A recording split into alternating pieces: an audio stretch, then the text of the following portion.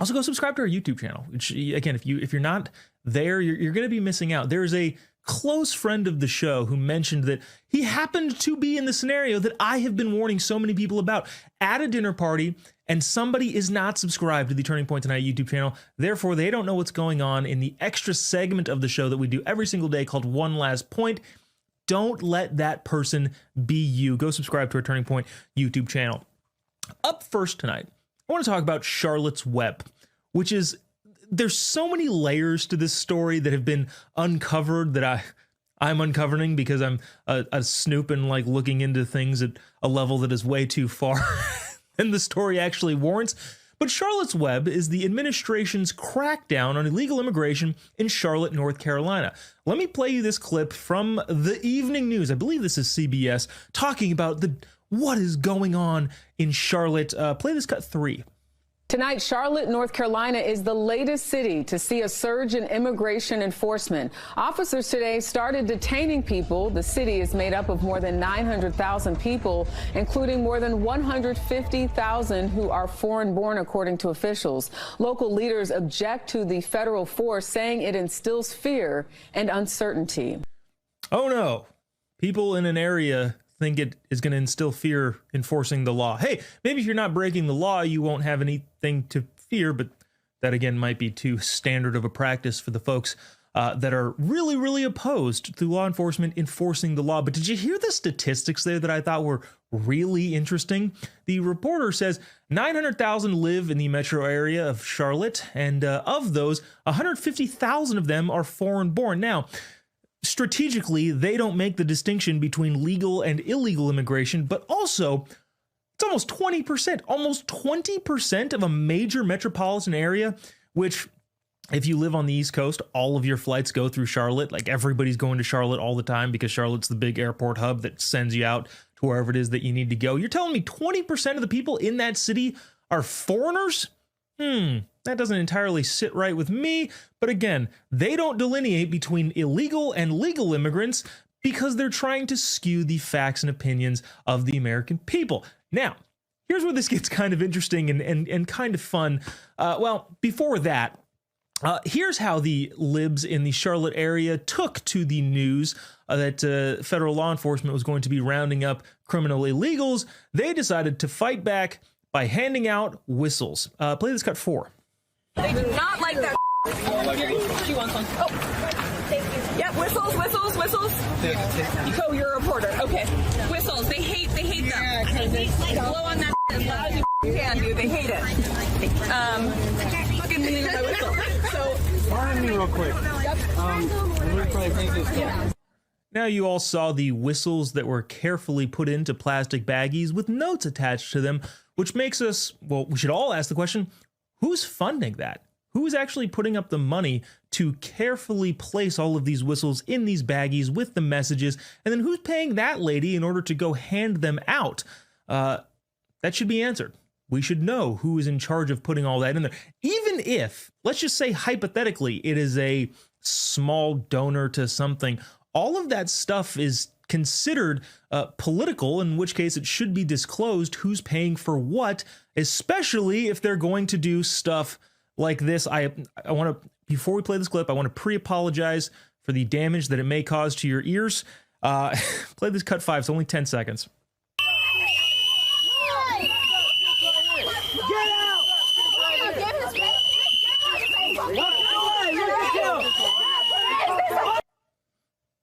Ladies and gentlemen, they did it. They, blowing their whistles, changed the policy and the trajectory of the United States of America. Congressmen and congresswomen were calling for a vote to change the laws around illegal immigration, specifically because of all the whistling.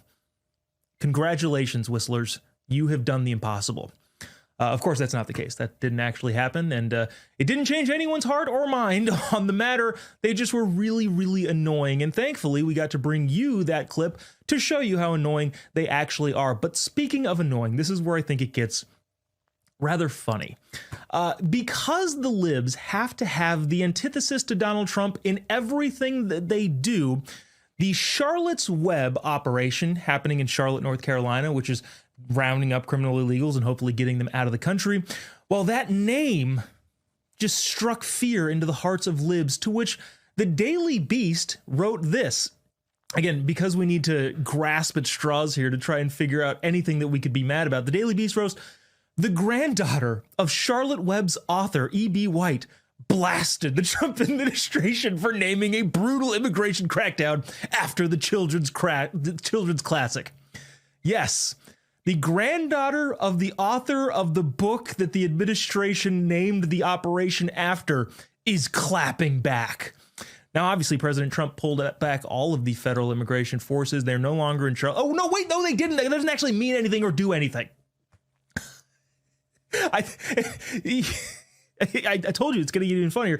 The Daily Beast goes on to say White, who has edited several collections of her late grandfather's essays on democracy and freedom, said he believed in the rule of law and due process. In other words, he's kind of a conservative, at least it sounds like. Arguing that borrowing his work to sell a mass roundup betrayed that legacy. In what way, shape, or form does it betray the legacy of a guy who, by your own admission, believed in the rule of law and due process? That's kind of the whole thing here.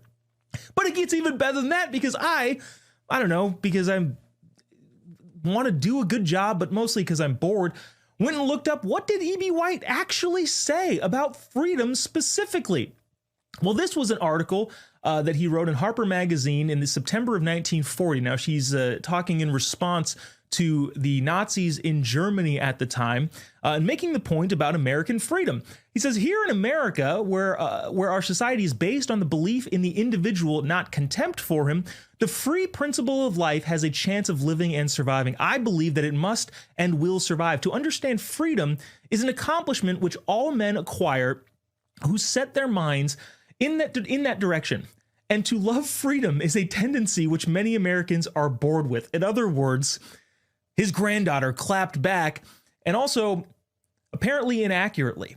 Apparently she clapped back on something that the guy, by his own words, didn't seem to believe in. The whole thing is ridiculous on the face of it, and I'm hoping that that's what this is conveying to you.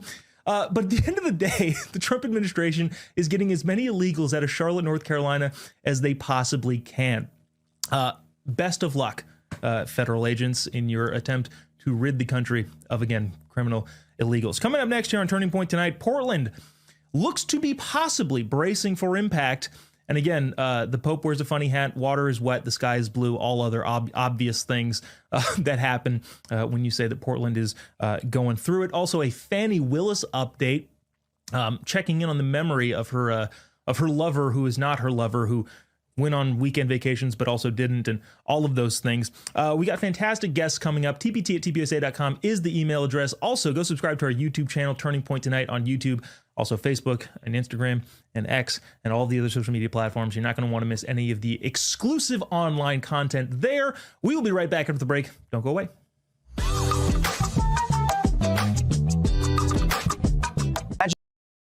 Hey folks, it's your friend John Rich. I co-founded Old Glory Bank because we heard too many stories about people getting canceled by their bank because they didn't agree with their politics.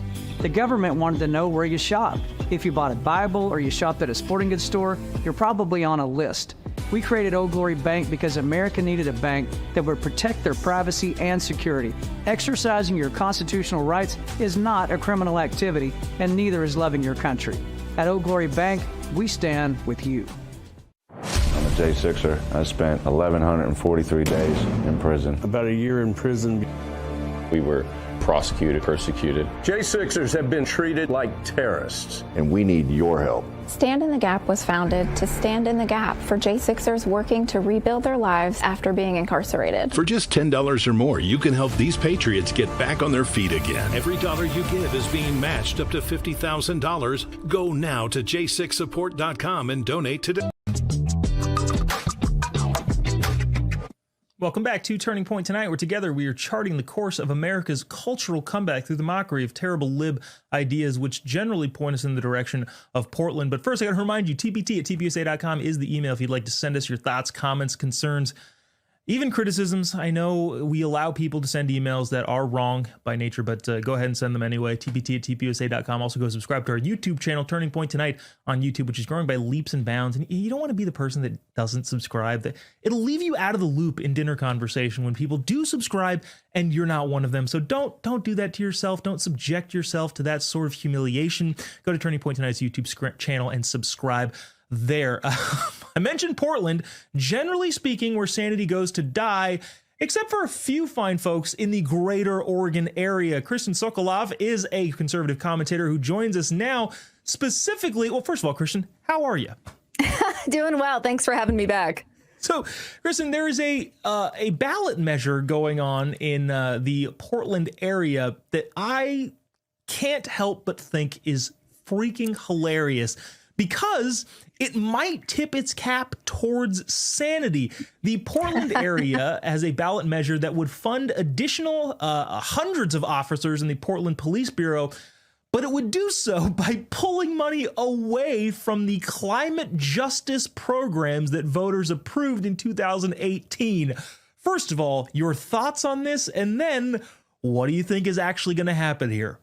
It's going to be very interesting. So Portland voters are about to face the choice. Do you want public safety or do you want climate justice? Now, this proposed measure would hire 400 desperately needed officers. And trust me, my husband is a Portland police officer. We need them desperately. It's been a long running thing that, God forbid, one of the officers were killed in the line of duty. They say, tell the wives we all know to sue the city for having a shortage this dire. This money, like you said, would come from the Portland Clean Energy Fund. And that fund was projected to raise $40 to $60 million a year. And instead, it's bringing in a staggering $200 million annually. It's basically turned into a political slush fund. And meanwhile, Portland ranks 48 out of 50 in police staffing, which explains why crime is through the roof, and they don't even have enough officers to get to all the 911 calls, let alone there is zero proactive policing happening. I hate to poke fun at this, but you're absolutely right. This ends up being just a slush fund of, hey, the mayor's niece's cousin's nephew's former college roommate is starting an EV bus company. Let's go ahead and kick $1 million their direction and see what happens. But, okay, the argument that is probably going to be made on the lib side of the aisle is, what good is it if law enforcement can keep me safe if the climate is also going to be the one that eventually terminates my existence because of climate change? What is your response to something like that, which I'm assuming is inevitable? Absolutely. So they're foreshadowing out towards 2050 when a lot of Portlanders are just trying to get past Thursday, right? So like that's the argument right now, is that it's a dire need today, not 25 years from now. That's always the case. Yeah, the future is going to be disastrous if we don't act now. So just really quickly, what is your prediction here? Do you think the people of Portland have had enough of the rioting in the streets, or do you think they really, really want to further the ban on plastic straws? I think we have a really good shot at this. Right now, if you look up who is a proponent for this bill, there are actual Democrats. So that was really refreshing to see. Yeah, so common sense is starting to peek its head. I'm currently working with a group on No Tax Oregon. Our governor, Tina Kotek, someone to call her, Kotex. We call her that because of like tampons and stuff. But I forget what her real last name is actually sometimes. But she just proposed crazy taxes that are going to increase our gas tax alone an additional 50 cents a gallon. And so we're working really hard. And this is a nonpartisan deal that we're working on. We've almost gathered half the signatures that we need to get it on the ballot. So I think common sense may prevail in this. Wow, that would be, honestly, I'm hoping for that. Like, I am all about redemption in places that seem to have gone off the lefty turnpike. And I would like to see Portland take, because not to say that there are not other things beautiful about Portland. Love the coffee. I can't can't enough say that I go and I find a blue hair, work in the barista stand. Yeah. Like that's probably great coffee. Exactly. Speaking of Portland, Kristen, the National Guard, who was sent out to both Chicago and Portland, is going to go back home to their respective states. Now, they didn't actually end up doing much of anything, really. They were just kind of there as a deterrent. One, how much do you think that deterrent actually quelled some sort of street civil unrest on the streets of Portland? And two, do you think them going home is going to, I don't know, promote more protesting on the streets of Portland? Oh, this is a tough one because so I live in Happy Valley, Oregon, which is just like 10 minutes outside of Portland. And that's where 200 federalized California National Guard troops, 200 Texas, that's where they were sent. So they were just sitting here and they weren't actually able to go and do anything. And I just want to clear the air. A lot of people ask me, is it as bad as Trump said it was? The answer is no. So Trump said the whole city's on fire, yada, yada, right? Maybe in 2020. But if we really, this is where I want to I'm like, hey, sir, give me a call before you say this stuff. But because actually it was really a controlled 2 city blocks in front of the ICE building. So it's not at the level that it was made to be. It doesn't make it right by any means, but that is the truth behind the impact. So no, I don't see anything. Maybe they'll go out there and talk about how they won and they were able to, get these judges to send them home and render them inactive. But I don't really see much of a change. I'm just curious, and I don't know that you were going to have like a hard set answer on this, but what is the difference between 2020 and now? Because like you said, it thankfully has been kind of cornered to a couple city blocks where all of the chaos is broken loose. That was not the case in 2020 when I think it saw 2 consecutive 100 nights in a row of riots in Portland. What, if you're just speaking anecdotally, do you think is the difference? I would say that the Portland Police Bureau, they didn't know how to respond to it initially. My husband was one of those. He did 124 consecutive nights in 2020. A lot of the officers have PTSD from that, and it's very real because they were told to stand down. So they were hats and bats with Antifa on the streets because Antifa had been outfitted with professional police gear.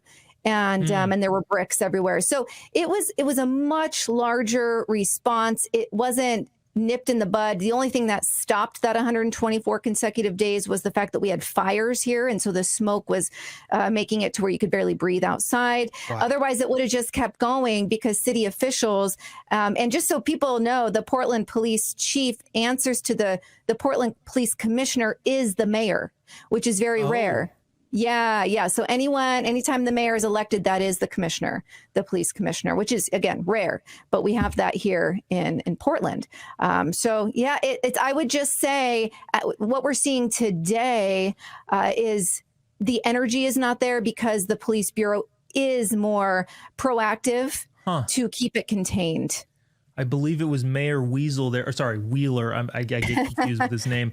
That was probably more likely to let the city burn than hopefully the corrected direction. Again, Portland's not where we probably would want it to be, but it sounds like there's reason to be optimistic. So that's good.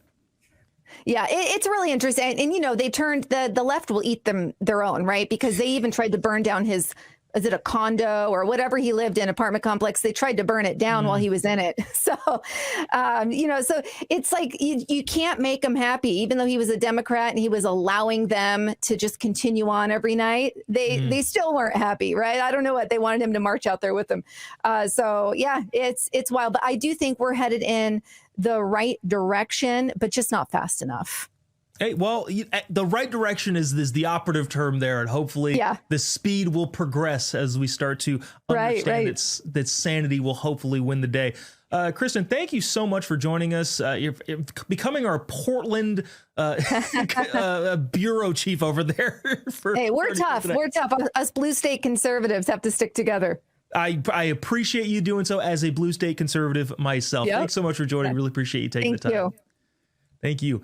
TPT at TPUSA.com is the email address if you'd like to send your thoughts, comments, concerns. What do you think? Is Portland kind of turning itself around? Like, I hate to give them any credit, but San Francisco's kind of doing the same thing. Now, I wish it didn't take poop in the streets and burning down of businesses, but it seems like it's possibly going the right direction. TPT at TPUSA.com is the email if you'd like to weigh in on whether or not you're optimistic about Portland or not. Also, go subscribe to our YouTube channel, TP Turning Point Tonight on YouTube, Facebook, Rumble, Twitter, X, which are the same thing in my head. I still haven't gotten the social media listings down, but all of the social media platforms, go subscribe there to get exclusive content that you can't see anywhere else because we just don't have enough time to talk about it. So we'll be right back after the break. Don't go away. Welcome to Real America's Voice, Real Minute. Your quick look at the powerful stories of faith and freedom, inspiring audiences across the nation. Angel Studios presents. I'm Bo Davidson with this Real America's Voice, Real Minute. It's fall, and that means America's favorite sport, football, is back. And Angel Studios has brought a brilliant and inspiring movie about a 59-year-old man who still wants to play the game. Knock me down, I don't feel pain. Mike, you're right, you always will be, but you can hit. After nearly 4 decades, almost 60-year-old Mike Flint returns to his alma mater because he never finished his senior year due to being thrown out for fighting. Actor Michael Chiklis, whom you'll remember from the TV series The Shield, stars in this true story about a man who has unfinished business. You better get out of my face, little man. Get out of my face. Nothing matters if I can't be out there with my team.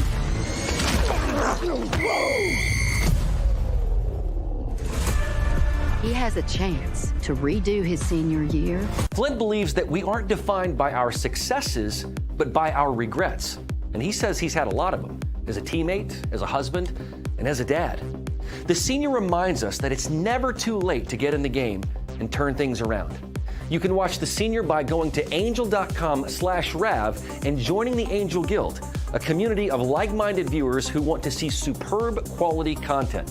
So get back in the game, relive your dreams, and head on over to angel.com/Rav.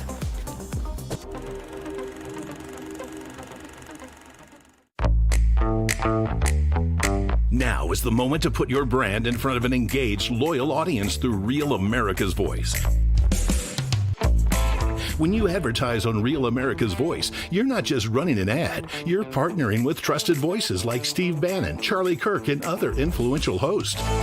Backed by millions of monthly listeners. What's happening? Because of a Real Voice, man. I watch it all the time. Real America's Voice rocks. Real America's Voice gives sponsors the chance to put their product front and center, displayed on screen and highlighted by our anchors during exclusive segments and live events. Head to freetrumpknife.com. This means your brand becomes part of the conversation as it happens. Secure your spot before it's too late. Join us today and make your brand part of the news conversation that America's viewers trust. Real America's Voice, where your message is seen, heard, and remembered.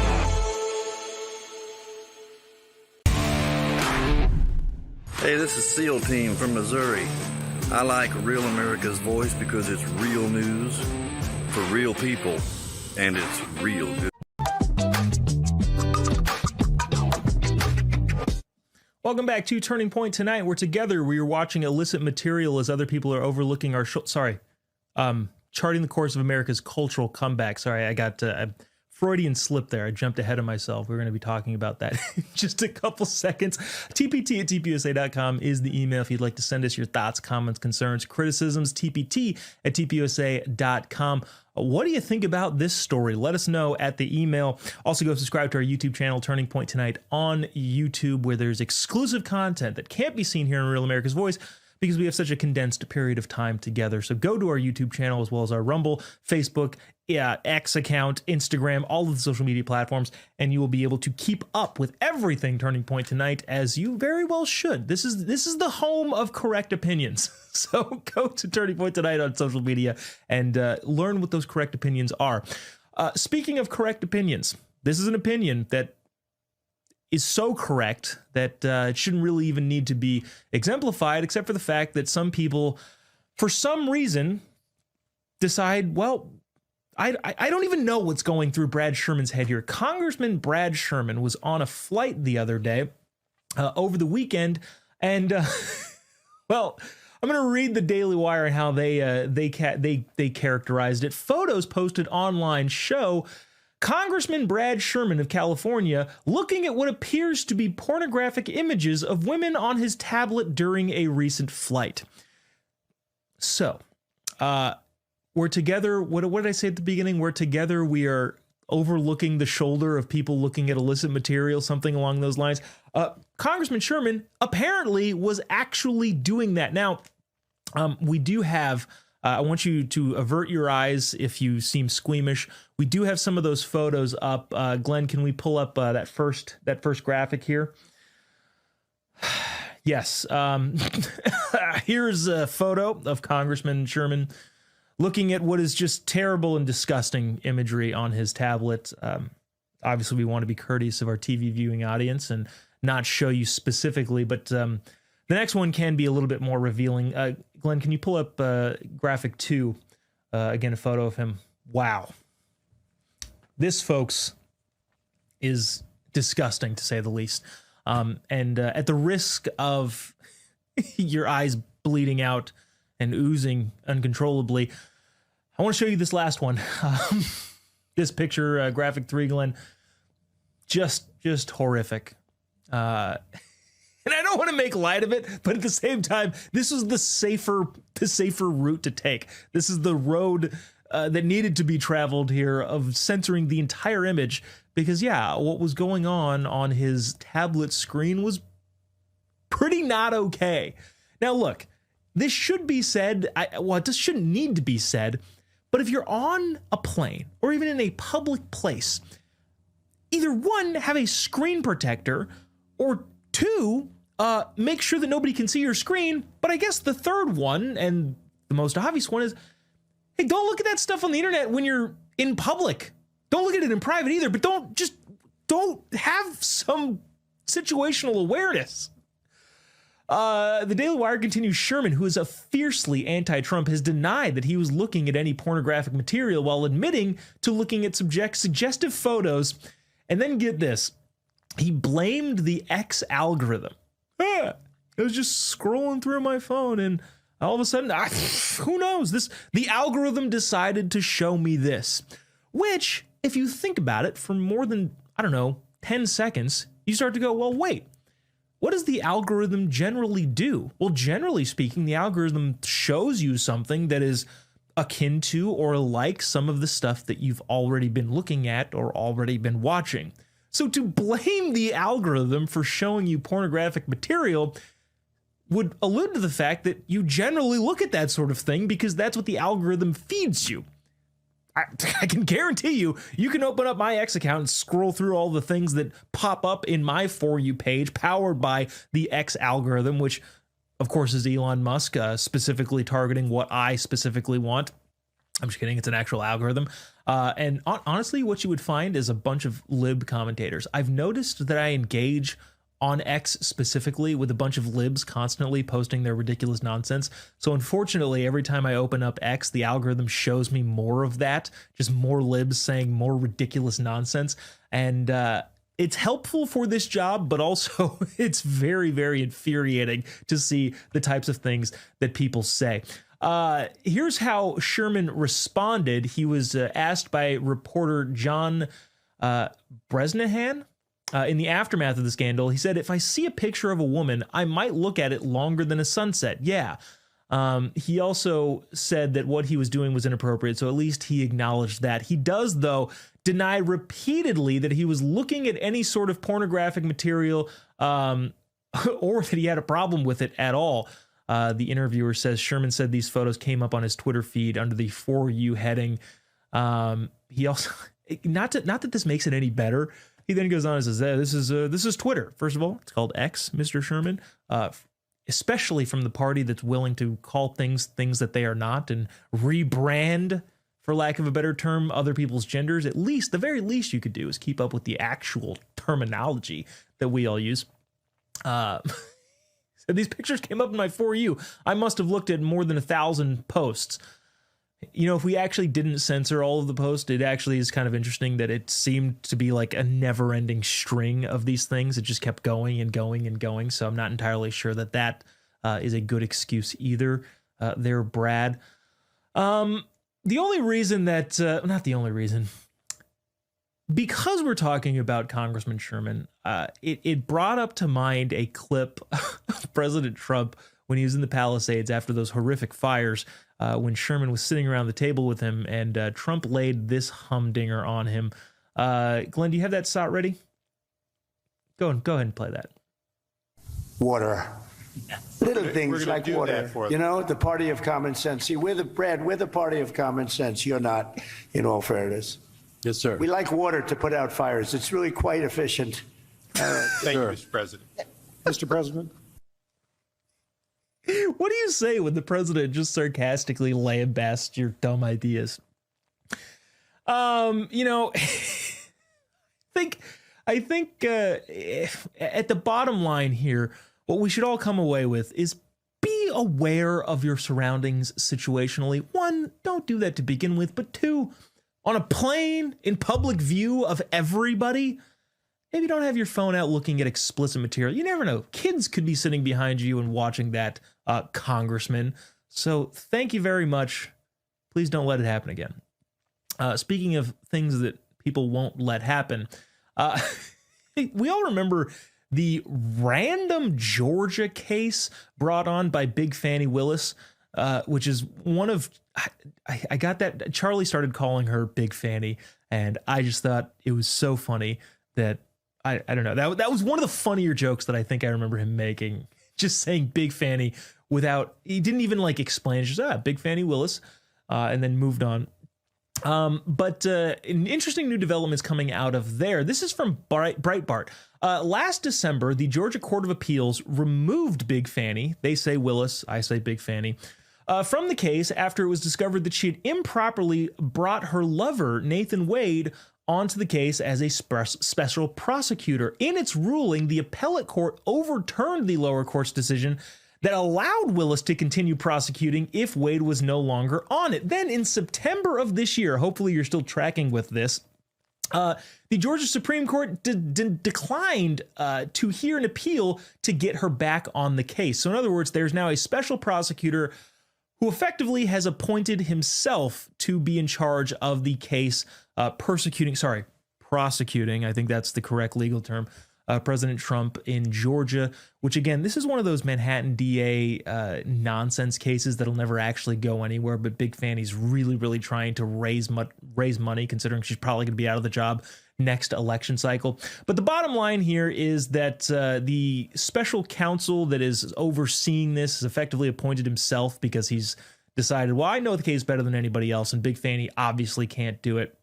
And, well, the only reason, not the only reason, but one of the main reasons I bring you this story is so that I could play this, which when the President of the United States runs cover for your jokes, that is when you have an effective communicator in the White House.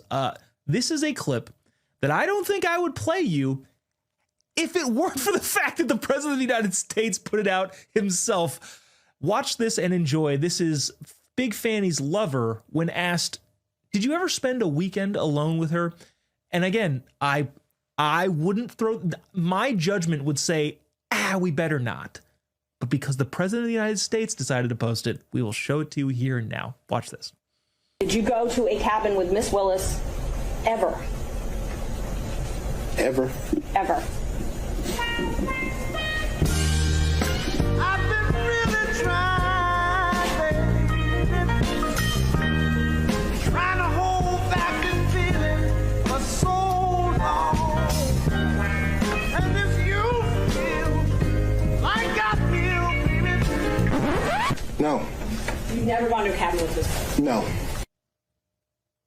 So that was played in real time. It took him a whole 20 seconds to answer that question, to which the president then tweeted something where someone made hilarious edits to that. Actually, I'm not entirely sure that actually might, there's some new technology that might have been mind reading what he was actually thinking in the court. I'm not exactly sure on that.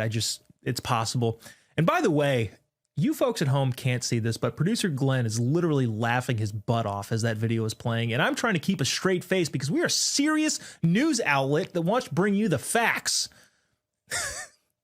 Nathan Wade was clearly shagging his boss, allegedly. Man, we are, sometimes we get off the rails here, and sometimes it's fun, and sometimes we gotta get back on the rails. We gotta get back on track here because again, we're fighting for we're charting the course of America's cultural comeback. Coming up next, we've got some fun stuff. Just trust me, it's some fun stuff. TBT@TPUSA.com is the email. Also go subscribe to our YouTube channel, Turning Point Tonight, on YouTube, on Rumble, on Facebook, on X, on Instagram, all of these social media platforms. Go subscribe there. We do an extra segment of the show called One Last Point that you can only see on social media. So go find that today. Don't be the odd one out that doesn't subscribe to the Turning Point YouTube channel. Don't do that to yourself. Don't do that to your friends. You want to be in the loop. You want to know what's going on, and you want to hear producer Glenn and his very, very spicy takes on the happenings of the day. We will be right back after the break. Don't go away. Welcome to Real America's Voice, Real Minute. Your quick look at the powerful stories of faith and freedom, inspiring audiences across the nation. Angel Studios presents. I'm Bo Davidson with this Real America's Voice, Real Minute. It's fall, and that means America's favorite sport, football, is back. And Angel Studios has brought a brilliant and inspiring movie about a 59-year-old man who still wants to play the game. Knock me down, I don't feel pain. Mike, you're right, you always will be, but you can hit. After nearly 4 decades, almost 60-year-old Mike Flint returns to his alma mater because he never finished his senior year due to being thrown out for fighting. Actor Michael Chiklis, whom you'll remember from the TV series The Shield, stars in this true story about a man who has unfinished business. You better get out of my face, little man. Get out of my face. Nothing matters if I can't be out there with my team.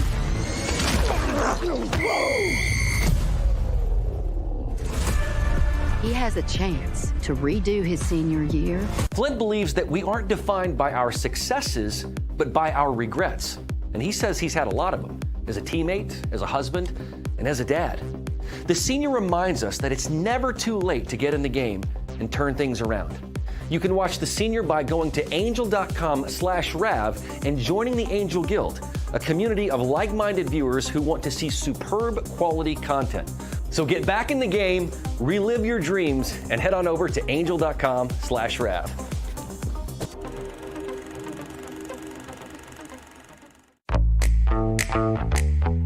Now is the moment to put your brand in front of an engaged, loyal audience through Real America's Voice. When you advertise on Real America's Voice, you're not just running an ad, you're partnering with trusted voices like Steve Bannon, Charlie Kirk, and other influential hosts. Backed by millions of monthly listeners. What's happening? Because of a real voice, man. I watch it all the time. Real America's Voice rocks. Real America's Voice gives sponsors the chance to put their product front and center, displayed on screen and highlighted by our anchors during exclusive segments and live events. Head to freetrumpknife.com. This means your brand becomes part of the conversation as it happens. Secure your spot before it's too late. Join us today and make your brand part of the news conversation that America's viewers trust. Real America's Voice, where your message is seen, heard, and remembered.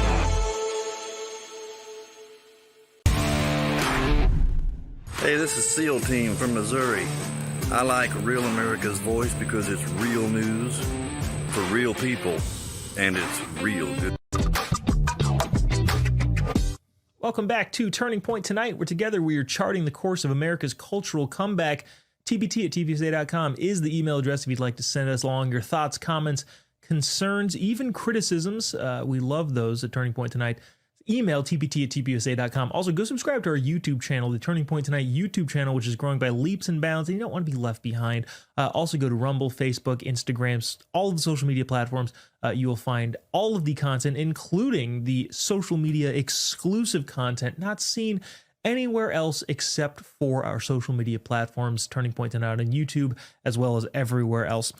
You know, this is a video that has been making the rounds, interestingly enough, recently, and it is interesting. I'm not entirely sure if the two things are correlated, because the particular individual who is the focus of these older videos is now in the limelight when it comes to creating new content for people, but more specifically, I think families to view, which is kind of concerning.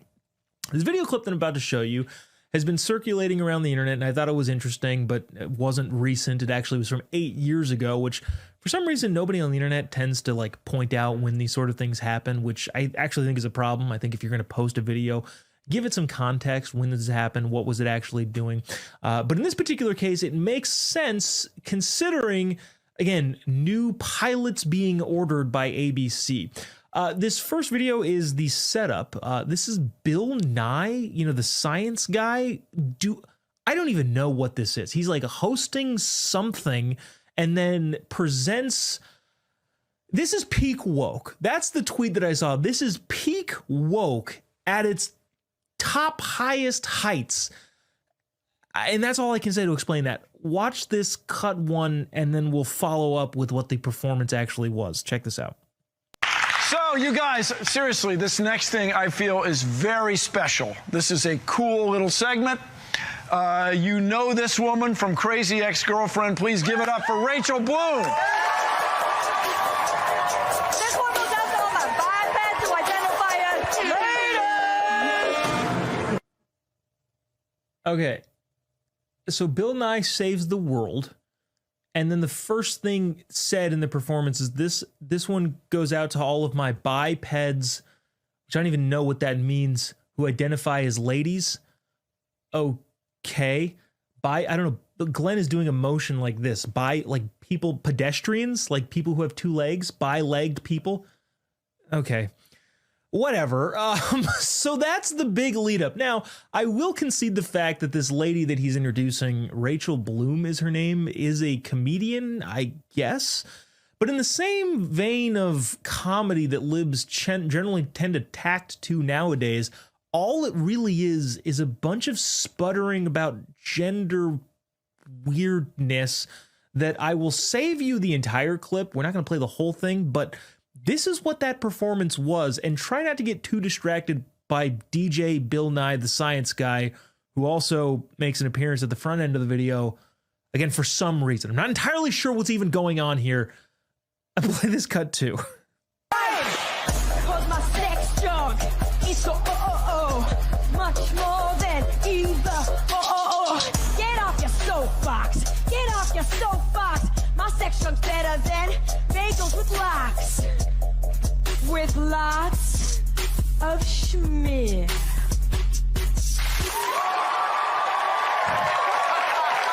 exactly the right message, Rachel. Nice job. Wow, Rachel Bloom, everybody. Again, I apologize for showing you that. I don't really even know what that was. A bunch of people gyrating suggestively in underwear in order to convey some message of boxes where people fornicate. I don't know what that was. Okay. All I know is that I would hope to agree with you, the audience, and it's disturbing in some way, shape, or form. And hopefully the person that portrayed this weird dance performance thing is banished from all media and all performance art for the foreseeable future. Unfortunately, that is not the case, which is why I decided to show you this. Interestingly enough, ABC has ordered a pilot for a half-an-hour show called Do You Want Kids, starring this lady, Rachel Bloom. It is a single-camera comedy from 20th century about a married couple. The show delves into their lives, how their lives are dramatically altered by sliding door style explanation, basically the whole marriage and kids thing. It's a sneak peek into the marriage and kids and what marriage is like with kids and do you want kids. That's actually the title of the show, called Do You Want Kids.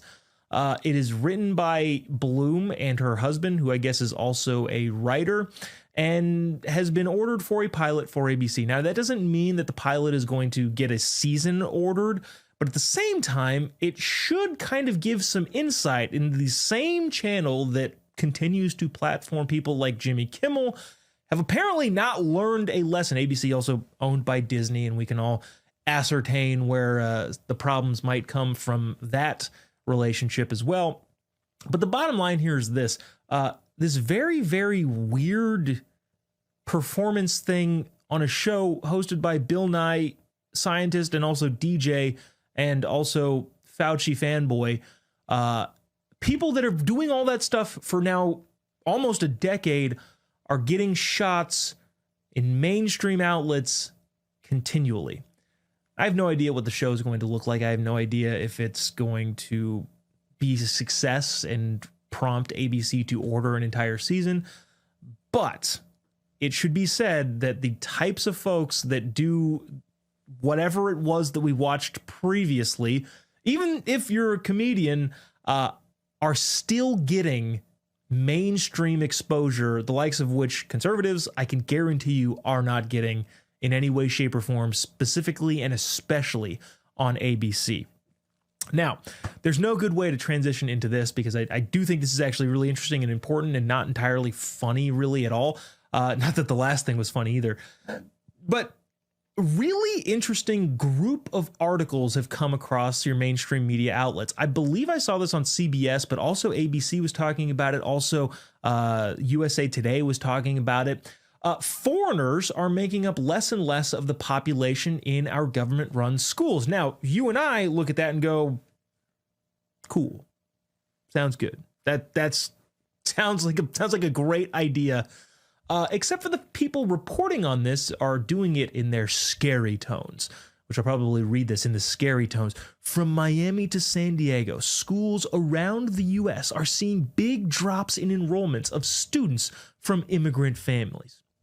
And again, as we like to point out, consistently and for some reason constantly on this show, nobody differentiates between illegals and legal immigrants. They just say immigrant families. But apparently there are big drops in enrollments of people who I'm going to assume that most of these are illegals, right? In some cases, parents have been deported or voluntarily returned to their home countries, driven out by President Trump's sweeping immigration crackdown. Again, big thumbs up. If you're just listening on the podcast apps, sounds good.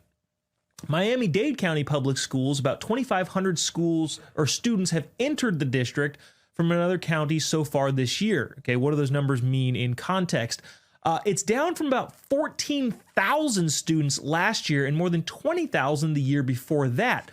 It goes on to talk about all the different school districts in very, very deep blue areas. I know Miami, I think, has a conservative mayor, but overall, very, very blue area, specifically and especially regarding the public schools. Okay, so what does all that mean? What is all that saying? Well, one, people are self-deporting.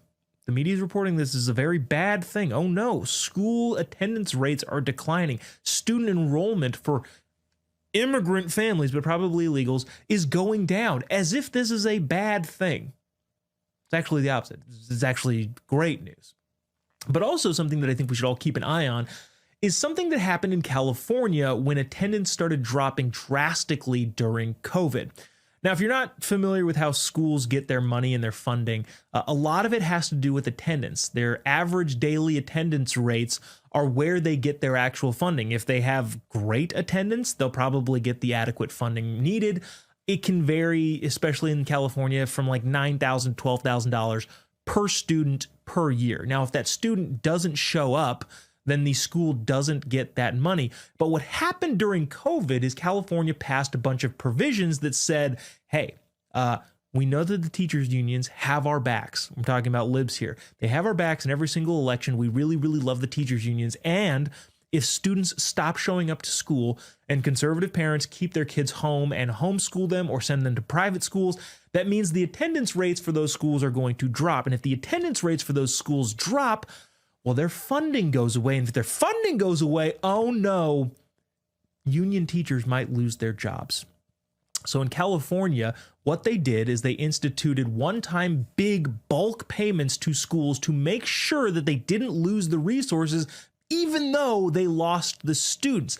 And while attendance rates are still tied in California to the funding that the school gets, they also look at a bunch of different variables in order to be able to give the schools the money that are needed to pay for the teachers who vote libs back into office. All there is to say about this is, one, the mainstream media is making a big oh no about the fact that illegal immigrants are not going to school anymore. But what they're really concerned about is the teachers' unions not being employed at the rate that they were when the numbers were higher. It's the ultimate and broad point here. This is actually, I think, way more important than is probably getting play in the media attention. The bottom line is, as government school rates drop, especially if people are self-deporting, which again, awesome news, let's also make sure that the funding going towards government schools, and by that I generally mean the teachers unions who bully legislatures into the very, very woke ideology that they've pushed on lots of state and local legislators, make sure their funding goes down proportionately to the students and the enrollment that is going down. I know it might be a lot to wrap your head around, but trust me, it is worth paying attention to, especially at the local level, especially in your local school district. It was a little bit serious. We got some funny stuff to close out the day. TBT at tpusa.com. Also go subscribe to our YouTube channel. We'll be right back after the break. Don't go away.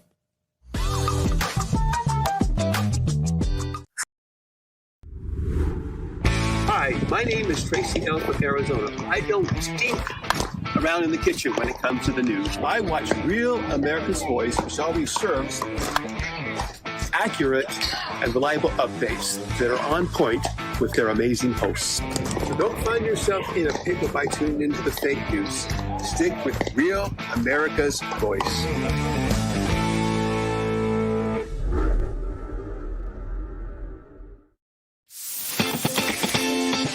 Patriots, it's time to gear up. Real America's Voice has an entire lineup of merch made just for you. We got some Rav fans out here. We watch you every day. From mugs that start your morning strong to hoodies, hats, t-shirts, pants, vests, flags, and so much more. Yeah, I noticed it. I mean, that caught my eye big time. Every piece lets you wear your pride loud and clear. This isn't just merch, it's a movement. When you shop Rav, you're showing the world you're proud to be part of the Real America's Voice family. God bless Real America's Voice. So don't wait. Scan the QR code right now or visit realamericasvoice.launchcart.store to shop today. Thank you, Real America's Voice, for doing true journalism. Stand tall, be bold, be proud. Represent your voice with Real America's Voice. It's good to have a real news network out there, so I'm a big fan. Use code RAVSWAG10 for 10% off. Real America's Voice rocks.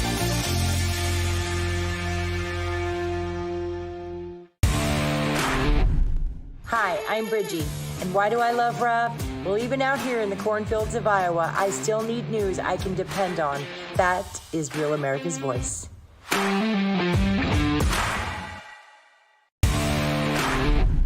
Lazar Garcianovich here from Japan. Love Real America's Voice, real news, honest views, and love seeing everyone there. God bless America.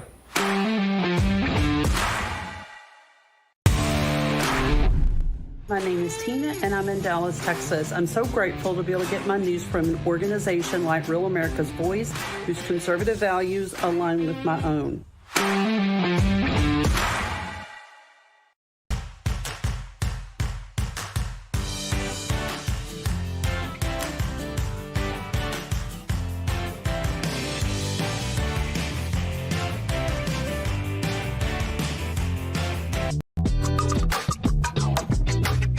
Welcome back to Turning Point Tonight. Together, we're charting the course of America's cultural comeback. TPT at tpusa.com is the email if you'd like to send us your thoughts, comments, concerns, even criticism. Send them to tpt at tpusa.com. We've been good. We relatively okay.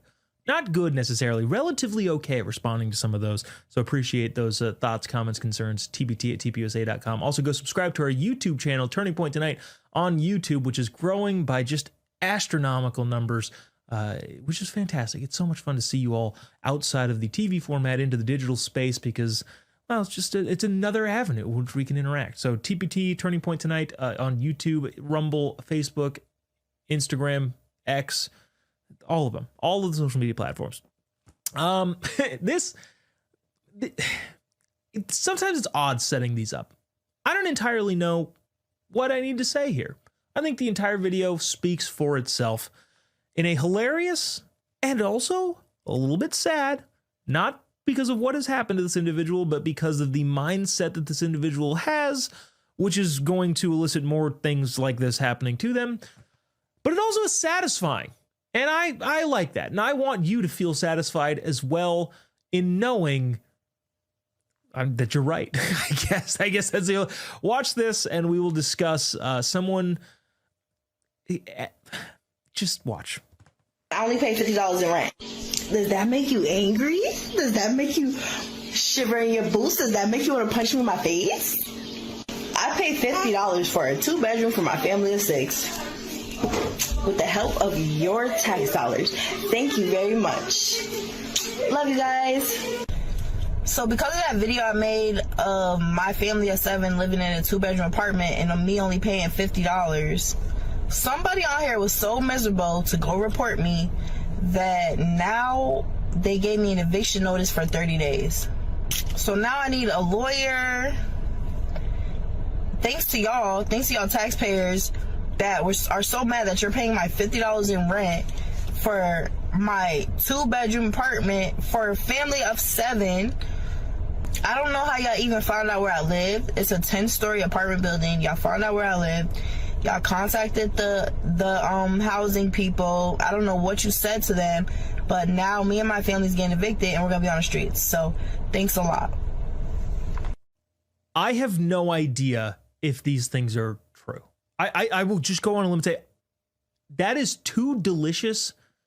I don't know if that's AI. I think it's real. I did as much homework as I possibly could on trying to find out whether or not that's like a real thing, but I don't know. And I also wouldn't put it past somebody who thinks like that to post a video like that. First things first, you can't be bragging about that sort of stuff to taxpayers, because guess what? The people that pay taxes are the type of people that make enough money to pay taxes. And if you make enough money and are responsible with your resources and do pay taxes going towards that sort of thing, chances are you're not going to be super thrilled with it being wasted on somebody who is not appreciative of it and, more specifically, probably don't need it. Second, I'd like to congratulate that woman on apparently giving birth between the first and second video. I don't know if you noticed. She started off with 6 people in a 2-bedroom apartment and somehow ended with 7. So either she was lying in the first one, lying in the second one, or lying in both, or welcomed a small bundle of joy into the world, in which case I would say congratulations. And also, don't try and flex the amount of money that you're stealing from the taxpayers on the internet. Guess what? It'll come back to bite you in the butt. In the butt. Nip it in the bud, bite you in the butt. I always get those two things mixed up. I don't entirely know why. That's just tongue twisted a little bit. Let's see. tbt@tbusa.com is the email address. Send us your thoughts, comments, concerns, criticisms. We love reading those. Love gauging the community and where you guys are at on various topics and issues. Also, go subscribe to our YouTube channel. We love to see you there. Lastly, and I'll mention this as we wrap up here, I am on the road with Megyn Kelly. This is the last leg. That's all I can say. It's the last leg of the Megyn Kelly tour. We are in Bakersfield on Thursday. Honda Center in Anaheim, California, which I grew up going to sporting events at the Honda Center. We called it the Pond back in the day, that's a surreal moment for me. And then Arizona, or the Glendale area in Arizona, on Saturday. So if you happen to be in any of those areas, you would like to come see the Megyn Kelly show, the Megyn Kelly live tour event, we'd love to see you there. Love to have you there. And if you do see me wandering around any of those big, massive venues, make sure you come and say hi. Also, producer Glenn will be with me in, I believe, Bakersfield and Anaheim. You can see him in person, unless you also subscribe to our Turning Point YouTube channel. You know what he looks like, so there's an incentive to do that. We'll see you tomorrow, same time, same place. God bless America.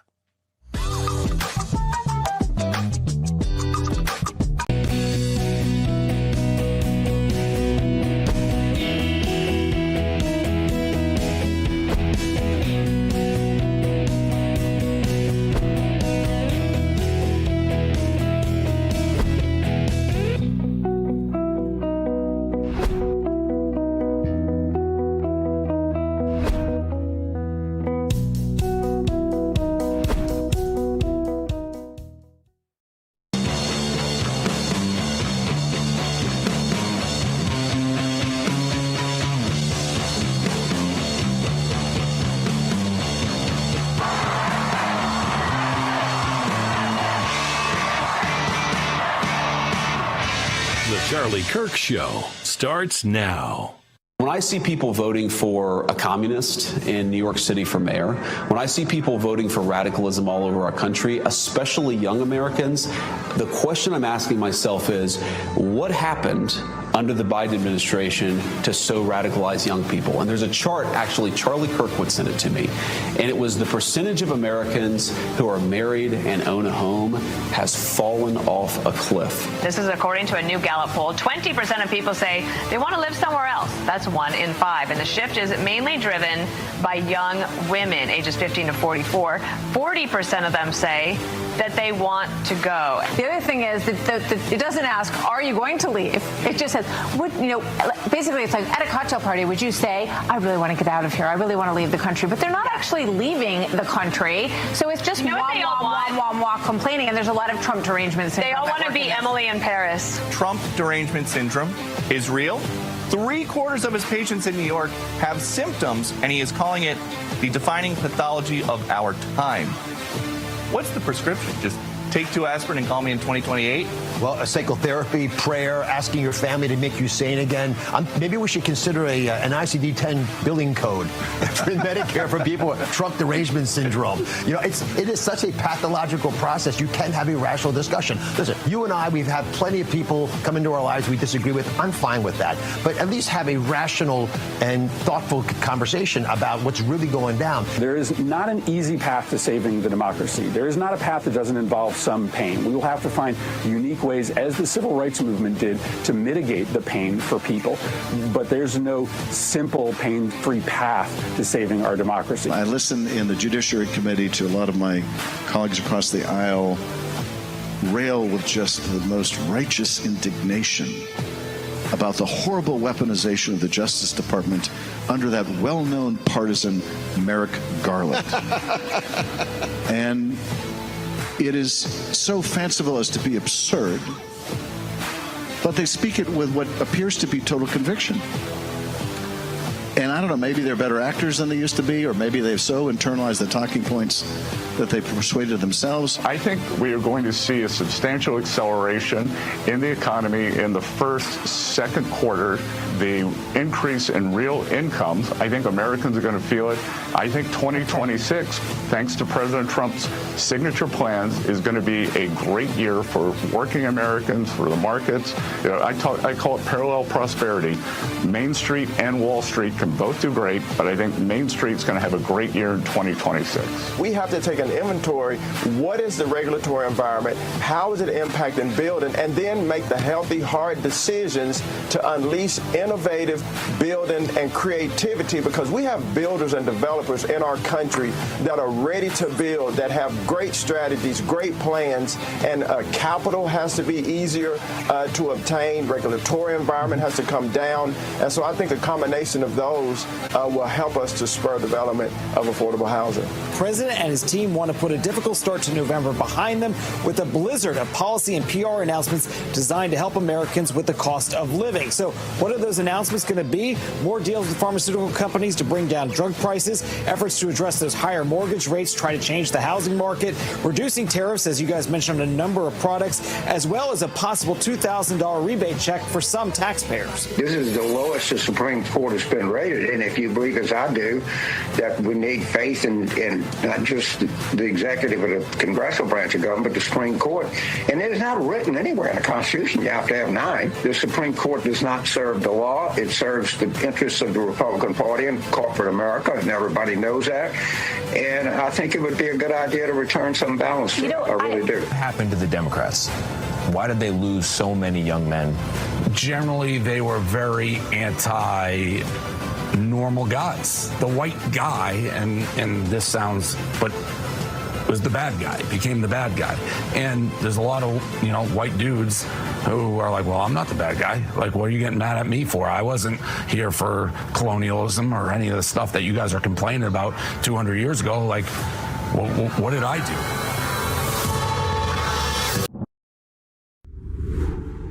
Hi, my name is Tracy Ellis with Arizona. I don't stink around in the kitchen when it comes to the news. I watch Real America's Voice, which always serves accurate and reliable updates that are on point with their amazing hosts.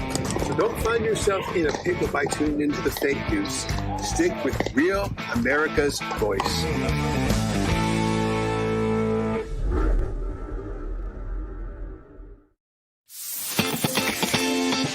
Patriots, it's time to gear up. Real America's Voice has an entire lineup of merch made just for you. We got some Rav fans out here. We watch you every day. From mugs that start your morning strong to hoodies, hats, t-shirts, pants, vests, flags, and so much more. Yeah, I noticed it. I mean, that caught my eye big time. Every piece lets you wear your pride loud and clear. This isn't just merch, it's a movement. When you shop Rav, you're showing the world you're proud to be part of the Real America's Voice family. God bless Real America's Voice. So don't wait. Scan the QR code right now or visit realamericasvoice.launchcart.store to shop today. Thank you, Real America's Voice, for doing true journalism. Stand tall, be bold, be proud. Represent your voice with Real America's Voice. It's good to have a real news network out there, so I'm a big fan. Use code RAVSWAG10 for 10% off. Real America's Voice rocks.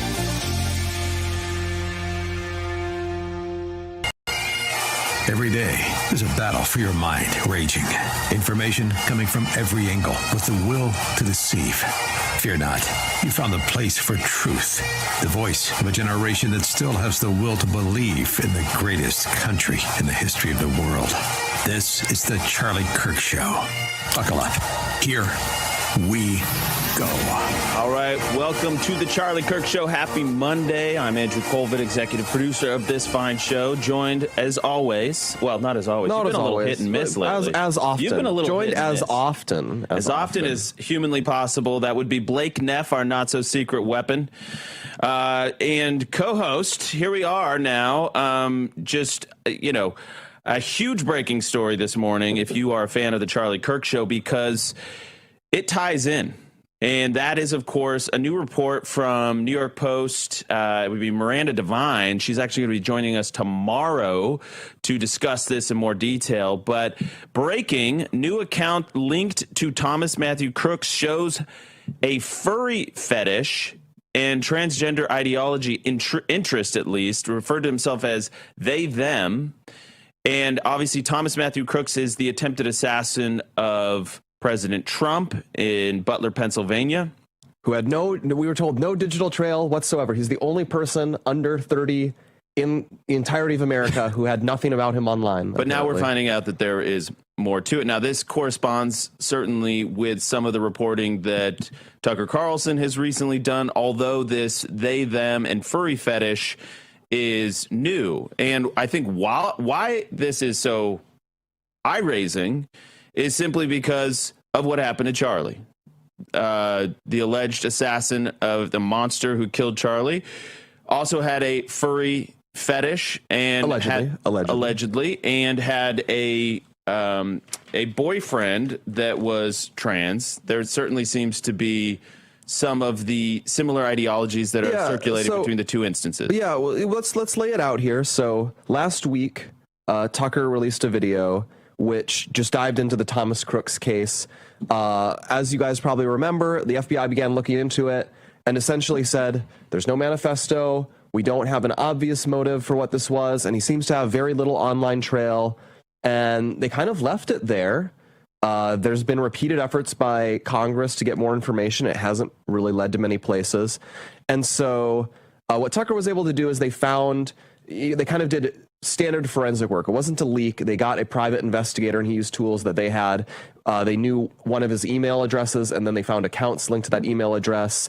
And then they were able to use Internet Archive pages and a few other things. And they found some traces of his online presence. Certainly not all of it. They found traces in 19 different profiles. The main thing they had, 19. though, was... So that, but I mean, I'm not saying that they were extensive footprints in any of these. Yeah. But to find 19... But the main thing they just had was just YouTube comments, which is a pretty low tier of internet engagement. So he had the internet comments, which showed he was making threats. They signaled that when he was pretty young, this ends in 2020 when he's 16 years old, and some of it's earlier than that. But he was saying pretty violent rhetoric, threatening rhetoric, actually against immigrants and stuff. So the FBI had framed it, he might have kind of been right-wing, motivated by anti-immigrant stuff.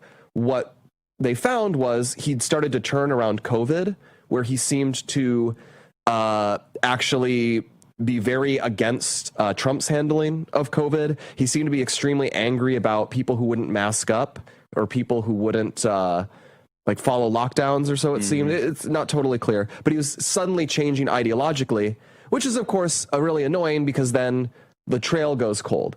Now, what happened there, we're not sure. It could be he started registering for new accounts with a new email we don't know of. There's sites you can use like 10-minute mail to sign up for websites with a throwaway email that no one will ever link to you. There's a lot of stuff that you can do. Now, today, we have the New York Post, which essentially did the same thing Tucker did, but with the added caveat that they found his DeviantArt account. Yes. Do you know what DeviantArt is, I Andrew? do know what Do you know what DeviantArt is out there in the audience? Send us your thoughts. Freedom at Charlie Kirk. Send us your best DeviantArt works. But if you have any. here's let me before we get to that point, right? There is an issue here. So because on July 13th, 2024. FBI Director Chris Wray told Congress that the Bureau had found nothing in Crook's online history, that pointed to motive or political ideology. A week later, Wray's deputy, Paul Abate, and I'm reading from Miranda's report here, Paul Abate told Congress that comments posted on one of Crook's social media accounts appear to reflect anti-Semitic and anti-immigration themes to espouse political violence. But here's the problem. That this left out a huge chunk of the timeline, right? Where it seems to indicate a pivot from what you would consider, I guess, more right-leaning ideology, I guess, because of the immigration stuff, to anti-Trump rhetoric, anti-government rhetoric. So it was an omission. It left an entire section out from January to August 2020 when he did an ideological backflip and went from rabidly pro-Trump to rabidly anti-Trump, and then he went dark, seemingly never to post again. Now, that's a huge, huge question. Yeah. And now, like in August 2020, one of his last things that we had was, in my opinion, the only way to fight the gov is with terrorism-style attacks. Sneak a bomb into an essential building and set it off before anyone sees you. Track down any important people, politicians, military leaders, etc., and try to assassinate them.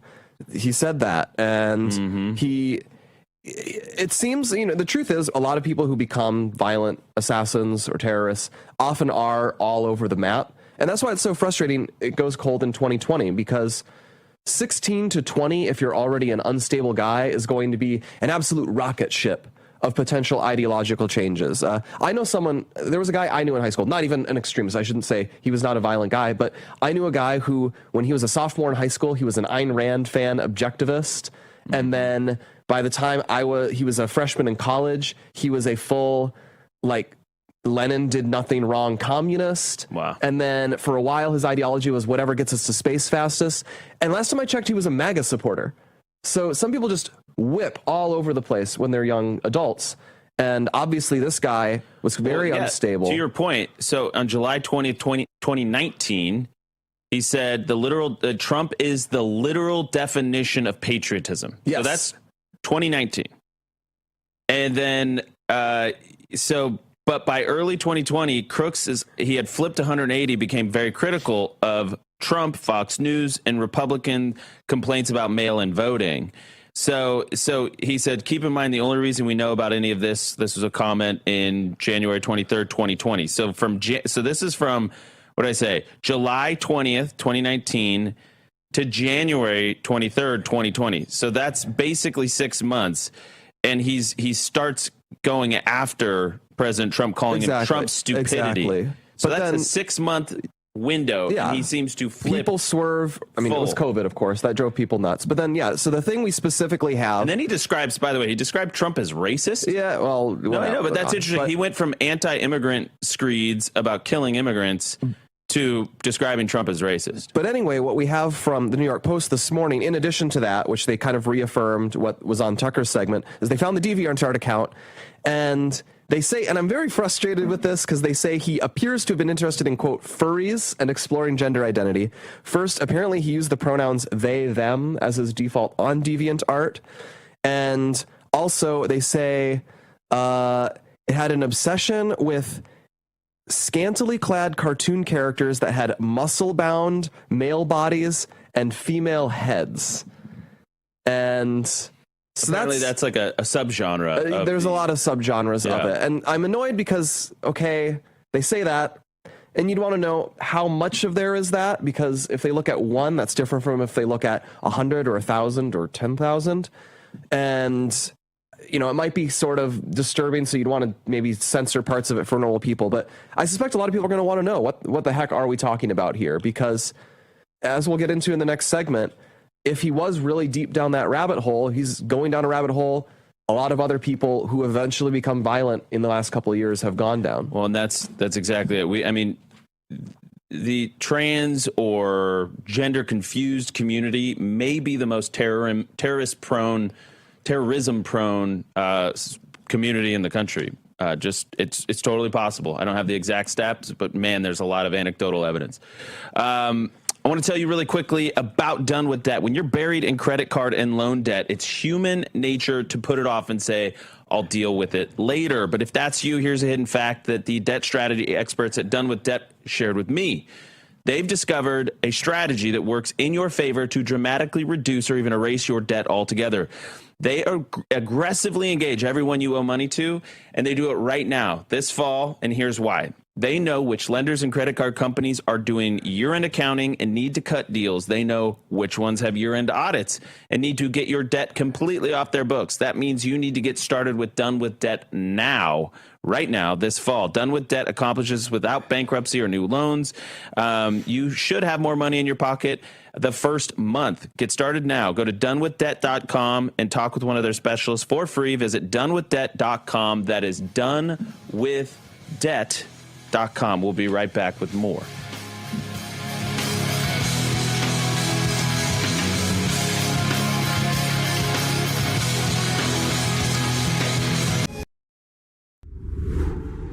Hi, my name is Tracy Elk with Arizona. I don't stink around in the kitchen when it comes to the news. I watch Real America's Voice, which always serves accurate and reliable updates that are on point with their amazing hosts.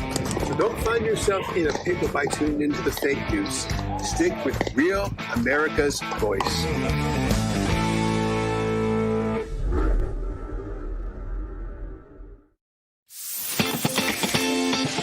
Patriots, it's time to gear up. Real America's Voice has an entire lineup of merch made just for you. We got some Rav fans out here. We watch you every day. From mugs that start your morning strong to hoodies, hats, t-shirts, pants, vests, flags, and so much more. Yeah, I noticed it. I mean, that caught my eye big time. Every piece lets you wear your pride loud and clear. This isn't just merch, it's a movement. When you shop Rav, you're showing the world you're proud to be part of the Real America's Voice family. God bless Real America's Voice. So don't wait. Scan the QR code right now or visit realamericasvoice.launchcart.store to shop today. Thank you, Real America's Voice, for doing true journalism. Stand tall, be bold, be proud. Represent your voice with Real America's Voice. It's good to have a real news network out there, so I'm a big fan. Use code RAVSWAG10 for 10% off. Real America's Voice rocks.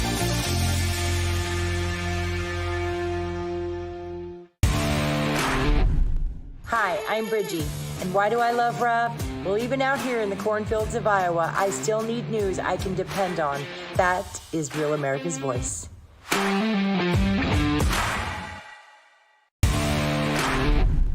Lazar Garcianovich here from Japan. Love Real America's Voice, real news, honest views, and love seeing everyone there. God bless America.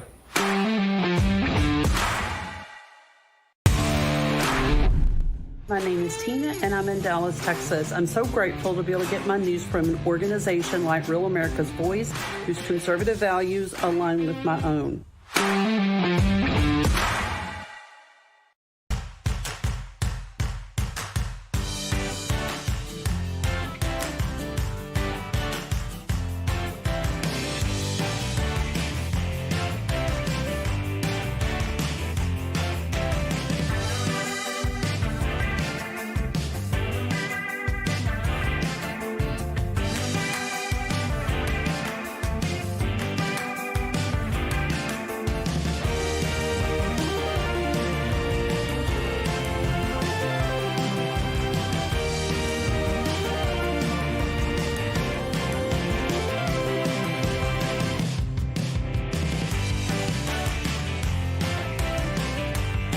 Stop watching the news and start making some. The Charlie Kirk Show. Did you know that private student loan debt in the United States totals about $300 billion, billion with a B? About $45 billion of that is labeled as distressed. So I want to tell you guys the solution if you find yourself in that position with a distressed or defaulted private student loan. You got to check out YRefi, YRefi.com. They help refinance these loans that other people won't touch, okay? They provide you with a custom loan payment, and that really is the key here. It's going to be custom to your ability to pay. So they're going to tailor a solution to your specific needs, and they don't even care what your credit score is. These are patriots. They're good people. They support this show. They support Turning Point USA, other causes just like it. And they will work with you within your means. They'll even let you skip a payment every 6 months, up to 12 times, without penalty. So I don't even know who else would do that for you, but YRefi will, because they want to make sure that you can afford getting yourself out of this hole, out of this debt. So listen, you got to take control of your own financial situation. Go to 888-YRefi34. Give them a call, 888-YRefi34, or log into YRefi.com. That's YREFY.com. We're going to welcome back National Radio in 2 seconds.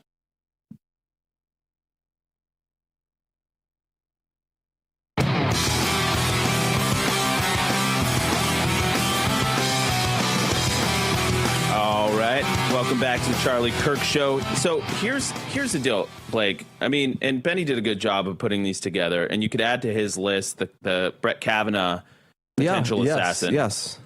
So you got Charlie Kirk's assassin, Tyler Robinson, had a furry obsession and lived with transgender boyfriend. Okay, there's one. The alleged assassin there. Annunciation Catholic Church shooter identified as trans. Nashville Christian shooter identified as trans. That was a female to male. Yep. Lakewood Church shooter identified as trans. Colorado Springs shooter identified as non-binary. Denver shooter identified as trans. Aberdeen shooter identified as trans. Iowa High School shooter, trans activist. So you've got Annunciation is Robin Westman, Nashville, Audrey Hale, Lake. So these are some of these famous names. You had the Brett Kavanaugh attempted assassin, went by Sophie Raska. Yeah, and that's the thing. Nicholas. That's happened after the attack, I believe. Correct. I'm not sure on the timing. I think on that one, Danny will find out for us here. I mean, they were probably a little odd. I mean, I was going to say, but what is really disconcerting here is that it seems to be something where you have unstable people that get into an ideology that basically unmoors them from reality. And what I believe happens, now I'm not a psychologist, but it seems to fit, that when you become unmoored from your physical God-given attributes or believe that you can become disassociated with them in some way, that you become unmoored from morality, good and evil, right and wrong, these binaries that bind humanity and societies together. And if you have an unstable proclivity, then guess what's going to happen? You're going to be tapped into a whole ideology that basically says up is not up, down is not down, right is not wrong. It's potentially a few things. And we should caveat, of course, it's all like, it's kind of this wave of them is pretty new. It's emerging. The transgenderism wave in general is pretty recent. It exploded really just in the past 10 years, and it's among young people. So we're really just having people aging into their late teens, early 20s who are really blasted by this psychological contagion. Well, it is a social contagion. The social contagion when they were in middle school age, early high school age. Now these people are aging into where they're old enough, they're autonomous enough to really potentially do things. Mm-hmm. And it's as you say, it's like there's a bit of the denial of reality. I think another thing is if you've been exposed to these communities, they can be very out there, very unhinged. They're very indulgent of like extreme wild rhetoric. So if you hear, for example, I saw when people were reacting to Charlie's death, I routinely saw people with, LGBT trans flags be like, Charlie Kirk wanted me dead. Charlie Kirk wanted everyone like me dead. They really indulge a lot of that hysterical rhetoric. So there's an entire sub-community of people who are not mentally well in the first place that is also constantly feeding them. Are people who want to commit genocide against you. There are people who specifically want to kill you. They are a threat to you. Well, and it's like, you, an unstable person, should think that this person is a full genocidal Nazi and will like kill you if you don't do something about it. So it's feeding unstable people the justification for extreme acts of violence. Yeah, 1,000% agree with that. And you put on top of that, Blake, a lot of drug use, whether that's simple things like vaping THC all the time or harder drugs or the hormonal replacement drugs or testosterone replacement. Yeah, if you read, so again, this is background, but if you look into, someone's been posting, claims he's been getting like Discord messages and such, that he was in the Discord group that Charlie's alleged shooter was in, and he's been saying that his boyfriend was like on tons of drugs all of the time. LSD. And like, really heavy stuff, and you know, it's all speculative how much that actually affected everyone else, but it's just, there's a lot of, I mean, just think about what you're doing. You're taking people who are unwell, pumping them potentially full of hormones, pumping them full of other drugs. None of these have remotely been studied for how they intersect with each other. There's a total unwillingness to take that question seriously, especially during peak woke. And you know, it's like taking a bunch of random chemicals and putting them in a jar and shaking it as hard as you can and then throwing it somewhere. Well, absolutely. And we don't know the ramifications long term for a lot of this stuff. But let's go ahead and I saw this image go up, but let's throw it up again. 89. This is 7.2% of U.S. adults identify as LGBT. But look at those red graphs on the right. That's 19.7% of Gen Z in 2022. So presumably that number would be higher now, although we have seen a reversal of some of these trends just because we've been actually fighting and winning cultural battles. You get this. Let's go to image. I'm not sure which one this is. Here we go. 90. This is Gallup poll. Okay, so nearly 4 in 10 young liberal women identify as LGBT. Okay, so that's that big, huge graph right there. 18 to 29-year-old liberal women is at 38% identify as LGBT. So we talk about the social contagion of it all. That's what we're talking about because it far outpaces any other generation. We'll be right back with Kevin Hassett from the National Economic Council. We'll be right back.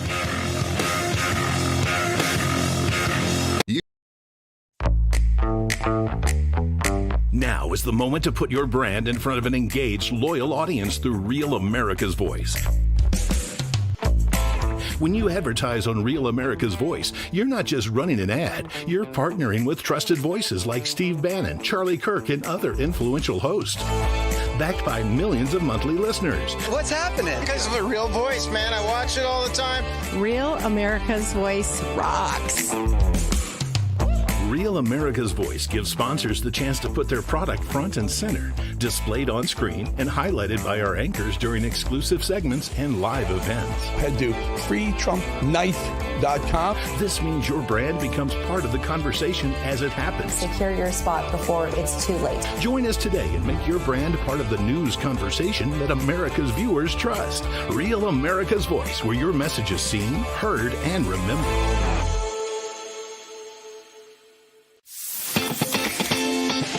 Patriots, it's time to gear up. Real America's Voice has an entire lineup of merch made just for you. We got some Rav fans out here. We watch you every day. From mugs that start your morning strong to hoodies, hats, t-shirts, pants, vests, flags, and so much more. Yeah, I noticed it. I mean, that caught my eye big time. Every piece lets you wear your pride loud and clear. This isn't just merch, it's a movement. When you shop Rav, you're showing the world you're proud to be part of the Real America's Voice family. God bless Real America's Voice. So don't wait. Scan the QR code right now or visit realamericasvoice.launchcart.store to shop today. Thank you, Real America's Voice, for doing true journalism. Stand tall, be bold, be proud. Represent your voice with Real America's Voice. It's good to have a real news network out there, so I'm a big fan. Use code RAVSWAG10 for 10% off. Real America's Voice rocks.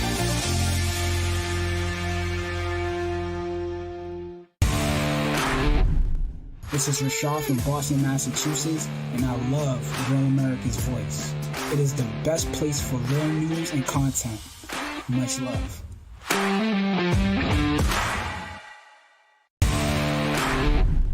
Hi, I'm Bridgie.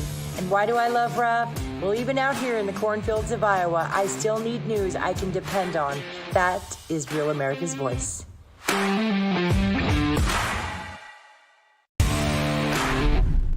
When the bacon wants real facts and figures, he goes to Rab. Real America's Voice, baby. That's where you get the real scoop and not the poop.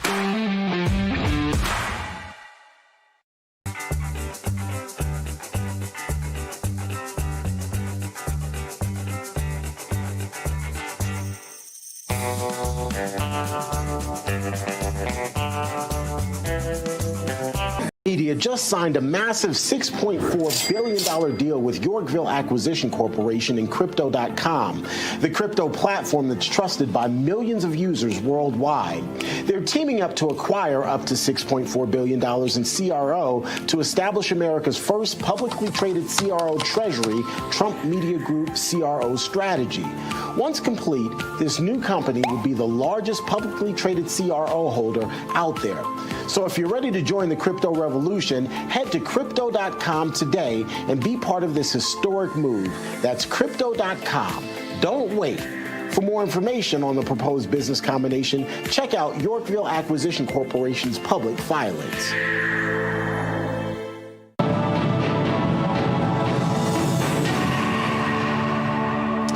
Terrence Bates here with your Real America's Voice news break. Thanks so much for being here with us.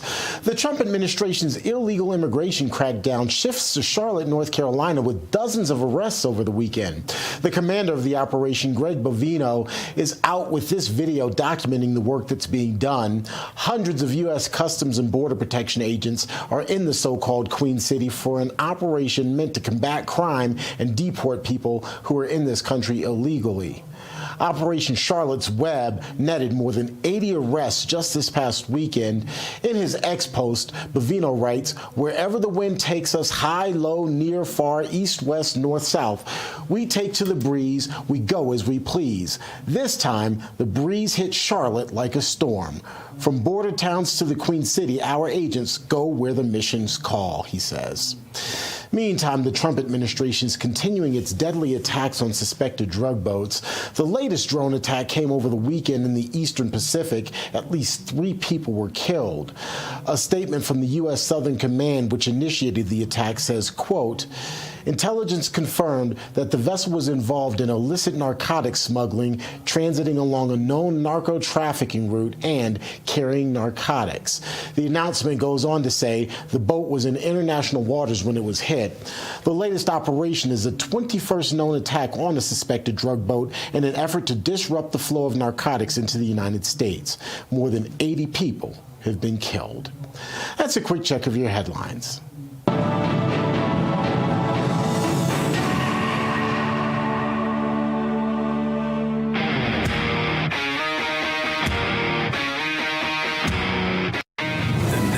Great Awakening is here. Welcome back to the Charlie Kirk Show.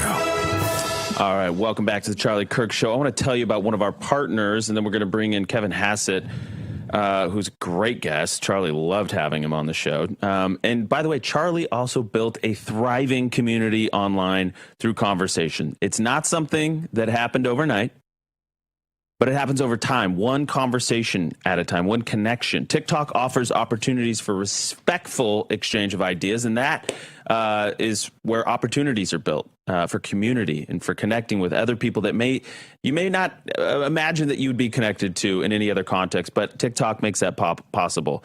You'll find creators who teach and encourage, a carpenter passing on his craft, a mom explaining how to make a budget stretch, or a gardener showing us how to bring a backyard back to life. Different stories, same drive. The desire to connect and to understand. That's what makes a strong community, a common desire to connect. To find a way forward through respectful dialogue, building trust and feeling heard. A place to speak, to listen, and to remind each other what connection looks like. Conversations build connections, and connections build communities. Portions of the Charlie Kirk Show are sponsored in part by TikTok. And before we bring our next guest in, I want to play cut 107 as a little preview. The purchasing power dropped by about $3,000 under Joe Biden because the wages didn't keep up with prices. Under President Trump, it's already gone up by about $1,200. We understand that people still feel the pain of the high prices, but we're closing the gap and filling the gap fast. All right, I'm excited to welcome Kevin Hassett, the man in that clip, director of the National Economic Council of the United States. Welcome to the show, sir. Honored to have you back again. Back. Mm-hmm. Yeah, it's great to be back. It's great to have you. And I used to talk about this with Charlie, just how much we loved having you on the show because you have such an optimistic air to you. You know, if there's doom and gloom out there, like you come on and you kind of make sense of it, and you kind of steady everybody's nerves, and you say, hey, listen, guys, look at this piece of data, look at that. And so this was, I think, one of the key points in videos that I saw floating around this weekend, because you're talking about this affordability crisis that has become front and center, partly because some of Charlie's tweets have gone viral and everybody's talking about the housing affordability and things like that. Why don't you just start right there? Because people still feel the crunch of Biden inflation. I don't think anybody with a rational mindset thinks that that's all going to be wiped away in 10 months. But explain the real metrics of it and why people are still feeling this way. Oh, sure. I absolutely will. And again, it's my first time on the show since I was talking to Charlie. And one of the things I remember best about him is how much he started to love economics. Yeah. I think you probably remember some of the conversations I had with him after the show, like when we weren't on tape. But you know, I think that the bottom line is that under Joe Biden, they spent like drunken sailors, and the Fed basically printed the money to let them do that. And, you know, everybody knows that causes inflation. Inflation went up almost to 10%, averaged 5% a year. And then interest rates went up a lot. And so if you wanted, for example, to buy a new home, the typical homeowner would see their mortgage payment double. And meanwhile, grocery prices went up. And so, for example, a typical month's groceries for the average family was about $400 when President Trump took office. It's about $515 when President Trump came back again. And so people rightly look back at those numbers and say, geez, you know, I'm really having a hard time keeping ahead. Now, we've got mortgage rates down, and so the monthly payments are going down. We're making it easier to buy a car because we're letting you deduct the interest. And inflation itself has dropped down to about 2.5% right now. But, you know, if Joe Biden doubles your mortgage payment and then it goes down a little bit, and if prices go from $400 to $515 for a typical bag of groceries, then, you know, getting inflation to slow is not the same as reversing the situation. And the way we reverse the situation is we continue to, you know, go after every little thing we can to reduce inflation. The most important is at the macro level that we're cutting the deficit by about $600 billion this year, which will put downward pressure on everybody's prices. But then we're going thing by thing to try to come up with policies that help that as well. But the bottom line is that this is a situation that was caused by Democratic policies, and this is a situation that we're fixing. And somehow the fact that prices went up a lot under Joe Biden is suddenly a good talking point for President Trump, and that's just preposterous. Blake Neff, by the way, is also in studio with us. He's our another producer here, so he's got a question. Howdy. No, I kind of wanted to, you know, highlight I love this. One of the last things Charlie was tweeting about, he just talked about he really was fixating on that falling home ownership rate, especially for people about 30 years old when they're in that marrying, getting, having kids range. And he just said, you know, you mentioned it's like left-wing policies, and he says we need to restore the social compact, and his 6 parts were deportations, stop the H-1B scam, cut legal immigration and chain migration, build 10 million homes, crush the college cartel. And you think like each of those is really a pillar of, you know, Biden era policy of we're not going to deport anybody. We're going to give endless money to the college cartel with no change whatsoever. We're going to have, endless H-1Bs, you know, whatever the right amount we can debate, but it was basically just more and more and more and more. And of course, you can't build any homes because we have endless regulation to strangle it. And dismantling that is such a basic step towards making America a functional society for, you know, more of the people in it. Well, I totally agree. And we could throw that image up 59, Kevin, just so you could take a look at it. He was responding to a graph that had been going around. This is about a month before he was killed, that said that the percentage of 30-year-olds that were both married and owned a home had dropped below 15%. And it looks like 1960s, it was over 50%. It stayed about 50% until about 1970. Even in 1980, it was about 45%. 1990, it was about 45%, and then it dropped off a cliff. I mean, I don't know if you want to put your macroeconomic hat on. If you had to isolate what happened around 1990 from a macroeconomic standpoint or from a societal standpoint that caused that steep decline, what would you identify as the main drivers? Sure. Well, I think that the steepest decline is really over the last 3 or 4 years where the mortgage rate went through the roof. But I think that the thing that you guys have been talking about and Charlie talked about forever, the declining rate of marriage is a really big deal. You know, that people get married and then they buy a house, and usually people don't do it before then. And so I think that if you look at the sort of declining marriage rates over time, that they explain a lot of the declining home ownership. And the other thing that you just mentioned about like stop throwing all the money at the colleges so that they could just jack up tuition and everything. There's another thing on the affordability question that is underappreciated. I just would like to highlight with you guys, which is, remember that so Obamacare was supposed to be Affordable Care Act, right? That's what they said. And so all of this stuff, all the fights and the shutdown and everything about the Affordable Care Act, first of all those policies were crafted by Democrats. Every single one of them, like barely, if ever, got a Republican vote. And so if somebody's got a problem with the Affordable Care Act now, then they should blame the Democrats. And somehow the Affordable Care Act, if you look at the mainstream media, is President Trump's fault. But then the other thing is, and this goes back to your point that you just made so cleverly about the colleges and universities, and something that Charlie highlighted, is so what happened was that in the Affordable Care Act, Obamacare started giving lots of subsidies to people to buy health insurance. And so there is sort of like you get subsidies for going to college. And then what happened was that the insurance companies, which give lots of campaign contributions to the Democrats, jacked up their prices. And so if you look at the Obamacare insurance programs, the insurance policies, they've increased a rate of inflation of about twice what it is for ordinary private plans. And so it's a classic case of throwing government money at stuff and then having the people who get the money jacking up the price and giving a worse deal to the American citizen. And that's something that Charlie would, of course, spoken up a lot about. And it's something that we're paying attention to right now. Well, absolutely. I mean, you could look at universities. As soon as we federalize student loans as opposed to private loans, one of our sponsors is YRefi that actually helps with private student loans.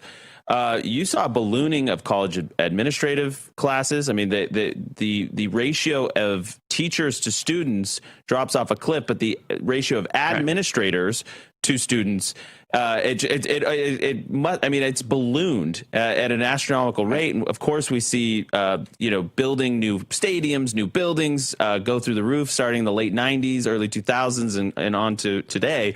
But the quality of the actual education, teaching and professors goes down. So there is kind of a very interesting parallel to when government gets involved, whether it be in healthcare or in our higher education institutions, a massive decrease in quality. My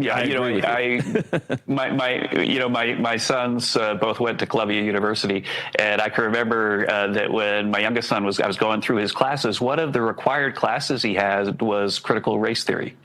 It was a required class. It was a core class. Columbia, our guys went there because they thought that Columbia was this place where they had the great books program and they still celebrated Western civilization and something, but they squeezed in critical theory as one of the top courses, a required course for everybody at Columbia. And so that's the kind of stuff that isn't going to get you a job, I guess, unless the governments are putting you in charge of that, for some poor company.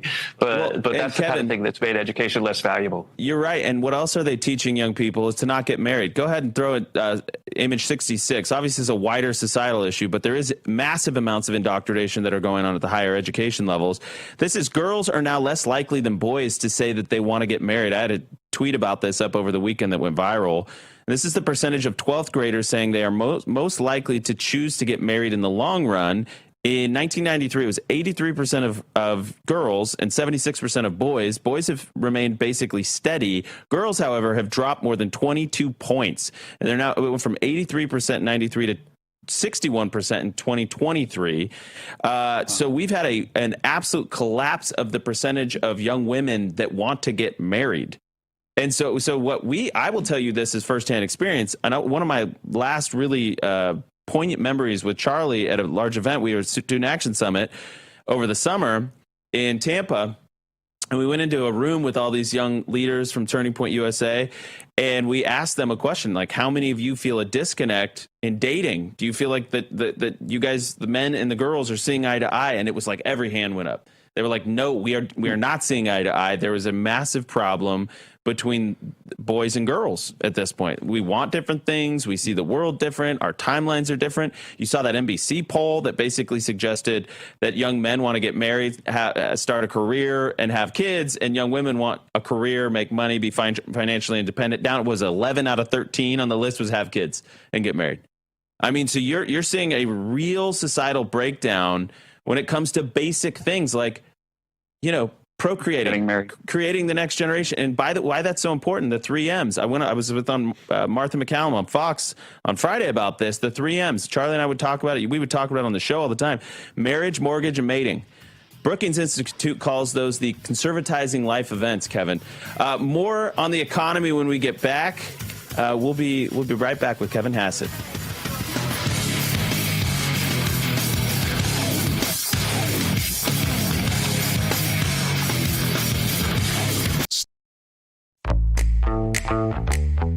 Now is the moment to put your brand in front of an engaged, loyal audience through Real America's Voice. When you advertise on Real America's Voice, you're not just running an ad, you're partnering with trusted voices like Steve Bannon, Charlie Kirk, and other influential hosts. Backed by millions of monthly listeners. What's happening? Because of a real voice, man. I watch it all the time. Real America's Voice rocks. Real America's Voice gives sponsors the chance to put their product front and center, displayed on screen and highlighted by our anchors during exclusive segments and live events. Head to freetrumpknife.com. This means your brand becomes part of the conversation as it happens. Secure your spot before it's too late. Join us today and make your brand part of the news conversation that America's viewers trust. Real America's Voice, where your message is seen, heard, and remembered.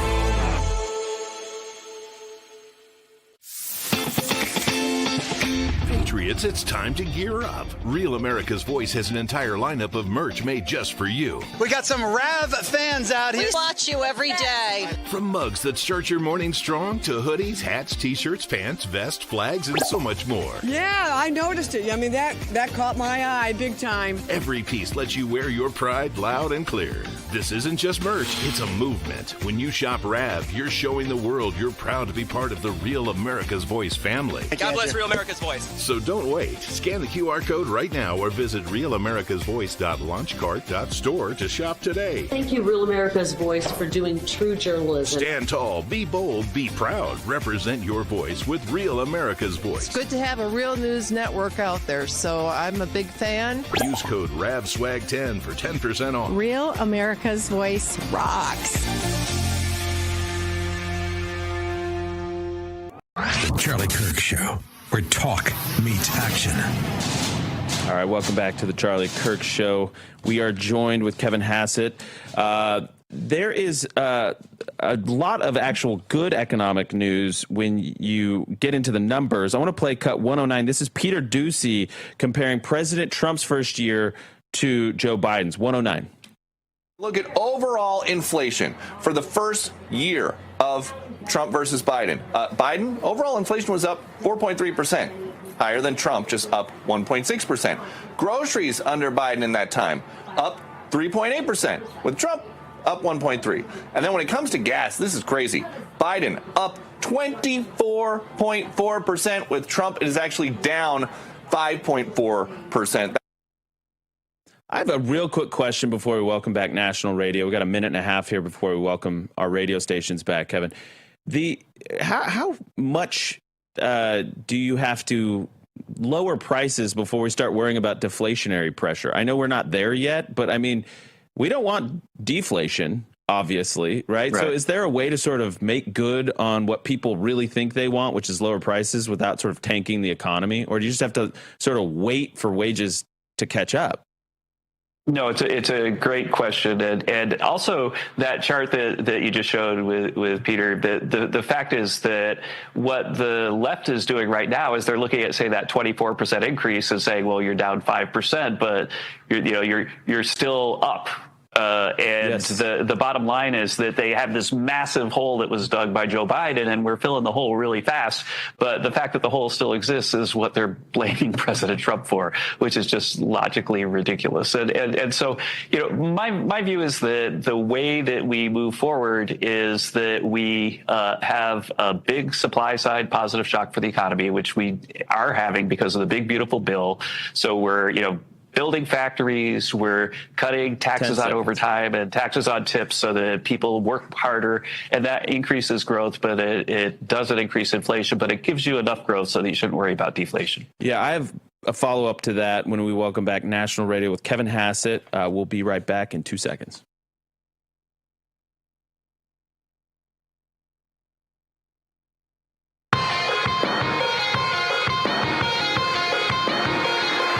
All right, we are back.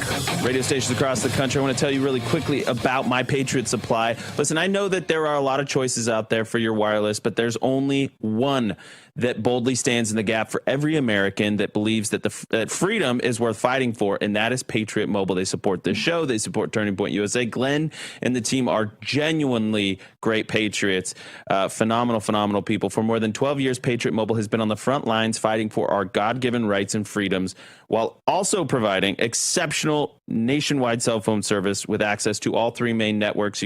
Major networks. You can get two on one phone like I have with the dual SIM. I definitely recommend checking that out. But here's the key. Every dollar you spend, is going to good people, or they're donating it into good causes. And that is the real reason. So you get the same everything.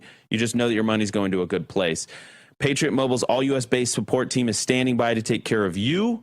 So call 972-PATRIOT today, 972-PATRIOT, or go to patriotmobile.com/Charlie. patriotmobile.com/Charlie. Use promo code Charlie for a free month of service. That's patriotmobile.com/Charlie, or call 972-PATRIOT and make the switch today. All right, Kevin Hassett. Now I want to talk about this idea of deflation, right? So we've known that this has been a dog of a problem for so many countries, like Japan went through a massive deflationary crisis. I think that's what people think they're getting, actually, when they think Trump's going to fix the economy, Trump's going to fix what Biden started. I think they think that they're getting deflation, but that's bad. So what we really need to do is, you're talking about the supply side shock. President Trump's talking about 16, 17, 18, 19 trillion dollars of investment into the economy.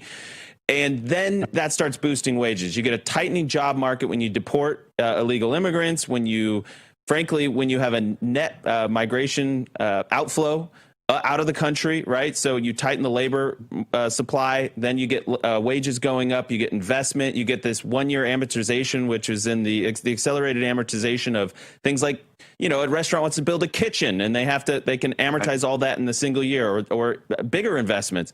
When are we going to start seeing that supply side shock? Because I know $19 trillion coming to the economy. If that materializes, that's going to be huge, but it's going to take a little while. How do you predict the next 6 to 12 months going? It actually isn't taking a while. In fact, it's underway right now. If you look at capital spending this year, it's pretty much up by almost as much as we saw all 4 years for Joe Biden. Wow. There's been a capital spending boom because people want to build factories and create jobs in the U.S. And in fact, it was one of my favorite little footnotes about the State of the Union address. I guess we're supposed to call it something else, the joint session of Congress. But when we were editing the final draft, one of the nerdy things that the economic team asked the president to stick in was that whenever we pass the big, beautiful bill, we're going to make the accelerated depreciation, the expensing of new equipment and new factories, retroactive to his address that night. And then what we saw was that there was an explosion of investment already because people knew we were going to pass the big, beautiful bill, and we gave them this massive tax incentive to do it. And so it's really underway, a big part of it. But one of the things that happens in terms of the big wage effects that we're going to see is that people tend to get their wage adjusted if they're not changing jobs in January. And so there's going to be really big salary increases. They're already underway this year, but when do you see January? And the other thing is, because it takes a while for the IRS to do the forms, the no tax on tips and no tax on overtime, a lot of people aren't going to see that until April when they get their refunds. And so the bottom line is there's a lot of really good after-tax news coming for next year, and it won't be deflationary. The way you get deflationary is, you remember they called it the new normal under Obama. You just can't grow very much, and you got like really, really low price inflation. even deflation. Well, that's because they put a straitjacket around the economy. We're not doing that, and so we won't have deflation. We won't have low growth like that. Well, no, and I think you agree with Scott Bessent. He says that he thinks the U.S. economy will likely substantially accelerate Q1 and Q2 of next year. I'm going to put you on the spot here, Kevin. You can feel free to defer. I know this isn't necessarily in your portfolio, but I saw Stephen Moran. He went on, I don't remember, one of the networks, and said that he believes that deportations, mass deportations, are deflationary, meaning they actually do drop prices or reduce the rate of inflation potentially. Do you think that the U.S. economy still needs 1 to 1.2 million green cards, including H-1Bs and all that stuff, given, AI is coming down the pike? We got this job insecurity with new grads. 30 seconds. I know it's not enough time to answer it, but do your best. Yeah. I'm for legal immigration that President Trump thinks is the appropriate amount. And I haven't talked to him lately about what the appropriate amount right now is. And so I don't have an exact number for you. But I think that stopping illegal is one of the great accomplishments of any president ever. And he really has pretty much stopped it in its tracks. And people told us that would cause a recession, but it didn't, right? Because it gave the jobs back to native-born people. And in fact, more than 100% of the jobs this year come from native-born people. Amen. Kevin Hassett, thank you so much for joining us. It's an honor to have you. We'll talk to you again soon. We'll be back.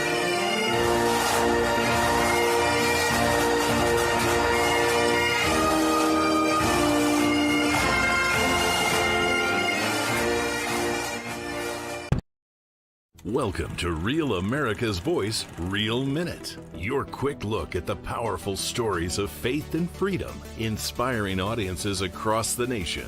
Angel Studios presents. I'm Bo Davidson with your Real America's Voice, Real Minute. Did you ever wonder what truly happened in the COVID-19 pandemic and whether Anthony Fauci would ever be held accountable? I think we all have. Filmmaker Jenner Furst has an upcoming documentary that searches for truth, transparency, and accountability called Thank You, Dr. Fauci. Governments lie. Anthony Fauci put everyone on the planet at risk without their consent. It's beyond suspicious. Research caused a pandemic, killed 20 million, and cost $25 trillion. Fauci would prefer a lie. Public trust, national health, and global security are at stake as this documentary digs through thousands of pages of documents and interviews with former officials and whistleblowers in the most controversial narrative of our time that may also be one of the largest cover-ups in modern public health history. It was the cover. Why would he trade the Chinese the most advanced biotechnology in the world? He's a spy. It's insane. I don't think this is going to be foolproof. Things are going to slip through. Fauci knew and lied repeatedly. Rather than being a partisan hit piece, Thank You, Dr. Fauci is an honest look at the origins of COVID-19 and a potential bioarms race with China. It streams exclusively on Angel Studios app and site starting on October 23rd. And all you need to do is go to angel.com/Rav to stream it. So be ready to watch, question, and share as the quest for truth and accountability continues.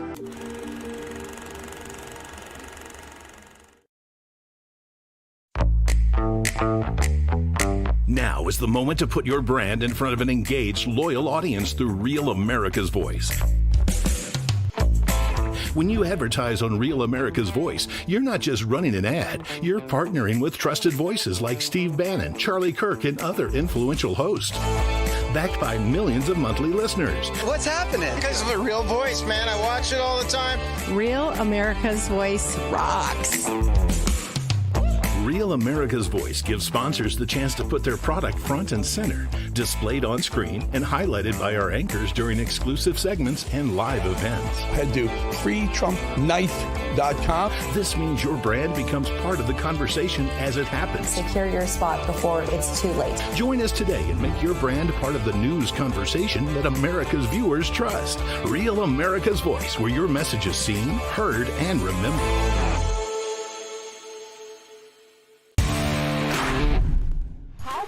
From Muskegon, Michigan.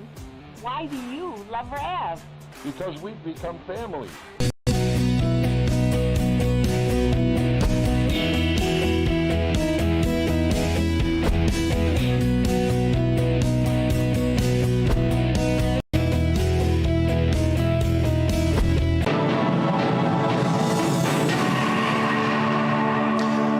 back to this Real America's Voice news break. I'm Terrence Bates. Just about every week, we talk with the founder of Energized Health, John Jubilee, about getting healthy at a cellular level. While it may sound far-fetched, here's one couple's testimony after just 88 days on his program. I'm 37 years old, and I went and got some labs done. I found out I was diabetic, so I got put on blood pressure medicine, diabetes medicines, a ton of stuff. It was very, very scary getting those numbers in, especially with a 9-month-old baby and a 3.5-year-old son. We're too young to waste our life away on, the things that we were doing. Over these past 3 months, it's been amazing. We've lost 115 pounds in 88 days. My A1C went from a 10.7 down to a 4.7. Boom! Truly has been not life-changing only, but life-saving. Boom! That was my favorite part of the whole thing. John joins me now to talk a bit more about this and how you may be able to be the next success story. John, good to see you. Great to see you, Terrence. So how do people start the process? That's the hardest part for so many of us, just taking that first step. Well, Terrence, one big takeaway from that couple is don't wait, right? Don't wait until you get that report. So for that couple, they got a horrible medical report, right? So, so he learned he was diabetic. He had high blood pressure. He had about a half a dozen health issues, by the way. And so I would encourage people, don't wait until you get that far. My grandfather taught me, Terrence, that, an ounce of prevention is worth a pound of cure, which means let's do the same with our health. Let's be preventative. Let's go do the thing that will make us healthy, keep us healthy, so that we never have to get a bad report like that. And don't necessarily let age be what motivates you. Don't think, oh, I'm in my 30s, I'm in my 40s, oh, I'm still in pretty good health, because sometimes our biological age can belie our physical age. Well, it's interesting you say that, Terrence, because some of you may have heard us talk about the $97 consultation that we do. We do a $97 consultation. One of the things we measure is your metabolic age. And man, is that a wake-up call, Terrence, for a lot of people, because maybe they're 37, but their biological age is already 52, and they realize, oh my gosh, like these things are really going to catch up to me, the bad choices I've made in my life, and what are the good choices I need to make, and what is something I need to make that really can make an impact. Hey, and I'm right there, guys. I was 37 years old when I made this change in my life, and it was the greatest investment I ever made in myself, Terrence, was to get healthy at the cellular level, because you guys know my story. I was bone on bone in both my knees. I regrew my cartilage. I got rid of my high blood pressure and hypertension, and haven't had one medical doctor visit, Terrence, since 1997. That's 28 years. I'll do the math for you. Thank you, because I was trying to carry the one and all that stuff. So look, John, the reality is some things that we deal with are genetic, but you say there are also things that we do in our own lifestyles that contribute to the onset of some of those genetic diseases. Well, I will quickly say this, Terrence. Anything we have genetic is reversible. Anything genetic is reversible. So you may have gotten it genetically, but I did a television special with Dr. Thomas Cabell. This was back in the 1990s, also late 90s. But we did a TV special, Terrence, that you can reverse your DNA. So even if it's genetic, guys, you can reverse it. You can have optimal health at the cellular level. You really can. And there is hope out there. So for people who are listening to this and want to take that first step, because ultimately that's what it's all about, at least take the first step. Give it a try. How can they do so? Well, it really is. And look, there's a free breakthrough call. So just go on the website, energizedhealth.com. Go on the website, watch a free masterclass, book a call. That call doesn't cost you a penny. And talk to one of our certified coaches that have helped thousands and tens of thousands of people get off all their medication.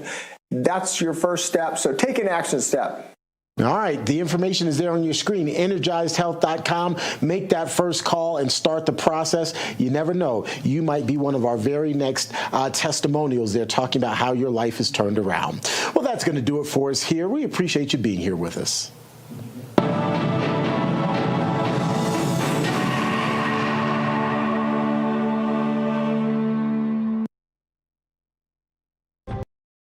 Welcome to Real America's Voice, Real Minute. Your quick look at the powerful stories of faith and freedom, inspiring audiences across the nation.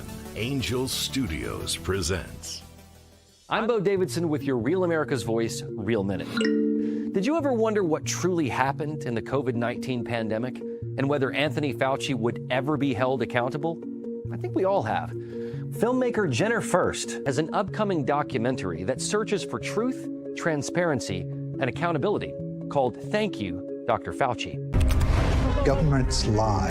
Anthony Fauci put everyone on the planet at risk without their consent. It's beyond suspicious. Research caused a pandemic, killed 20 million, and cost $25 trillion. Fauci would prefer a lie. Public trust, national health, and global security are at stake as this documentary digs through thousands of pages of documents and interviews with former officials and whistleblowers in the most controversial narrative of our time that may also be one of the largest cover-ups in modern public health history. There was the cover-up. Why would he trade the Chinese the most advanced biotechnology in the world? He's a spy. It's insane. I don't think this is going to be foolproof. Things are going to slip through. Fauci knew and lied repeatedly. Rather than being a partisan hit piece, Thank You, Dr. Fauci is an honest look at the origins of COVID-19 and a potential bioarms race with China.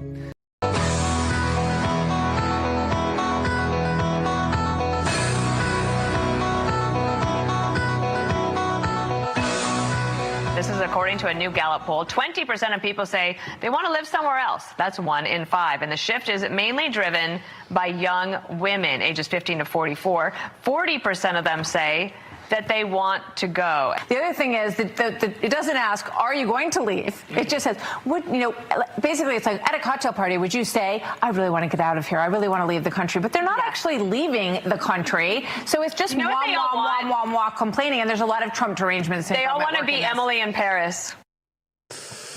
It was actually a really good. You gotta love Martha. She's pretty great. And Dana Perino. They're both great. Gonna welcome in now editor-in-chief of the Post Millennial and Human Events. That would be Libby Emmons, good friend of the show. Welcome, Libby. Hey, Andrew, Blake. Glad to be here. Really glad to have you. So why don't you react to this? I mean, because this is a really crazy stat that 15 to 44-year-old women, 40% want to leave the U.S. permanently. What do you make of this, Libby? Yeah, these women are out of their minds. They have no idea the bounty of conveniences and food and freedoms and peace that we have here in this country. And I think that this is the reason for this is that we have done a really, really bad job of telling our kids what is so great about America and what is so great about their homeland, contrasted to every place else. By infusing our entire educational system with cultural relativism, we've led these women to believe that all cultures are the same, when in fact, American culture is the greatest one. Well, I mean, it's different types of American cultures. Yeah, there are now. We are, not even bifurcated. We're like, what are we? We have like 13 strands. I mean, we've always been a country with multiple cultures. Yeah, 100% within it. If anything, we flattened out in a lot of ways. We flattened out after World War II. Very distinct New England and Midwestern and California and Arizona. I miss that. I miss that. I think we should have more. I love the regional differences that we used to have. I wish we still had those. One thing I love about going back to New England, where much of my family is I get to hear all of these Boston accents and the Maine accent, and it's all very different. And New York is different, and Philadelphia is different. I think what these women find, and we've seen viral videos of women in the past few months. We saw a woman who moved to Africa, and then she was like, wait a second, it kind of sucks here. We saw a woman who moved to Costa Rica and said that now she knows what real poverty is. She grew up thinking she was poor going to private school just because she was the broke kid in private school.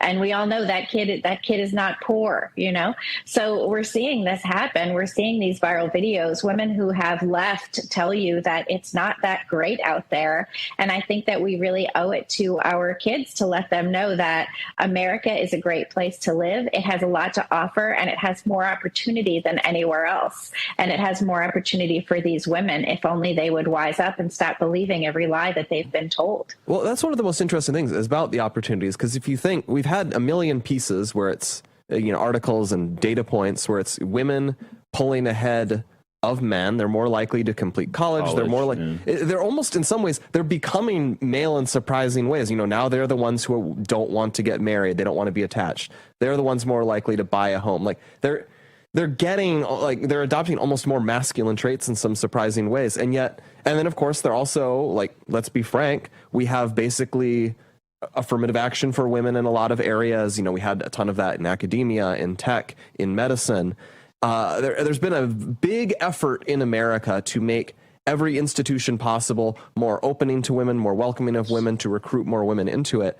And there's something interesting that they can look at decades of that reality and feel so repulsed by what they see that 40% of them are saying they want to move to an entire different country, versus men who don't want to quit and leave America. Yeah, well, and on that point, Libby, how much of this do you think, kind of what Martha MacCallum was saying, is this just sort of TDS, liberal women having to live under a president they didn't vote for, versus some of these larger societal trends that we've seen, where, you know, you could throw up image 95. This is liberal women are the least likely to be completely satisfied with life. Only 12% of liberal women are, compared to 37% of conservatives, 28% of moderates. So I think that's a good sign of confidence if you want to be a conservative woman, that you're more likely to be completely satisfied with your life. But so is it TDS, or is it part of these larger societal trends that's driving this desire to get out of the U.S.?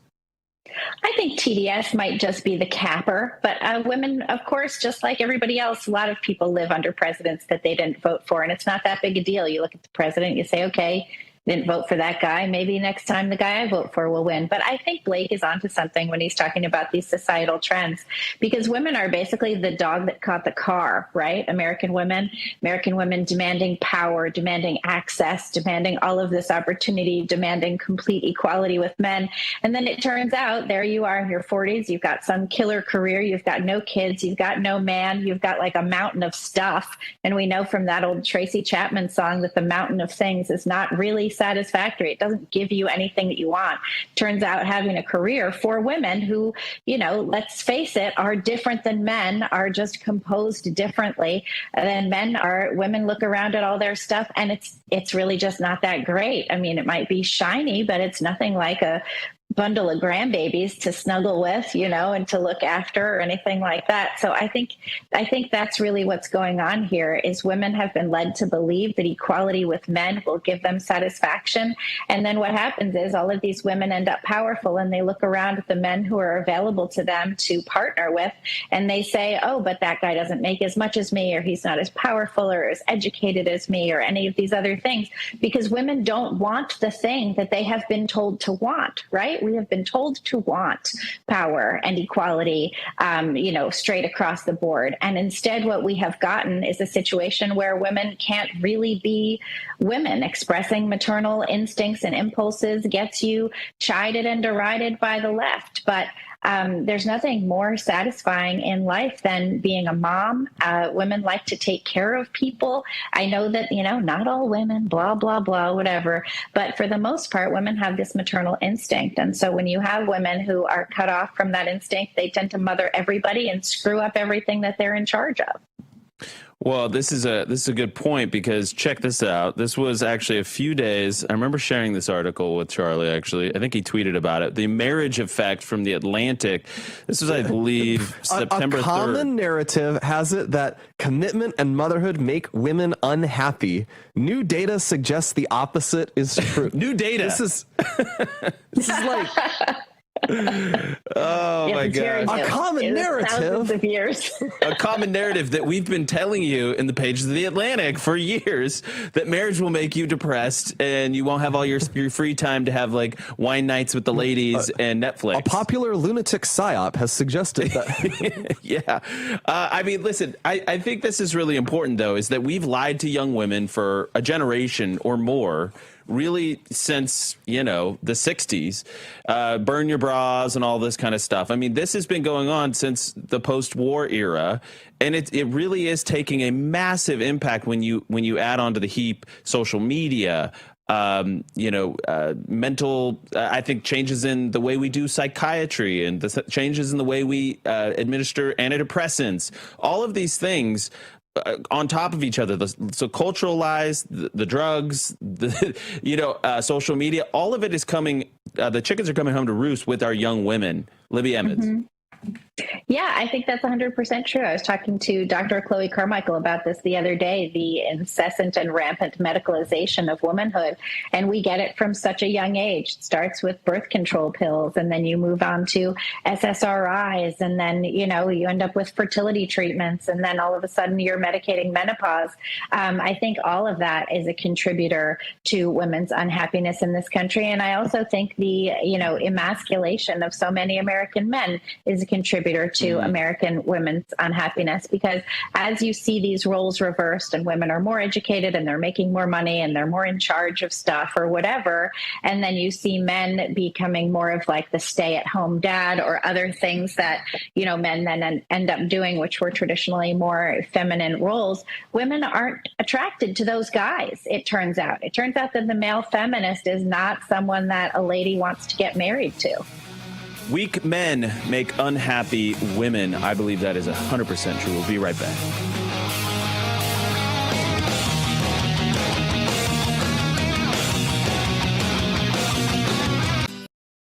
Welcome to Real America's Voice, Real Minute. Your quick look at the powerful stories of faith and freedom, inspiring audiences across the nation. Angel Studios presents. I'm Bo Davidson with your Real America's Voice, Real Minute. Did you ever wonder what truly happened in the COVID-19 pandemic and whether Anthony Fauci would ever be held accountable? I think we all have. Filmmaker Jenner Furst has an upcoming documentary that searches for truth, transparency, and accountability called Thank You, Dr. Fauci. Governments lie.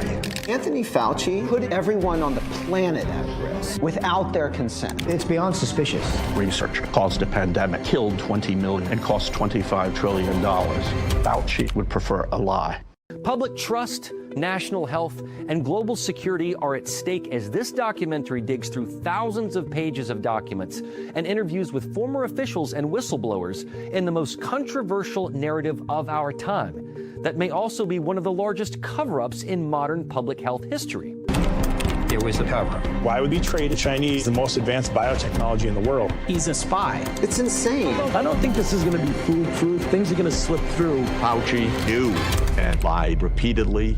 Rather than being a partisan hit piece, Thank You, Dr. Fauci is an honest look at the origins of COVID-19 and a potential bioarms race with China.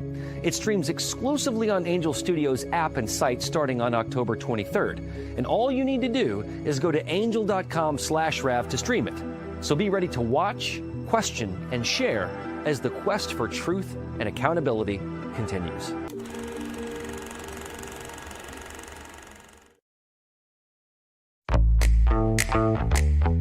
Now is the moment to put your brand in front of an engaged, loyal audience through Real America's Voice. When you advertise on Real America's Voice, you're not just running an ad, you're partnering with trusted voices like Steve Bannon, Charlie Kirk, and other influential hosts. Backed by millions of monthly listeners. What's happening? Because of a real voice, man. I watch it all the time. Real America's Voice rocks. Real America's Voice gives sponsors the chance to put their product front and center, displayed on screen and highlighted by our anchors during exclusive segments and live events. Head to freetrumpknife.com. This means your brand becomes part of the conversation as it happens. Secure your spot before it's too late. Join us today and make your brand part of the news conversation that America's viewers trust. Real America's Voice, where your message is seen, heard, and remembered.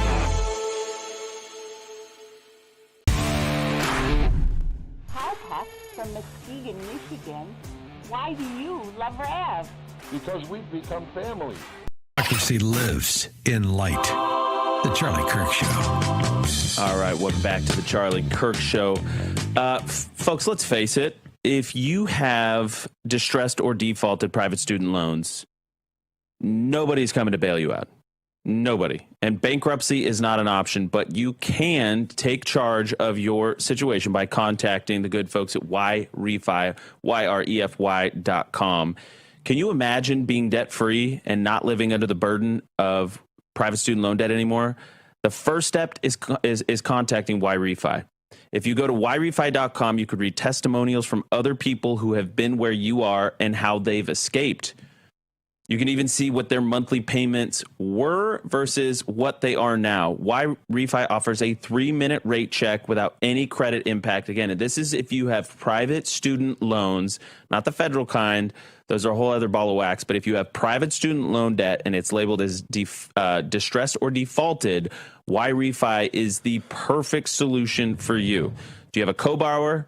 YREFI can get them released for the loan. So if you're the student with the loan, you can get mom and dad off the loan. If you're mom and dad and you have a student that you're connected to at the hip financially and you don't want to be anymore, YREFI is the solution. You do not have to ignore that mountain of student loan statements on your kitchen table anymore. Just call 888-YREFI-34. That's 888-YREFI-34, or go to YREFI.com. YREFY.com. May not be available in all 50 states, but you owe it to yourself to check them out. Do I have enough time for this 72? There's a great clip. I'm going to play it when we get back to radio. But what we said at the end of the break holds true, but I'm going to challenge it. I think TDS has more to do with this than we want to believe, of why young women want to leave the country, because we saw this become a partisan issue around what year, Blake? 2017. 2017, we saw it become leaving the country, because they've been polling this for a long time. All of a sudden in 2017, the year Trump becomes president, it becomes a partisan issue. We're going to welcome back national radio in about 3 seconds. Don't go anywhere.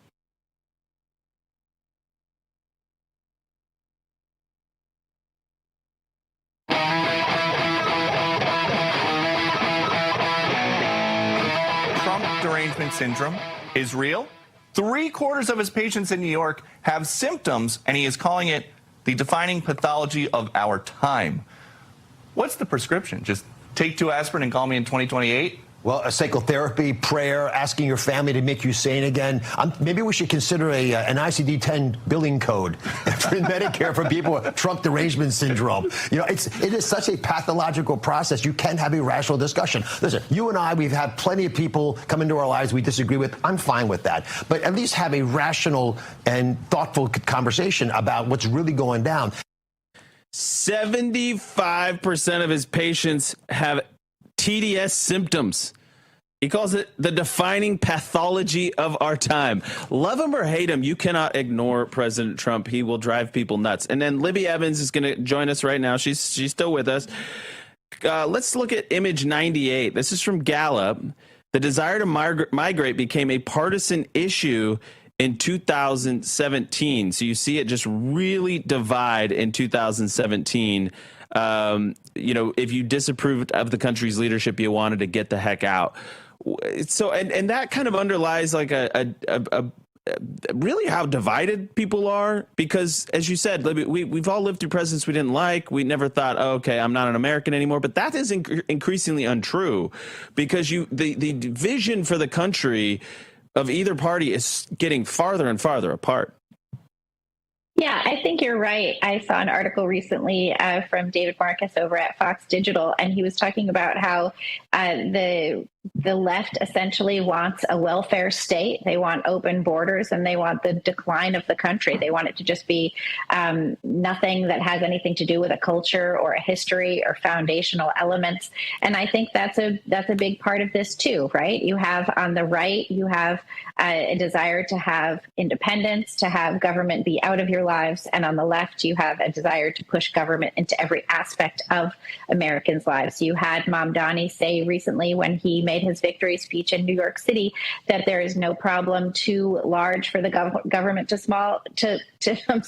no problem too large for the government to solve, and no problem too small that they won't get involved in it.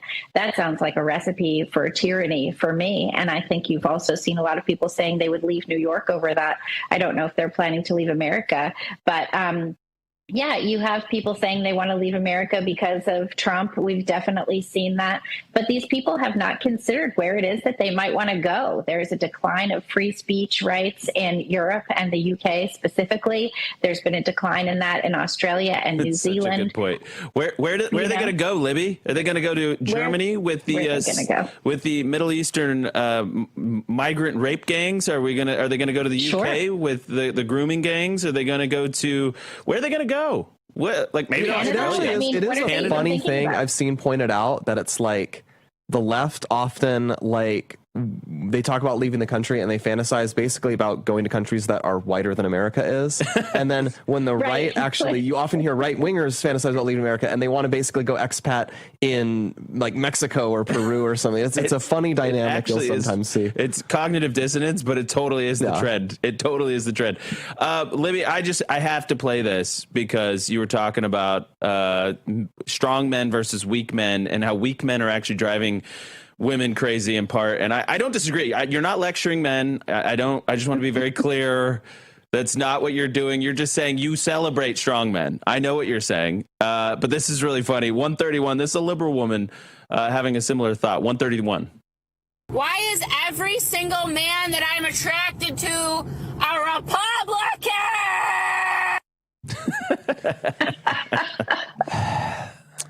We got aura. You know what I mean? Yeah. We got aura. I mean, we got the verve. Perhaps she likes men instead of little wussy creatures who, just do what they're told and don't have any ambition. I think it's a sad thing what we've done to American men. And I certainly hope that trends reverse that. Women don't want that. And men are unhappy too. Men don't want that. It's terrible. It's a terrible condition for them. Absolutely. And let's throw up this image.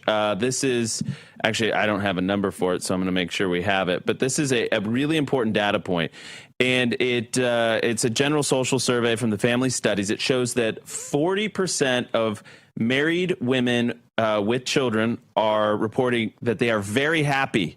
Do you know who the least happy is, though? And this is an important thing to note, is unmarried with children at 17%. And they unmarried with no children is at 22% report being very happy. So the happiest cohort is by far married women with children. They report being very happy. So I guess the cautionary tale is don't have children, get married, then divorced and have to be a single mom, because then you'll be the least happy. So choose well. I'm not saying rush in with the wrong person. I'm saying married with children is the happiest cohort. Libby, you are the best. We love the Post-Millennial and Human Events. Thank you for making time for us. I know you had a busy media morning. Thanks so much, guys. I appreciate it. We'll see you again soon. All right. We have HUD Secretary Scott Turner up next talking about housing affordability. We'll be right back.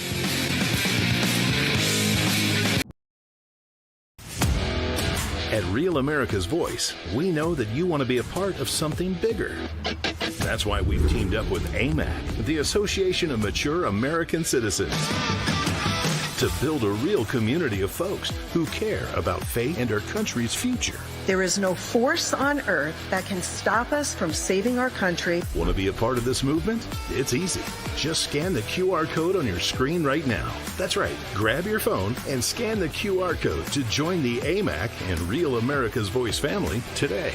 By scanning the QR code, you'll unlock exclusive content, connect with like-minded Americans, and be first in line for events that celebrate our shared values. So don't wait. Scan the QR code. Join us today and become part of a community that stands for faith, family, and freedom. Real rights, they come from God. With AMAC and Real America's Voice.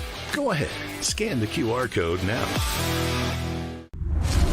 I'm a J6er. I spent 1,143 days in prison. I'm a J6er, and I spent 3 months in jail and about a year in prison. I spent 4 years out of an 18-year sentence in prison. J6ers have been smeared and defamed by the media, persecuted by the government, and treated like terrorists. In reality, J6ers are patriotic men and women, mothers, fathers, sisters, and brothers from all walks of life. Stand in the Gap was founded to stand in the gap for J6ers working to rebuild their lives after being incarcerated. And we need your help. For just $10 or more, you're helping these patriots get mental, physical, and spiritual help. please scan the QR code or go to j6support.com to donate $10 or more to support these American patriots. Thank you for being a patriot. Thank you for standing in the gap. Hello, this is Kurt. Why do I love Rav? You ever talk to the hosts? You can do that on Rav. And the Rav family, they'll talk back to you too. Let you know what's going on. Take care.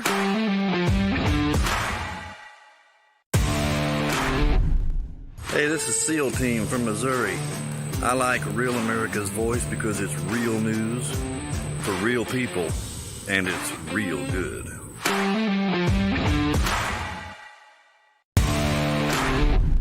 This is Diane from Rhode Island. Why do I love Real America's Voice? Because they deliver us facts from hosts who love America and love God. What's not to like?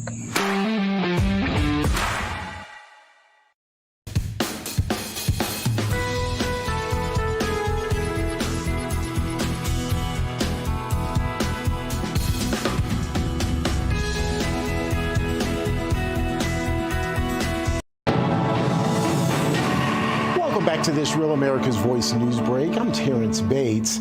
A busy week is getting underway on Capitol Hill now that the government shutdown is over. While January 30th is circled on lawmakers' calendars as a drop-dead date to pass appropriations bills, there's also a lot on tap this week before Congress leaves Washington for Thanksgiving. RAV congressional correspondent Benny Ray Harmony joins me live now from the Rotunda in the Capitol with the very latest. Good afternoon. Hi, Terrence. Yeah, this is a big week. This is Congress's first week back in session after the longest government shutdown that we have ever seen of 42 days. Now, some of the things on the agenda this week are really going to be kicking off tomorrow on Tuesday. We will see the vote for the Epstein files take place, as well as some other hearings. Actually, one that I thought was very interesting is a Syria assessment threat to see if Syria is a threat to the United States. And another thing we're going to see is a lot of bills that have been pushed back because of the government shutdown are going to be brought to the floor. And then one more that is very important is Speaker Mike Johnson. He fast-tracked a bill that has to do with the senators, the GOP senators, who are allowed to sue for up to $500,000. And the senators snuck this into the bill last minute, and Speaker Johnson plans to introduce that on the House floor tomorrow. Right, and the Senator, it's my understanding that Speaker Johnson wants to do away with that provision, correct? It's something that obviously was added to the appropriations bill to reopen the government, but it's something that many Congress members in the House, feel like was snuck in last minute, and the Speaker would like to do away with that. Is that correct? Yeah, it is. And so, Speaker Johnson, many people might be wondering, well, shouldn't Speaker Johnson want this in the bill? And the issue is it raises serious concern for, the foundational laws of the United States. And it could also look like to many Americans that because of the position of these senators, they are getting privileges that others aren't. And so Mike Johnson, he said he was taken aback and very surprised when he saw this in the bill. Absolutely. Benny Ray Harmony reporting for us, our RAV congressional correspondent there on Capitol Hill this morning. We appreciate you being here with us.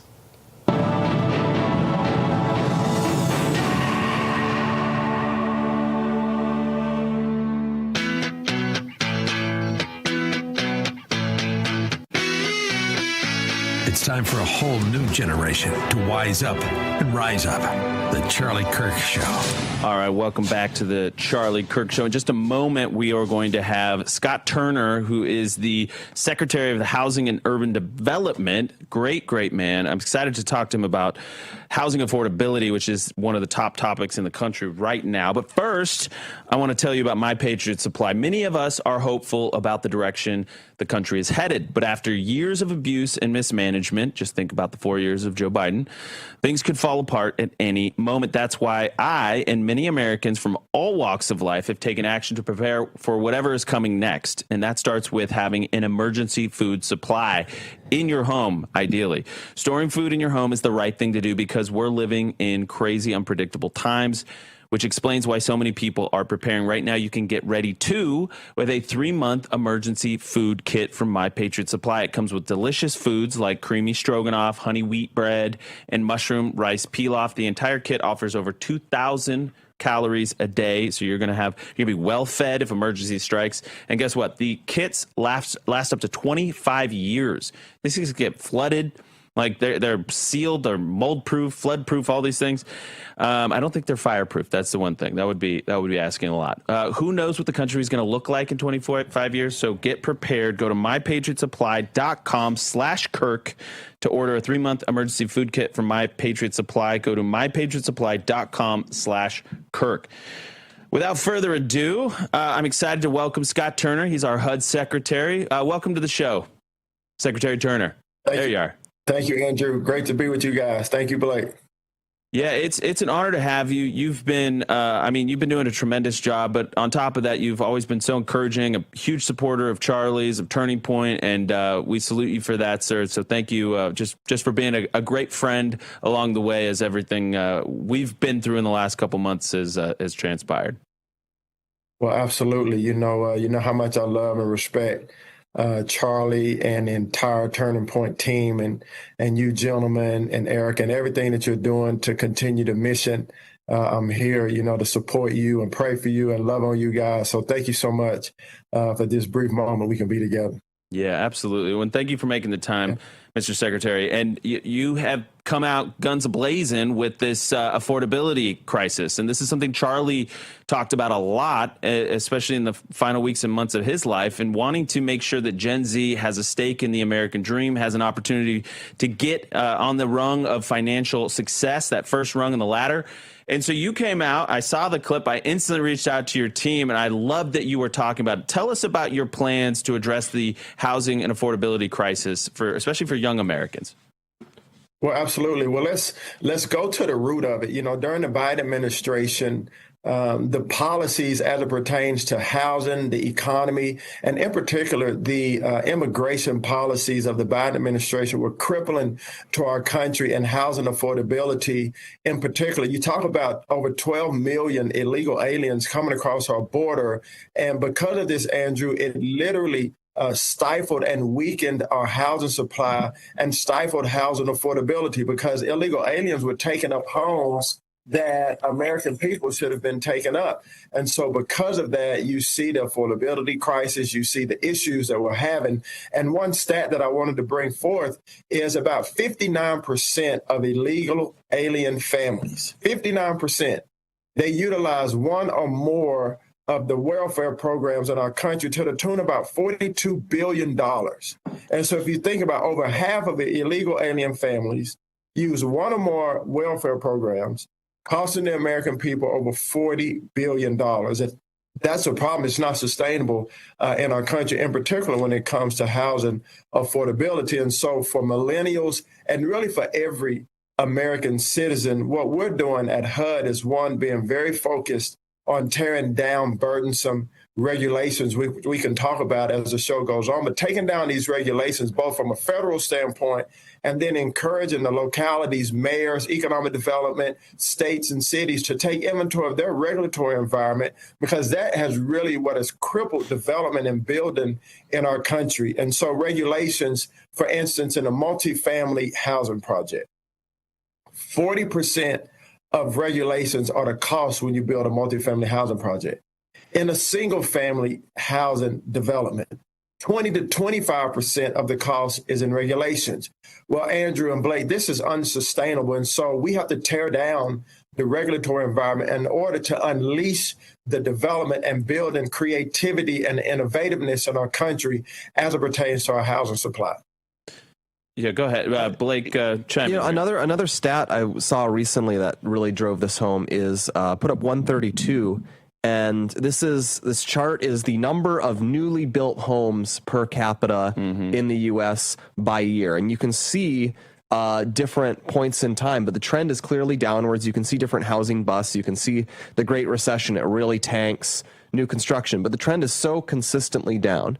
Sure, some of that is we're probably a little better at building houses that can last a little longer, and so you don't need as much turnover. But at the same time, it's the number of new houses getting built is just steadily going downwards. And that might not even be, an accurate per capita thing, because we might not have an accurate number of how many people are illegally entering the country. Could be lower than that. And so it's just there's a steady downward trend in how many houses are being built. Shocker, the price of houses is going up. Yeah, and that's while we've had massive population increases, right? I mean, this is approximate numbers, but it was, let's say, 225 million people in this country in 1980. Maybe it was like 1985 by that we got to that point.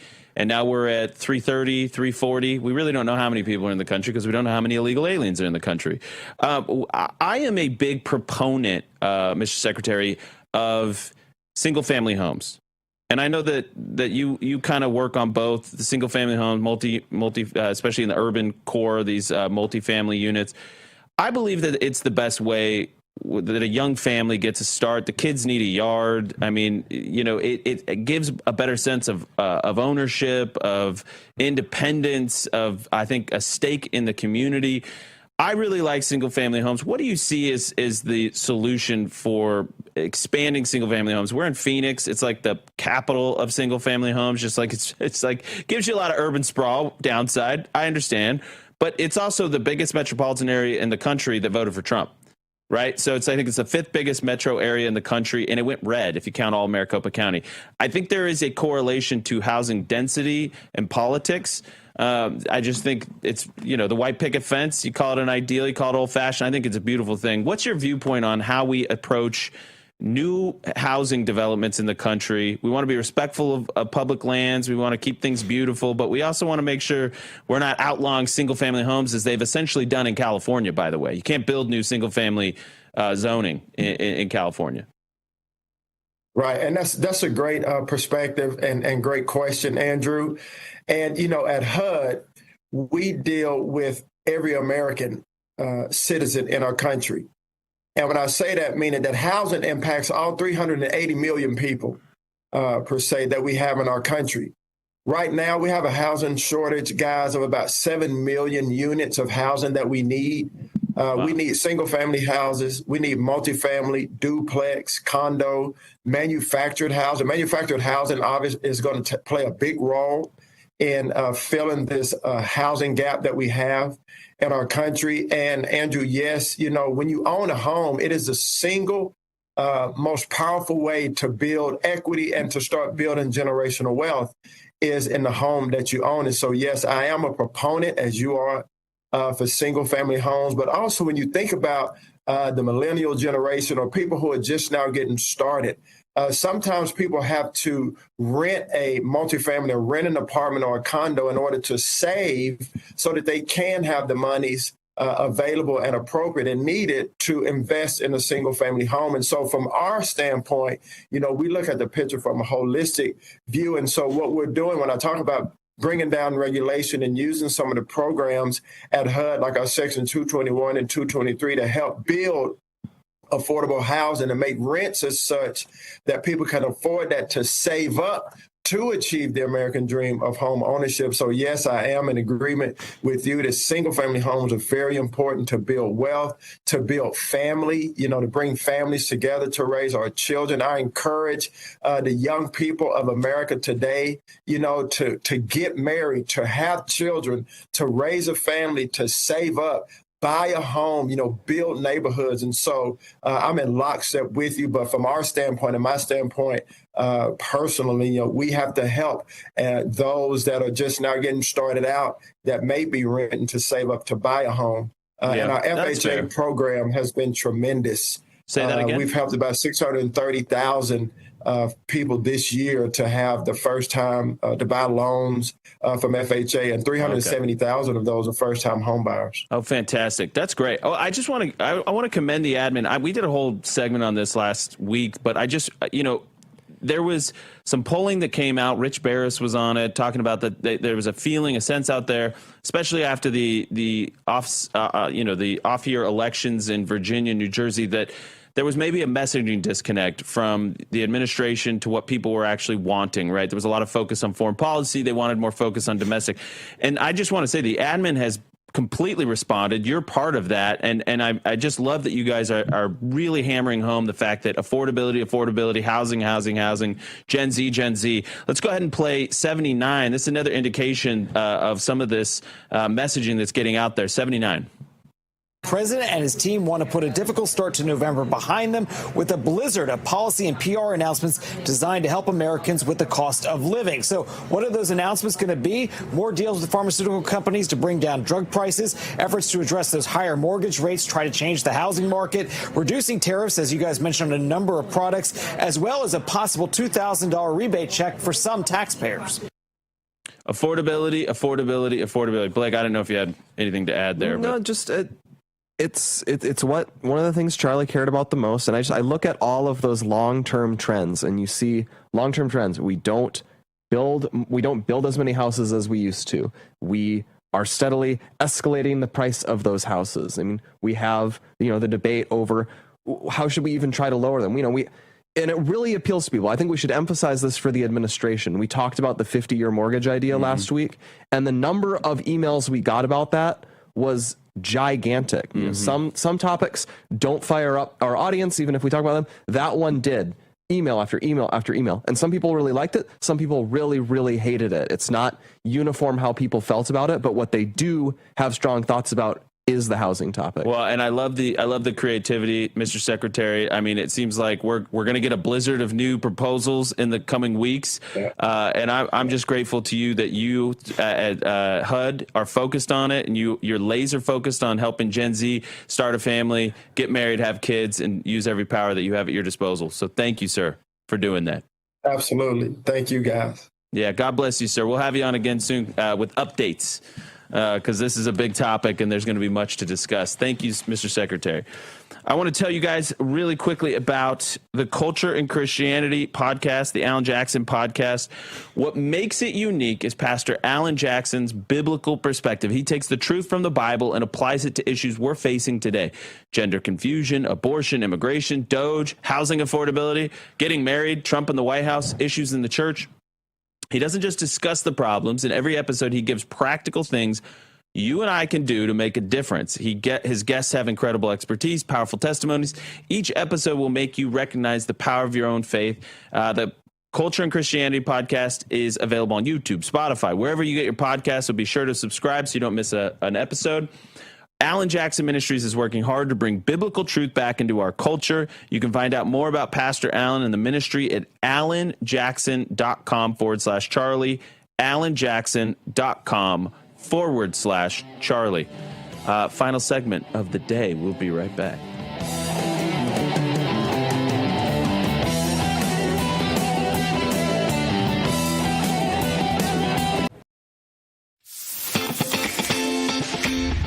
It's time to gear up. Real America's Voice has an entire lineup of merch made just for you. We got some Rav fans out here. We watch you every day. From mugs that start your morning strong to hoodies, hats, t-shirts, pants, vests, flags, and so much more. Yeah, I noticed it. I mean, that caught my eye big time. Every piece lets you wear your pride loud and clear. This isn't just merch, it's a movement. When you shop Rav, you're showing the world you're proud to be part of the Real America's Voice family. God bless Real America's Voice. So don't wait. Scan the QR code right now or visit realamericasvoice.launchcart.store to shop today. Thank you, Real America's Voice, for doing true journalism. Stand tall, be bold, be proud. Represent your voice with Real America's Voice. It's good to have a real news network out there, so I'm a big fan. Use code RAVSWAG10 for 10% off. Real America's Voice rocks.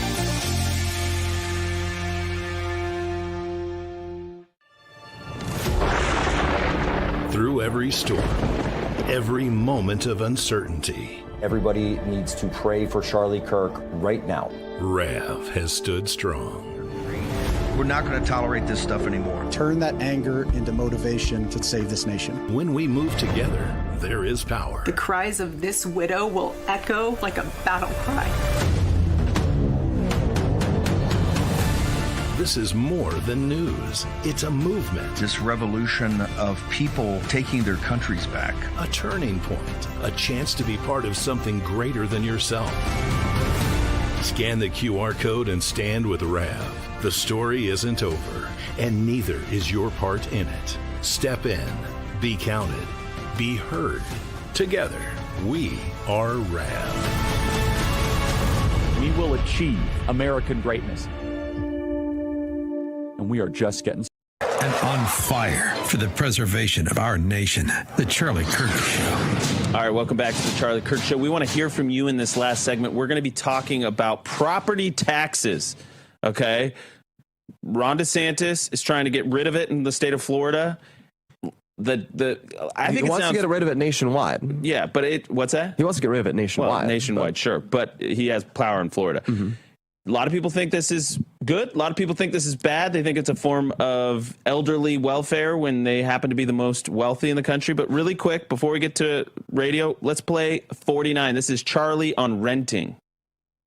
If you have a generation that does not own stuff, then all of a sudden political radicalization starts to seep in. I have a question for all of you in the audience, and this should hammer it home. It's from my friend Frank Turek, and I told him as soon as he said it, I said, I'm going to steal this one, Frank. When was the last time you washed a rental car? When you rent a car from Hertz or from Avis, do you wash it? Do you go get the oil checked on that rental car? Of course not. It's not yours, and you know it. You're borrowing it. And it's no different than how people are living in apartments endlessly till they're 32, 33. They have 2 kids and they have to rent because the access to the housing market is so impossible. You have an entire generation that is on the outside looking in, and that is a prerequisite for a political revolution if we don't turn renters into owners.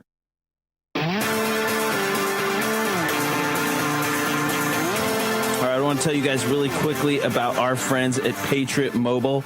They are amazing, amazing people that support the right things, that fight for the right things. They support Turning Point USA. They support this show. And it's Pro 2A, first responders, freedom of speech, freedom of religion. These are great, great people. Glenn and the team are phenomenal. And they have the ability to put you on any of the 3 major wireless networks, or 2, which in my case, I'm on 2. So you got to check them out. It's super affordable. They make it super easy. They have a U.S.-based support team. They're standing by to take your call, ask your questions. They'll make it easy. So call 972-PATRIOT today or go to patriotmobile.com/Charlie. Use promo code Charlie for a free month of service. Thousands and thousands of testimonials. They're amazing people. I use them. I'm telling you, it's the easiest thing ever. That's patriotmobile.com/Charlie or call 972-PATRIOT and make the switch today. You get to keep your phone, keep your number, or you can upgrade your phone. They make it super, super easy. And again, make sure you use that promo code Charlie for a free month of service. All right, so I want to play this clip, and then we're going to have some reaction on the other side. 134, Governor Ron DeSantis on the bombshell dropping property taxes. 134.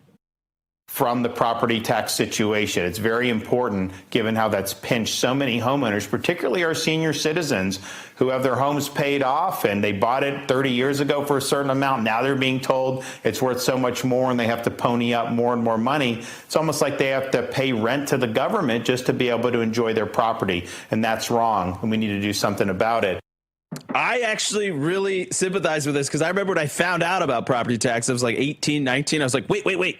You don't ever own your thing? You don't, like, you pay for it all these years and you don't even own it? It kind of is upsetting. I get it. I understand. I've seen this pop up and I can see how that's like very intuitively appealing. But at the same time, like, I had a tweet over the weekend where I objected to this and I commented on it. Yeah, and it got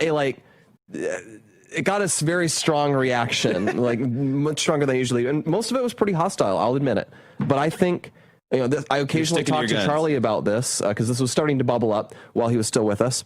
And what I think needs to be emphasized is abolishing property taxes. As he says, DeSantis said who the biggest beneficiary is intended to be. It's intended to be senior citizens who've already paid off their homes. Right. Let's look at the numbers.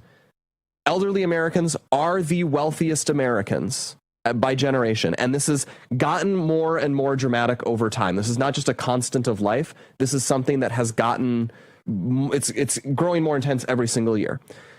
we already have a lot of things that specifically benefit older Americans. They receive Social Security payments, of course. And yes, they paid into it, but those are funded by just taxing young people now. And a very large number of Social Security recipients get more money than they ever paid in. There's your tweet up there, by the way. You yes, did 800 Yeah. Don't engage. It's not the specific numbers. It's the different reactions. Great tweet. On it. Good conversation stimulator, man. Yeah. And so you have that. So elderly people are they're pulling away. I mean, they get Medicare, of course. Their Social Security is now tax-free.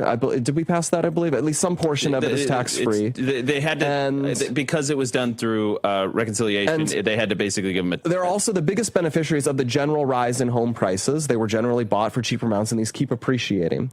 And property taxes, they do pay for things. They pay for, among other things, the legal system that guarantees your right to ownership. I think that's important. Fire department. Yeah, your fire department, your police department, schools. And they say, well, I don't have kids anymore. Well, you benefited from schools when you had kids in them and when you attended them yourself. Yep. We do not just say only parents pay into things. We collectively pay for a lot of things in society. You pay for cops even if you're not in a high crime neighborhood or not that exposed. We have a general obligation to care about the general welfare. And then you can say those taxes are inefficient and wasteful. I'm totally okay with that.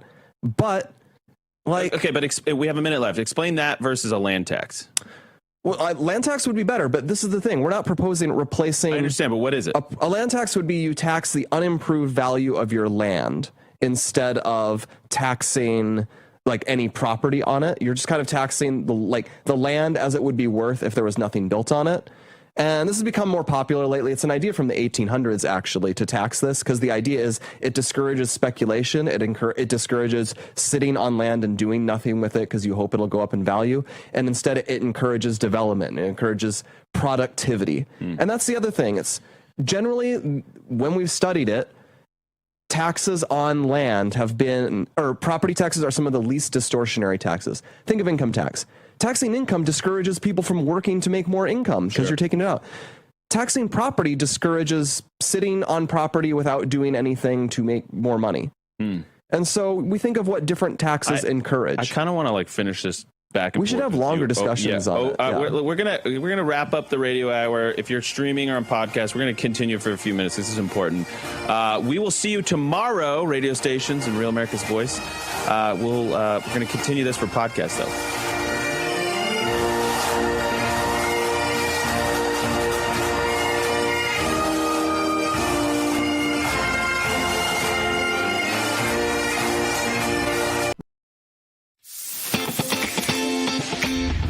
It's time to gear up. Real America's Voice has an entire lineup of merch made just for you. We got some Rav fans out here. We watch you every day. From mugs that start your morning strong to hoodies, hats, t-shirts, pants, vests, flags, and so much more. Yeah, I noticed it. I mean, that caught my eye big time. Every piece lets you wear your pride loud and clear. This isn't just merch, it's a movement. When you shop Rav, you're showing the world you're proud to be part of the Real America's Voice family. God bless Real America's Voice. So don't wait. Scan the QR code right now or visit realamericasvoice.launchcart.store to shop today. Thank you, Real America's Voice, for doing true journalism. Stand tall, be bold, be proud. Represent your voice with Real America's Voice. It's good to have a real news network out there, so I'm a big fan. Use code RAVSWAG10 for 10% off. Real America's Voice rocks.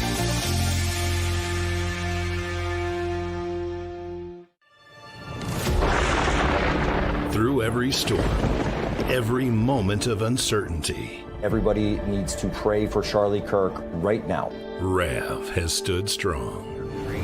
We're not going to tolerate this stuff anymore. Turn that anger into motivation to save this nation. When we move together, there is power. The cries of this widow will echo like a battle cry. This is more than news. It's a movement. This revolution of people taking their countries back. A turning point. A chance to be part of something greater than yourself. Scan the QR code and stand with Rav. The story isn't over, and neither is your part in it. Step in. Be counted. Be heard. Together, we are Rav. We will achieve American greatness. And we are just getting started. Florida Sun Goddess here. Let me tell you why I love RAV. They let my voice be heard. They give me a platform for community so I don't feel alone. Thanks so much. God bless. Hi, I'm Chris Milano. We like to watch Real America's Voice in the War Room with Stephen K. Bannon for all the great guests. Everyone from Kerry Lake, the great Frank Gaffney, Trump coming for retribution.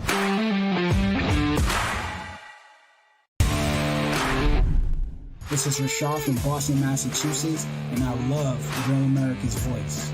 It is the best place for real news and content. Much love.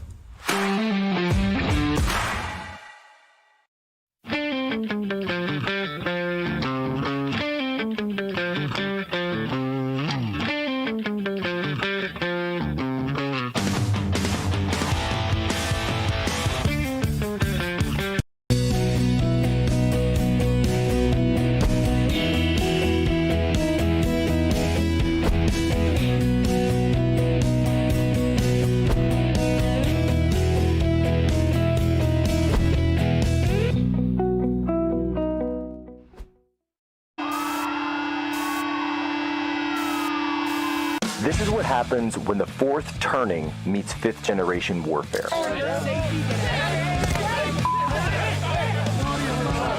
A commentator, international social media sensation, and former Navy intelligence veteran. This is Human Events with your host, Jack Posobiec. Christ is king. We may be having some discussions with Maduro, and we'll see how that turns out. They would like to talk. It comes amid a massive U.S. military buildup in the region. The world's largest aircraft carrier, the USS Gerald Ford, arriving in the Caribbean over the weekend. This powerful image showing it with 3 destroyers in tow, a B-52 bomber, and multiple fighter jets flying overhead. 15,000 military forces now operating in the Caribbean, the largest American presence in decades, part of a mission dubbed Operation Southern Spear. Operation Home for the Holidays, rescuing 122 kids in what is being called the largest child recovery operation in U.S. history.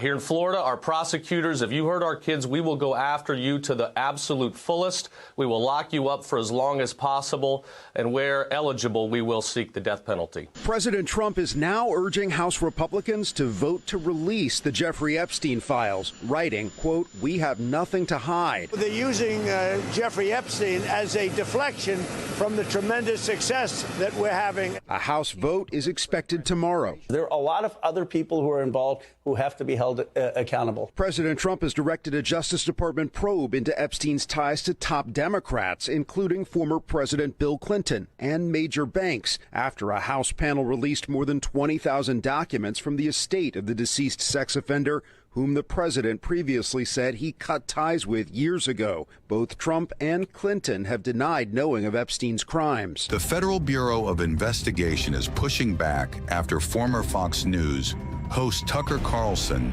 accused the Bureau of lying about the gunman who tried to assassinate U.S. President Donald Trump in July 2024. Carlson suggested that the FBI hid evidence of Thomas Matthew Crooks's online activity. The FBI replied directly, saying it never stated that Crooks had no online footprint at all.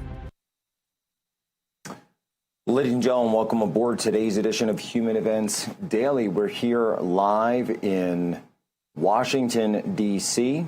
We're figuring out the latest on political violence in America. Today is November 17, 2025, Anno Domini. Folks,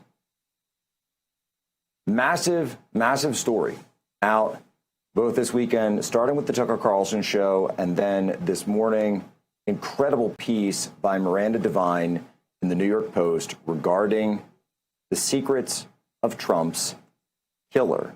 And what we find here is a social media footprint that was not released to the public, that did not come out to the public, that was not made at the time to anyone.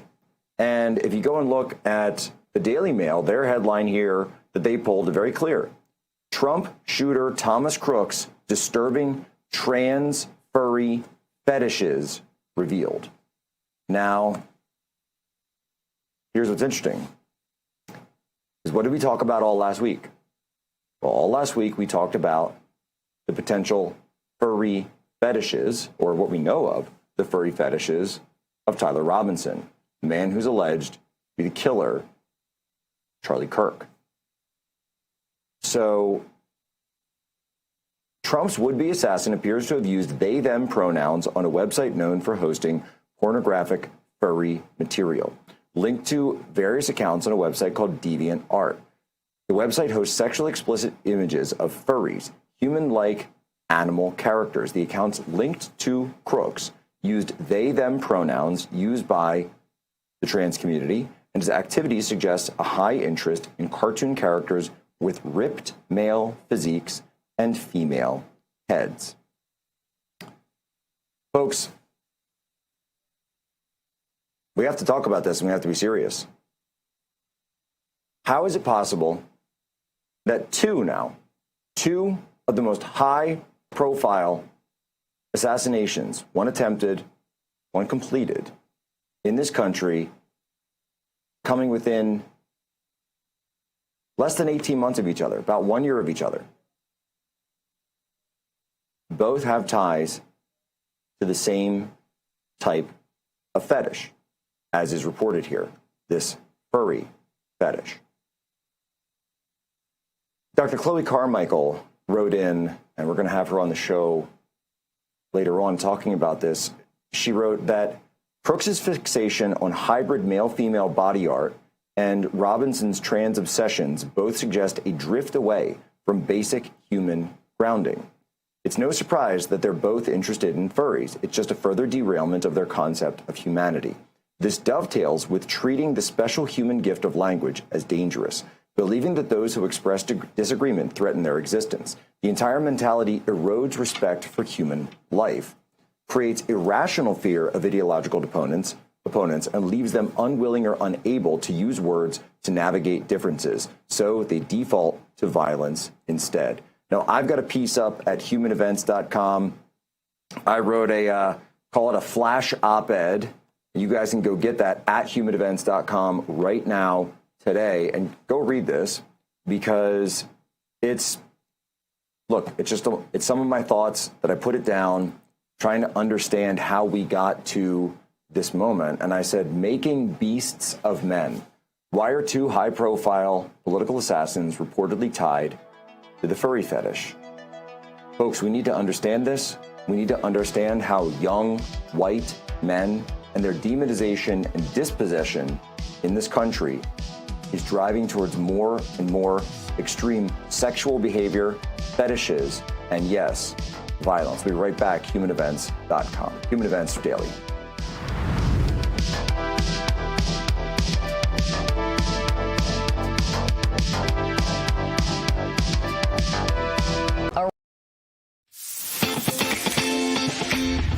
It's time to gear up. Real America's Voice has an entire lineup of merch made just for you. We got some Rav fans out here. We watch you every day. From mugs that start your morning strong to hoodies, hats, t-shirts, pants, vests, flags, and so much more. Yeah, I noticed it. I mean, that caught my eye big time. Every piece lets you wear your pride loud and clear. This isn't just merch, it's a movement. When you shop Rav, you're showing the world you're proud to be part of the Real America's Voice family. God bless Real America's Voice. So don't wait. Scan the QR code right now or visit realamericasvoice.launchcart.store to shop today. Thank you, Real America's Voice, for doing true journalism. Stand tall, be bold, be proud. Represent your voice with Real America's Voice. It's good to have a real news network out there, so I'm a big fan. Use code RAVSWAG10 for 10% off. Real America's Voice rocks.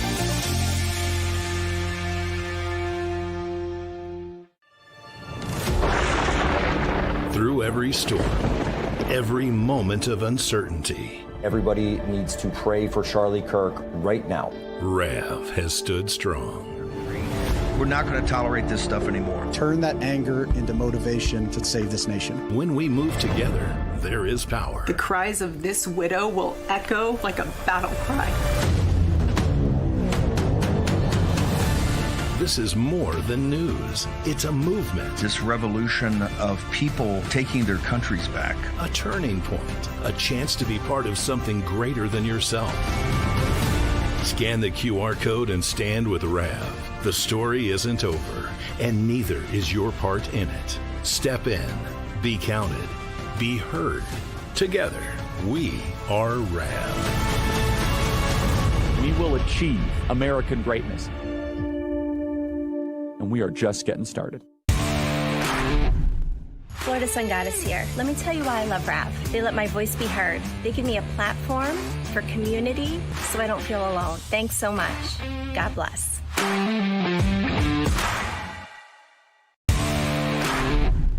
Hi, I'm Chris from Illinois, and we like to watch Real America's Voice in the War Room with Stephen K. Bannon for all the great guts. Everyone from Kerry Lake, the great Frank Gaffney, Trump 24, Retribution. And our golden age has just begun. This is Human Events with Jack Posobiec. Now it's time for everyone to understand what America First truly means. Welcome to the Second American Revolution. Jack Posobiec here, back live, Human Events Daily, Real America's Voice, Washington, D.C. Folks, did you know that in the last 6 weeks, 86 million AT&T users had their name, address, and social security numbers leaked? Or that the CCP is harvesting massive volumes of Americans' personal data to train DeepSeek and other AI systems? When you're online doing the work like I am, you need digital camouflage. And that's why I partnered with our newest show sponsor, Patriot Protect. Patriot Protect removes your personal data from the internet. Whether it's Google, Amazon, or Apple, your personal data will be wiped so that scammers and cyber criminals and swatters, like the ones who tried to come after the Poso family, will not and cannot find your data and can take you back your security and privacy. Once Patriot Protect scans and scrubs your personal information, they'll continuously monitor your info to make sure every new instance of a possible data breach is eliminated immediately. I'm talking 24/7 protection for the cost of keeping the porch lights on. The only thing worse than getting hacked is knowing you could have stopped it and didn't take action when you could have. So go to patriot-protect.com/POSO and use promo code POSO for 15% off a yearly subscription. That's patriot-protect.com/POSO and use promo code POSO for 15% off a yearly subscription. patriot-protect.com/POSO. Folks, I want to get in and read a little bit more of this op-ed that's up at humanevents.com. I wrote it this morning, kind of a flash piece. Jack Posobiec making beasts of men. Why are two high-profile political assassins reportedly tied to the furry fetish? Crooks and Robinson both fit the profile perfectly. Socially isolated, downwardly mobile, young white men from working-class or middle-class suburbs radicalized in the exact online spaces where economic resentment, racial grievance, and sexual deviancy all converge. And these are two names that should haunt every parent, policymaker, and patriot right now. Thomas Matthew, and guys, let's show the photos of them both. Thomas Matthew Crooks, the 20-year-old who climbed onto a rooftop in Butler, Pennsylvania on July 13th, 2024, and fired the shot that came within inches of killing President Donald Trump. Then Tyler Robinson, the 22-year-old who walked into an event at Utah Valley University and allegedly executed conservative activist Charlie Kirk in cold blood. When I went to the White House and talked about left-wing violence, I talked about the profile of these individuals. I told the President of the United States himself that there is a profile, there is a pattern. We need to understand it. And I want to throw some facts out here. The crisis is not just young men. It's specifically young white men who have experienced the sharpest, most psychologically disorienting fall from grace in modern American history. And that precipitous drop is the single biggest driver of the online perversion to political violence pipeline we're watching in real time. Go back to 1970. A white man with only a high school diploma had a 75 to 80% chance of earning more, inflation adjusted, than his father. By 2020, that number had collapsed to 50%. The worst intergenerational decline of any demographic group in the entire country. White men without college degrees saw their real wages fall 15% from 1979 to 2022, while every other major racial, gender group held either steady or gained. The labor force participation rate for prime-age white men, 25 to 54, has cratered from 97% in 1960 to 88% today, the lowest of any racial group. Suicide rates, opioid deaths, deaths of despair are overwhelmingly concentrated among white working-class males, and those are the same males that face, same white males who face alienation from every elite university, institution, corporate HR, university admissions, government contracting, policies that discriminate against them, affirmative action, DEI hires, quote unquote, diversity hires, and the endless media drumbeat that white men are the problem, and tell them in 1,000 ways that the system no longer has a place for them unless they apologize for existing. And you wonder why then they disassociate with reality, they disassociate from a system that hates them, and they find more and more association with radicalization, radical sexual behaviors online. We saw this before in a place 100 years ago called the Weimar Republic in Weimar, Germany. Wanted to bring on someone who understands this and so much more as my co-author from Unhumans, The Secret History of Communist Revolutions and How to Crush Them, Joshua Lisek. Joshua, how are you? Well enough. Thank you for having me on, Jack. Well, Joshua, we're working through some of these profiles. Obviously, you and I wrote the very first book on on Thomas Matthew Crooks, Bulletproof, the plot to kill President Trump, and the untold stories of this. We now have new information. I certainly expect we've got perhaps a second edition in store here. What do you make, before we get into my analysis, what do you make of the new information that links Thomas Matthew Crooks with gender ideology, with perhaps the furry fetish as well? Well, with this furry business, it's not surprising because making men of beasts, that's dehumanizing. That's, to use another verb, unhumaning of an individual, taking the soul of a human being and equating it to the sexual activity of literally animals, a sort of quasi-bestiality type of shenanigans over there.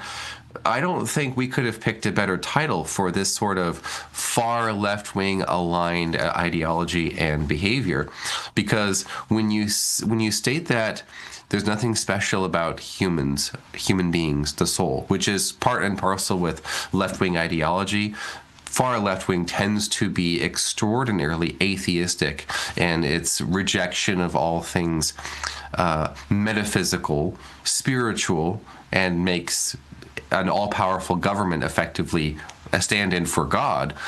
The philosophical downstream of that practically is we're not special, we're just animals, so we should just act like it. And this is a warped, bizarre, sort of turbo-maxed version of that far left-wing ideology that unhumans an individual with the furry and the gender sort of thing. Because if there's nothing, let's say, transcendent about the male and female, he created them.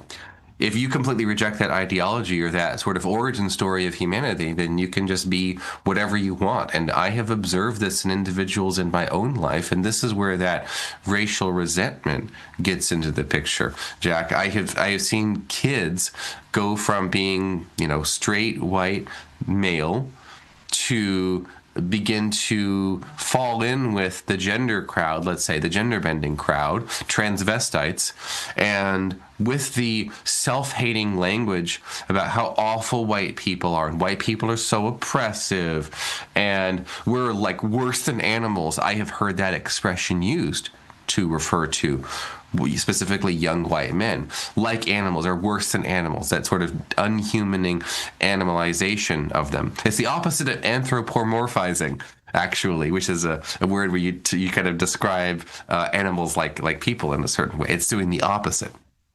Unhuman works as the verb here. And they go from being straight white males to being openly bisexual or to being homosexual, and then you start seeing makeup, and you start seeing nails, you start seeing other accessories.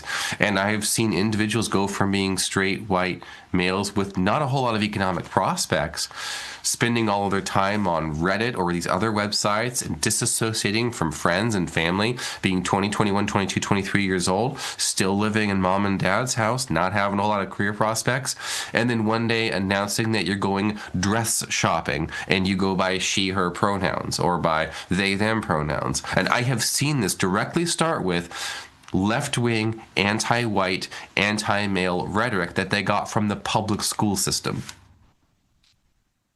And so when we look at all this together, right, and when you and I wrote the book Unhumans, we talked about it because we saw there was this disassociation with humanity. And in fact, what we urged was for people to try to rebuild as best they could that connection with humanity. But what I've said, what we said in the book, and I went on Fox and Friends this weekend and said it as well, that all of this is downstream of economic conditions. It is economic conditions that drive this. Now, whether that be inflation, whether it be mass immigration, it's all of it. It's all of it put together. So you create this cesspool, then you add in the transgenderism, then you add in the anti-white hatred, and it creates this toxic soup whereby in these young white men in these areas, particularly, and in these cases, both gifted young white men, then turn to extreme behaviors and then eventually extreme actions because they feel that there is no hope for them in the rest of society, in the rest of the system. Yes, and it's an explicitly anti-Christian religion when you describe it that way, where it's like wearing the Christian skin suit, let's say, or that shell or that template where you have original sin of being a straight white male. Each of those are 3 intersectional points against you. You're way on down the priority list at this point. You have grievous sins in your nature. And so the only way to redeem yourself is to undo each of those as much as you can. So you have to become not straight. You have to engage in other kinds of behaviors, and if it's not quite possible to not be a white male, or at least white, well, then what can you do? Okay, well, you can become a different whole species. Right, so not only becoming transing your gender, you're even going beyond transing your gender, you're transing your entire species. But deep down, yes, they know it's not true. Deep down, they know, as they all know, that a man cannot become a woman. And then the next piece of that is a man cannot become an animal, and vice versa. No matter how much you want it to be true, no matter how much your pathology, no matter how much your psychotic break with reality drives you to want it to be true, it cannot. And so your forcefulness of trying to make that false reality comport with actual reality drives the psychotic split. Right back, Jack Posobiec, Joshua Lysek. More Real America's Voice Human Events Daily.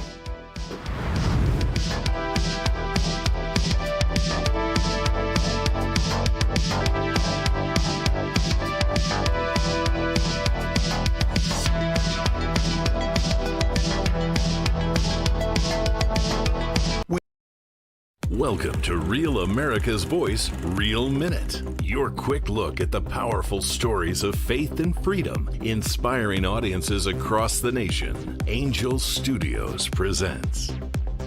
What if Pentecost happened in our city streets today? Did you steal his body from the tomb? They claim he is risen. Jesus is alive. He's dead. Angel Studios' newest series, Testament, is a modern reimagination of the book of Acts, in which early Christians put their faith to the test. Although a biblical story, it presents some universal themes and principles. All of the wonder of the book of Acts, from miracles to courage, are dropped right into today's world. It's something old, yet something very new as well. Stephen, you're too smart for this. I just know it's true. It's something old, and yet something new. Blasphemy, insurgency, inciting revolution. Blasphemy, insurgency, inciting revolution. These are not unfamiliar concepts in today's world. And Testament delivers an authentic account of the Bible if it happened today. From belief to baptism, Testament the series will have you asking what faith actually is. This has nothing to do with our faith. It has everything to do with it. It's the story of a small group of believers who turned the world upside down. Testament the series is streaming only on Angel Studios, and you can catch it by heading to angel.com/Rav to join the Angel Guild.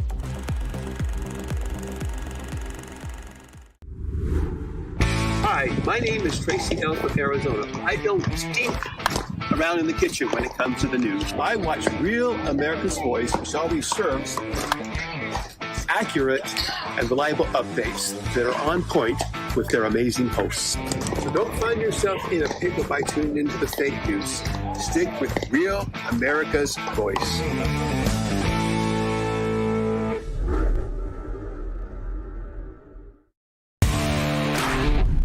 Hi, this is Becky from the Florida Panhandle, and I love watching Real America's Voice for the influencers. These are influencers, and they're friends of mine.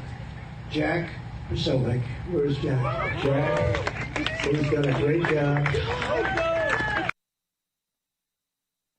All right, Jack Posobiec, we're back live. Human Events Daily, Real America's Voice. We're here talking with Joshua Lisek about these new revelations about Thomas Matthew Crooks, the young man who attempted to kill President Trump last year at a Butler rally, July 2024, and the eerie similarities, perhaps even connections, to the case of Tyler Robinson, the man who allegedly killed Charlie Kirk in September 2025 in Utah.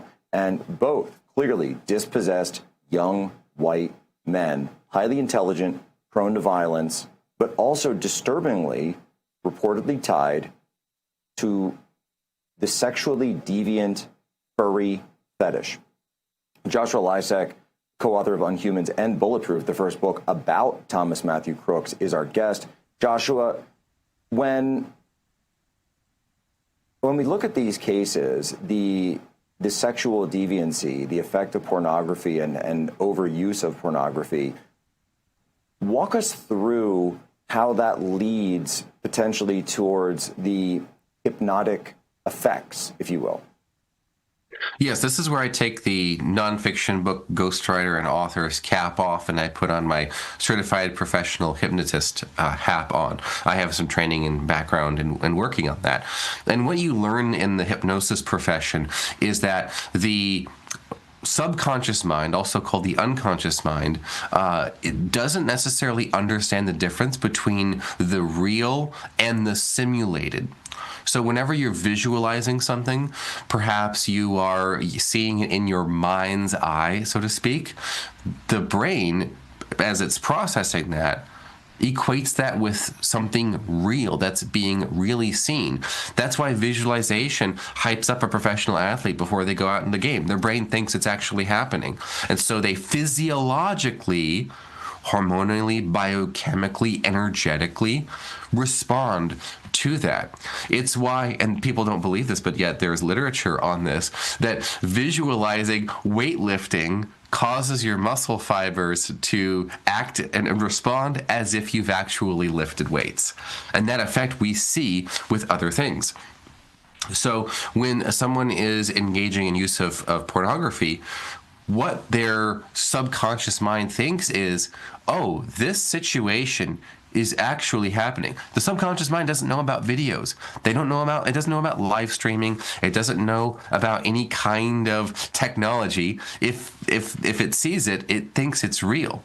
And so as one engages in, let's say, use of pornography of a particular genre, make, or kind, the brain and the body of the person thinks, oh, because I'm being forcibly aroused to this material, I must like it. I must respond to it. It must be really happening to me, and I must like it. So the brain thinks it's actually happening, the subconscious mind. And so then it adjusts to say, okay, well, give me more of that. Give me more of that. That's where pornography as an addiction is a little bit different from substance abuse, because it's not necessarily that you need more and more of the drug of choice in order to get the same dopamine or serotonin or oxytocin release that you'd experienced before. It more so is retraining your brain, your sexuality, let's say, to respond to that particular stimulus. So this particular habit, it is forcibly arousing oneself to this particular depiction, which the subconscious, unconscious brain thinks is really happening in real life. Oh, I'm being aroused by this, therefore I must have a taste for it. That's how pornography works, to create these sort of weird, we would call weird, or let's say deviant behaviors. Well, and it creates this need also, I suppose, the need for, like, when people are drug users, they're always searching for a bigger high or a recreation of their initial high. So this then, on the pornography side, they'd be looking for more and more extreme or more unique, different types of content. Now, I also wanted to throw on top of that, now let's say, for example, that the government tells you that you're not allowed to go outside, that your job is closing down, that you need to shut down, your school is closed down, and you are now going to spend your formative years stuck inside your house and you're not allowed to leave. And again, the government tells you that if you do, there is a virus outside that will kill you and your entire family. What do you suppose that does to certain people that are going through, we talked about the economic conditions, where you're going through some of these pornographic behaviors and the confluence with social media and the internet, now add the stress of lockdowns and taking away those formative years in high school, which both of these individuals would have gone through. Digital sexuality became mainstreamed during the COVID lockdown experience, where this sort of behavior, rather than being something that is, let's say, fringe or is uncool, let's say, it became normalized. So normalized to the point that, as we write in the Bulletproof book here, the last internet search of Thomas Matthew Crook's life was for pornography. Yes. In the minutes leading up to the assassination attempt and the murder of Corey Comparatori, of course. In the context so we had reported that. So we had reported on this link between the sexual nature of Crooks as well as his lethal and violent actions, Corey Comparatori, President Trump. And they always call him would-be assassin. We certainly the murder of Corey Comparatori as well. We had reported on that. We still to this day don't actually know the specific content that he was searching for, though, do we? Not yet. Not yet. We can put it at that. Yes. As hopefully, as more questions are being asked, we will be able to find more answers. And that was one of the difficulties of the book, and we were honest about that. Is it's less a book of answers and more so a book of the questions that need to be asked and the information we have on the context of each of them so far. And what readers have shared with us, of course, is it's more complete than anything any Senate or House committee or subcommittee has released. This book that we wrote in just a matter of weeks before the election. Thomas Matthew Crooks would have been 16 years old in 2024. Tyler Robinson would have been about 16 or 17. High schoolers. This is what happened. This is what happened in real life. The lockdowns, the psychological breaks, the downward mobility. It created a pressure cooker. And pressure cookers explode. Right back, Jack Posobiec, Joshua Lysak, Human Events Daily.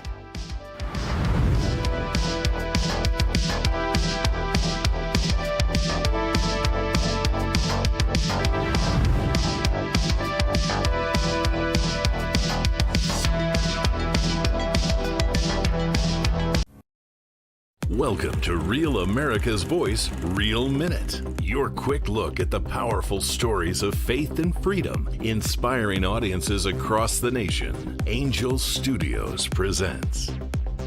What if Pentecost happened in our city streets today? Did you steal his body from the tomb? They claim he is risen. Jesus is alive. He's dead.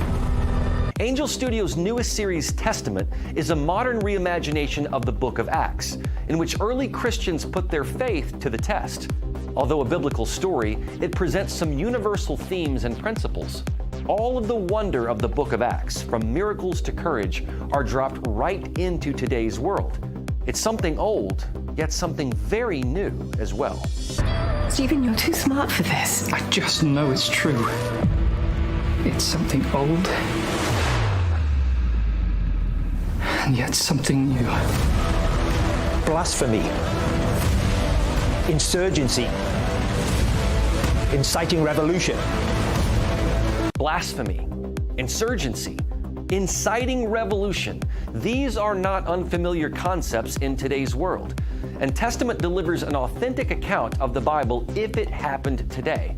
From belief to baptism, Testament the series will have you asking what faith actually is. This has nothing to do with our faith. It has everything to do with it! It's the story of a small group of believers who turned the world upside down. Testament the series is streaming only on Angel Studios, and you can catch it by heading to angel.com/Rav to join the Angel Guild.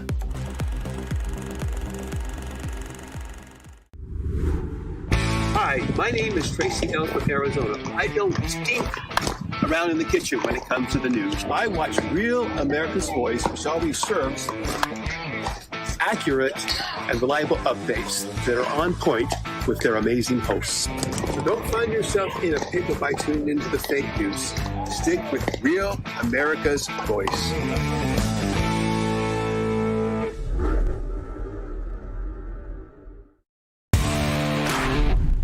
Hi, this is Becky from the Florida Panhandle, and I love watching Real America's Voice for the...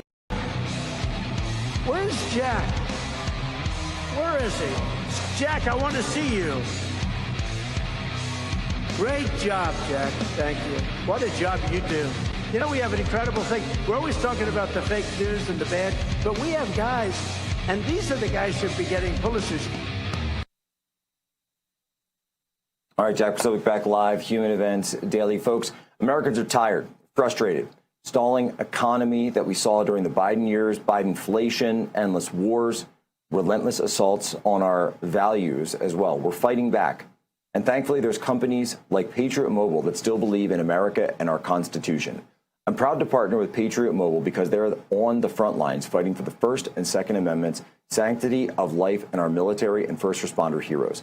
Take a stand for conservative causes and put America first by switching to Patriot Mobile today. You'll get the same nationwide coverage as the big providers because Patriot Mobile operates across all three major networks. Plus, they back their service with a coverage guarantee. Their 100% U.S.-based customer service team will find the best plan for your needs. Keep your number, keep your phone, or upgrade. Go to patriotmobile.com/POSO or call 972-PATRIOT. Right now, get a free month when you use promo code POSO. Don't get fooled by other providers pretending to share your values or have the same coverage. They don't and they can't. Join me, switch to America's only Christian conservative mobile provider, Patriot Mobile. Go to patriotmobile.com/POSO or call 972-PATRIOT for your free month of service today. So when we're looking at all of this, Joshua, I don't know if you've had time yet to dig through all of the leaks that came out from Turkey Tom, the furry fetish, the toxic relationship between Tyler Robinson and his trans boyfriend, Lance Twiggs. But what we do see here, again, that we already know, even beyond that relationship, we know that he had a furry fetish, that he was involved on a site called Fur Affinity, which kind of takes the DeviantArt side and goes a step further, where the content is far more pornographic and in some cases associated with video games that are involving. So simulations that he was playing where he could anthropomorphize himself and be involved in sexual acts with other anthropomorphized animals. So engaging in furry sex simulators online. And so, you know, I spent all last week talking about this, and people were saying, Posobiec, why are you so focused on this? I said, no. There's something going on here. There's something absolutely rotten. And when you look at the unhumaning that they put upon themselves, and it's so interesting you put it that way, Joshua, they've unhumaned themselves to a point where they're trying to transhuman themselves into animals, or in some cases into other genders. It's like they are. It's like they've completely broken with reality. So, Joshua, walk me through some of the similarities you see here between, and we're not alleging any direct connections, but some of the similarities you would see in the profile of Crooks and Robinson. Both of them seem to be of that same type where they otherwise in any era would have had fantastic economic opportunities. And this is the point of the populist right of MAGA. It all comes back to economics and economic opportunities for young people. Without viable economic opportunities for all, we're going to have a bad time. And so what we're discussing right now, as it is in most societies where far left-wing ideologies take over, it's typically downstream of a lack of economic opportunities for the masses to be upwardly mobile. And that lack of that for both of these individuals seems to be a real similarity and, of course, a concern. So we want to talk about the upstream and downstream consequences within this. But both of them, of course, being a certain age, both of them being right about the same time when social distancing resulted in what? Anti-social behaviors. And of course, with this furry porn simulator and creating video games out of it and having these, let's say, odd digital sexuality type of behaviors, being chronically online or terminally online, being, let's say, a person of Reddit, for example, which is a forum that's known for some of this, let's say, deviant kind of behavior and encouraging it and grooming it, let's say, is an accusation we hear quite often. The anti-socializing behaviors here became kind of normalized to these young minds where they live on the internet and thinking about fantasizing about, let's say, illegal activities like bestiality, obviously, assassinations. Both we're aware of, both Tyler and Thomas having searched and discussed and talked and shared their views on some of these matters. And of course, it's so bizarre to have a peep at the mainstream media. And we even to this day see headlines like motive unknown. We'll just never know the motive. And are you kidding? Are you not paying attention to what's going on here? Both of them were able and capable of shooting a firearm, which of course is part and parcel of being in middle America or lower middle class. Firearms, of course, are ubiquitous in the United States. And when we think about so many teenage school shooters over the years, we do see some similarities here with some obsession in otherwise deviant behavior or an antisocial behavior. They tend to be very, very smart. And this is where there's real concern that comes back to economic populism. You have these kids who are promising and bright, yet the opportunities aren't available to them. Josh, I wanted to throw out that Cambridge University did a study in 2005 highlighting a link between bestiality, zoophilia, and associations with violence and sex offending. And this is just from their abstract. Bestiality is a subject that it usually evokes strong emotional reactions, such as abhorrence, disgust, and ridicule.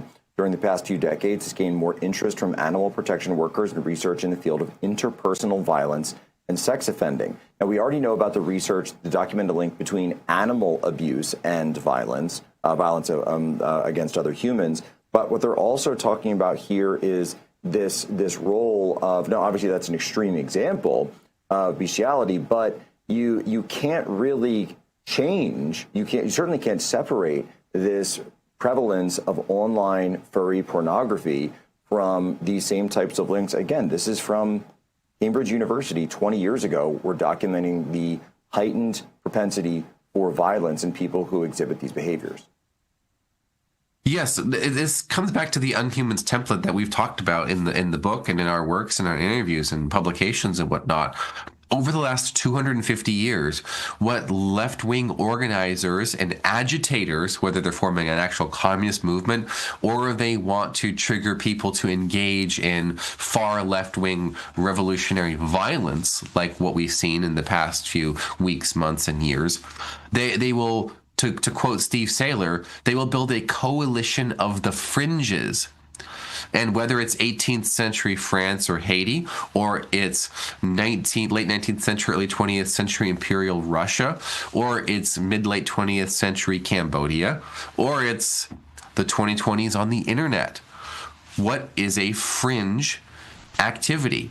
There you will find left-wing agitators, you'll find left-wing political viewpoints, you'll find left-wing rhetoric, you'll find left-wing suggestions, to use a word from hypnosis, suggesting the names of individuals that they hate oh so much, suggesting, wouldn't it be awful if something bad happened to them, wink wink, suggesting.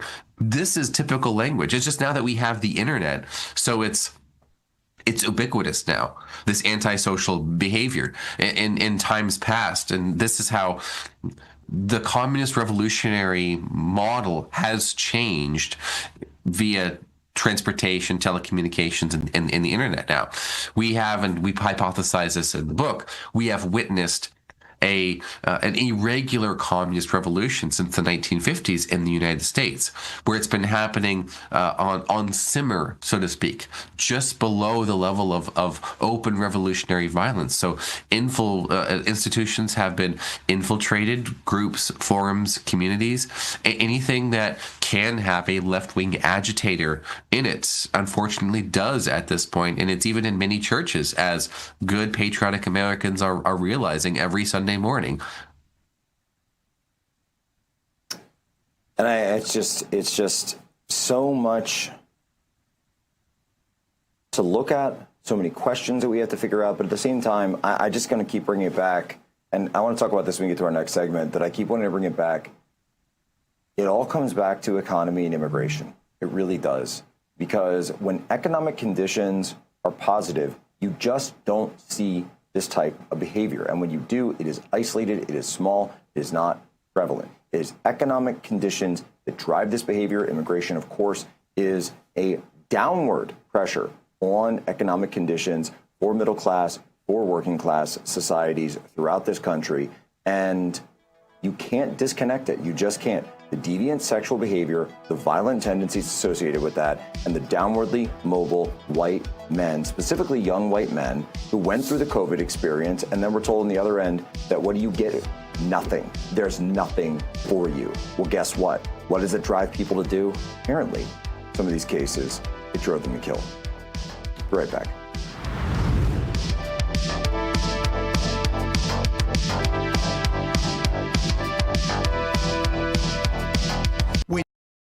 Welcome to Real America's Voice, Real Minute. Your quick look at the powerful stories of faith and freedom, inspiring audiences across the nation. Angel Studios presents. What if Pentecost happened in our city streets today? Did you steal his body from the tomb? They claim he is risen. Jesus is alive. He's dead. Angel Studios' newest series, Testament, is a modern reimagination of the book of Acts, in which early Christians put their faith to the test. Although a biblical story, it presents some universal themes and principles. All of the wonder of the book of Acts, from miracles to courage, are dropped right into today's world. It's something old, yet something very new as well. Stephen, you're too smart for this. I just know it's true. It's something old, and yet something new. Blasphemy, insurgency, inciting revolution. Blasphemy, insurgency, inciting revolution. These are not unfamiliar concepts in today's world. And Testament delivers an authentic account of the Bible if it happened today. From belief to baptism, Testament the series will have you asking what faith actually is. This has nothing to do with our faith. It has everything to do with it!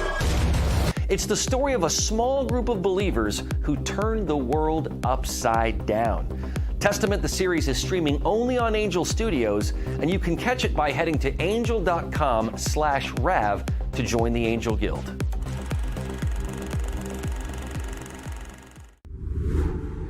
Hi, my name is Tracy L. from Arizona. I don't stink around in the kitchen when it comes to the news. I watch Real America's Voice, which always serves accurate and reliable updates that are on point with their amazing hosts.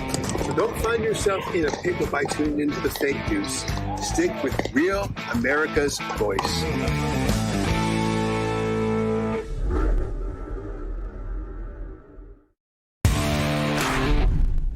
Hi, this is Becky from the Florida Panhandle, and I love watching Real America's Voice for the...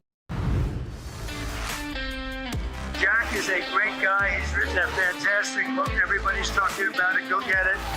And he's been my friend right from the beginning of this whole beautiful event. And we're going to turn it around and make our country great again. Amen. All right, Jack Posobiec, we're back live here, Human Events Daily, Real America's Voice. We are in Washington, D.C. We're going through these disturbing similarities, eerie similarities between Thomas Matthew Crooks' online social media footprint as well as Tyler Robinson's, from what we knew. The furry overlap, the furry behavior, the fact that each of these individuals seem to be involved in some way, in some strange way, with this behavior. Joshua Lysek is our guest. Joshua, you and I wrote and Joshua, I'm gonna have to say it, man. We wrote On Humans and Bulletproof last year. I think we need to start working on second editions. What do you think? We should at least get audiobooks and ebooks out as soon as we can. I think so. Yes. There's so much that has occurred. Some of the initial, let's say, critical review of Unhuman specifically was that it was extreme and hyperbolic, and now those same people are apologizing to us and saying this content, it turns out, it wasn't extreme and hyperbolic. It was just right and prophetic. I'm sorry. Yeah, well, you have Steve Bannon goes to jail the week the book came out. Then 10 days after the book came out, Donald Trump gets shot at a political rally. Corey Compatore gets murdered. And then about a year and change after, Charlie Kirk gets assassinated at a rally in Utah. And then they come back and they say, and we also had the Luigi Mangione experience, which happened in New York City, followed up by the election of Zohran Mamdani, who wins an election in New York City predicated on what? Oh, that's right, a coalition of the fringes and economic conditions. Joshua, it's almost like this is what they do every single time. And this is where, when we think about, okay, what can be done about this? What ought to be done short, medium, long term? This is where we will, at least I will part with our libertarian friends, and I will become a nationalist. And a nationalist is somebody who believes that we are a nation, populist, of people, that the two go together. I'm borrowing Steve Bannon's own language of nationalist populism. We are a nation of people, and in a paternal sense, we got to take care of these citizens. And letting everyone fend for themselves, so to speak, that's not going to cut it. Because when that happens, you get antisocial behaviors, you get digital sexuality, you get people taking pot shots from the roof at public figures, because in their personal lives, the outlook is not so great. How do you head that off from the start? You head that off with maximizing of economic opportunities for our own citizenry, our young people in Middle America, in B tier and C tier and below cities, having policies of hope, putting citizens first, a little bit of Teddy Roosevelt progressivism. We can go back and recall that. And that's why I appreciate that era's tariffs coming back under Donald J. Trump. And we do need more of that. What we don't need are more H-1Bs and immigrants first type of policy in this country. And the irony is left-wing and right-wing economic populism rhymes a little bit. From the perspective on race, and generally speaking, the left is all but officially anti-white. Well, we would say to them, okay, you say, those white people are so awful. Yeah, but white people are the vast majority of the country.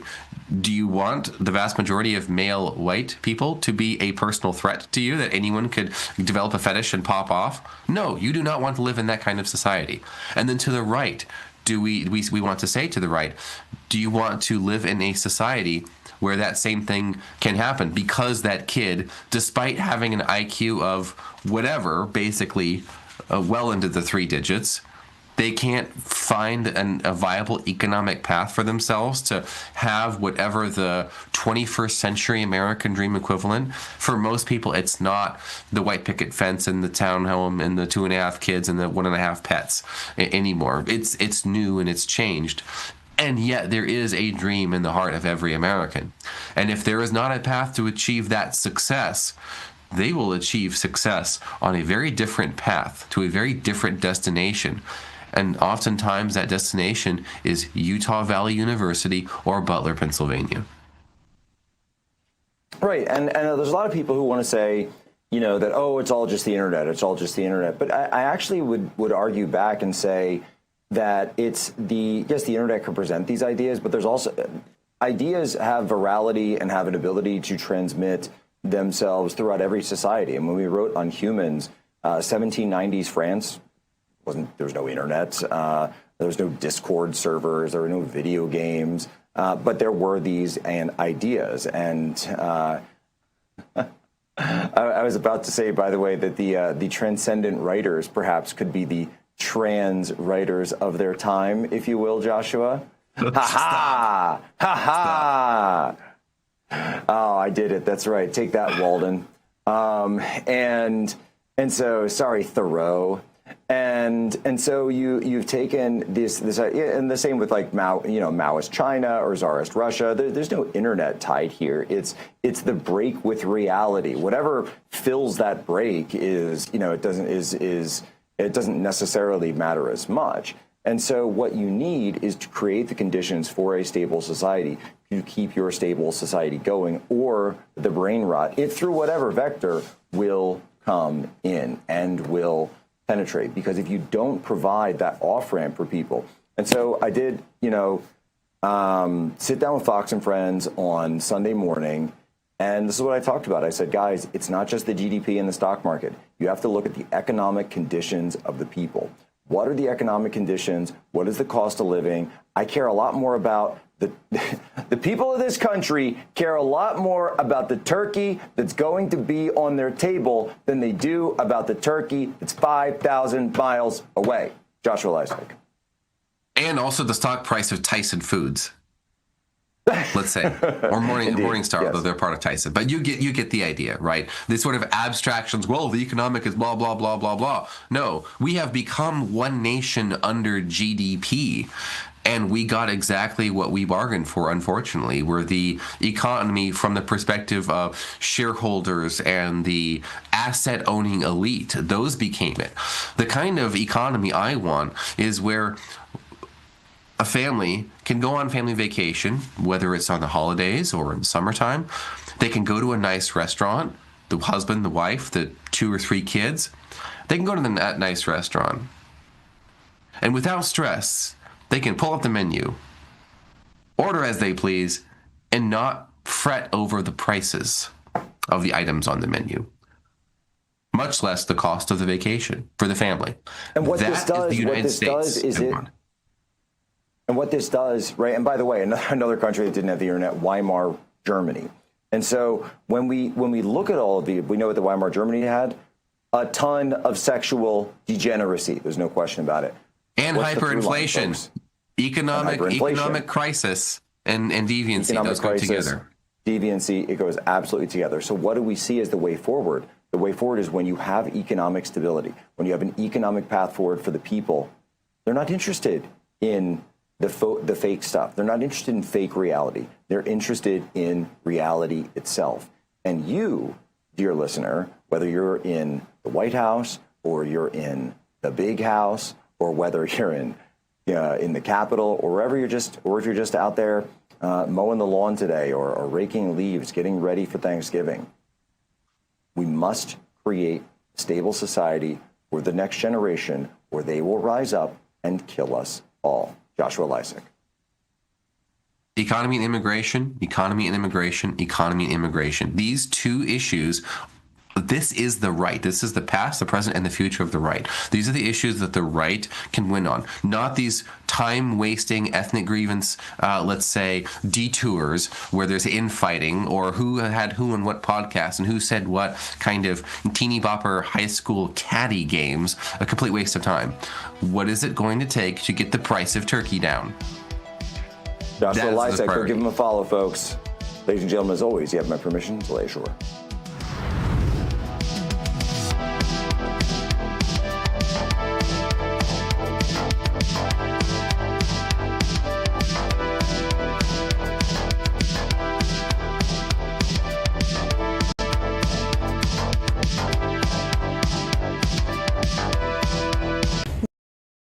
Welcome to Real America's Voice, Real Minute. Your quick look at the powerful stories of faith and freedom, inspiring audiences across the nation. Angel Studios presents. I'm Bo Davidson with your Real America's Voice, Real Minute. At Camp Owigaway, a Christian summer camp filled with adventure and camaraderie, kids come together for experiences that challenge and inspire them. Between canoe races, campfires, and heartfelt conversations, they form deep friendships and uncover new layers of their faith and identity. Each day at camp offers opportunities for personal growth, connection, and unforgettable memories. Come on, pick it up. Let's go. I can't be the only one pumped to go read a Bible in the middle of the woods for a week. If you need a hand with packing, we're here to help. Thank God. A troubled teenager takes a leap of faith to attend Camp Owigaway in this series directed by Alan Powell, and a cast that stars Antonio Cipriano, David Koechner, Lee Ellen Baker, and Carlos Penavega. It has music from the same producers who created High School Musical and Camp Rock.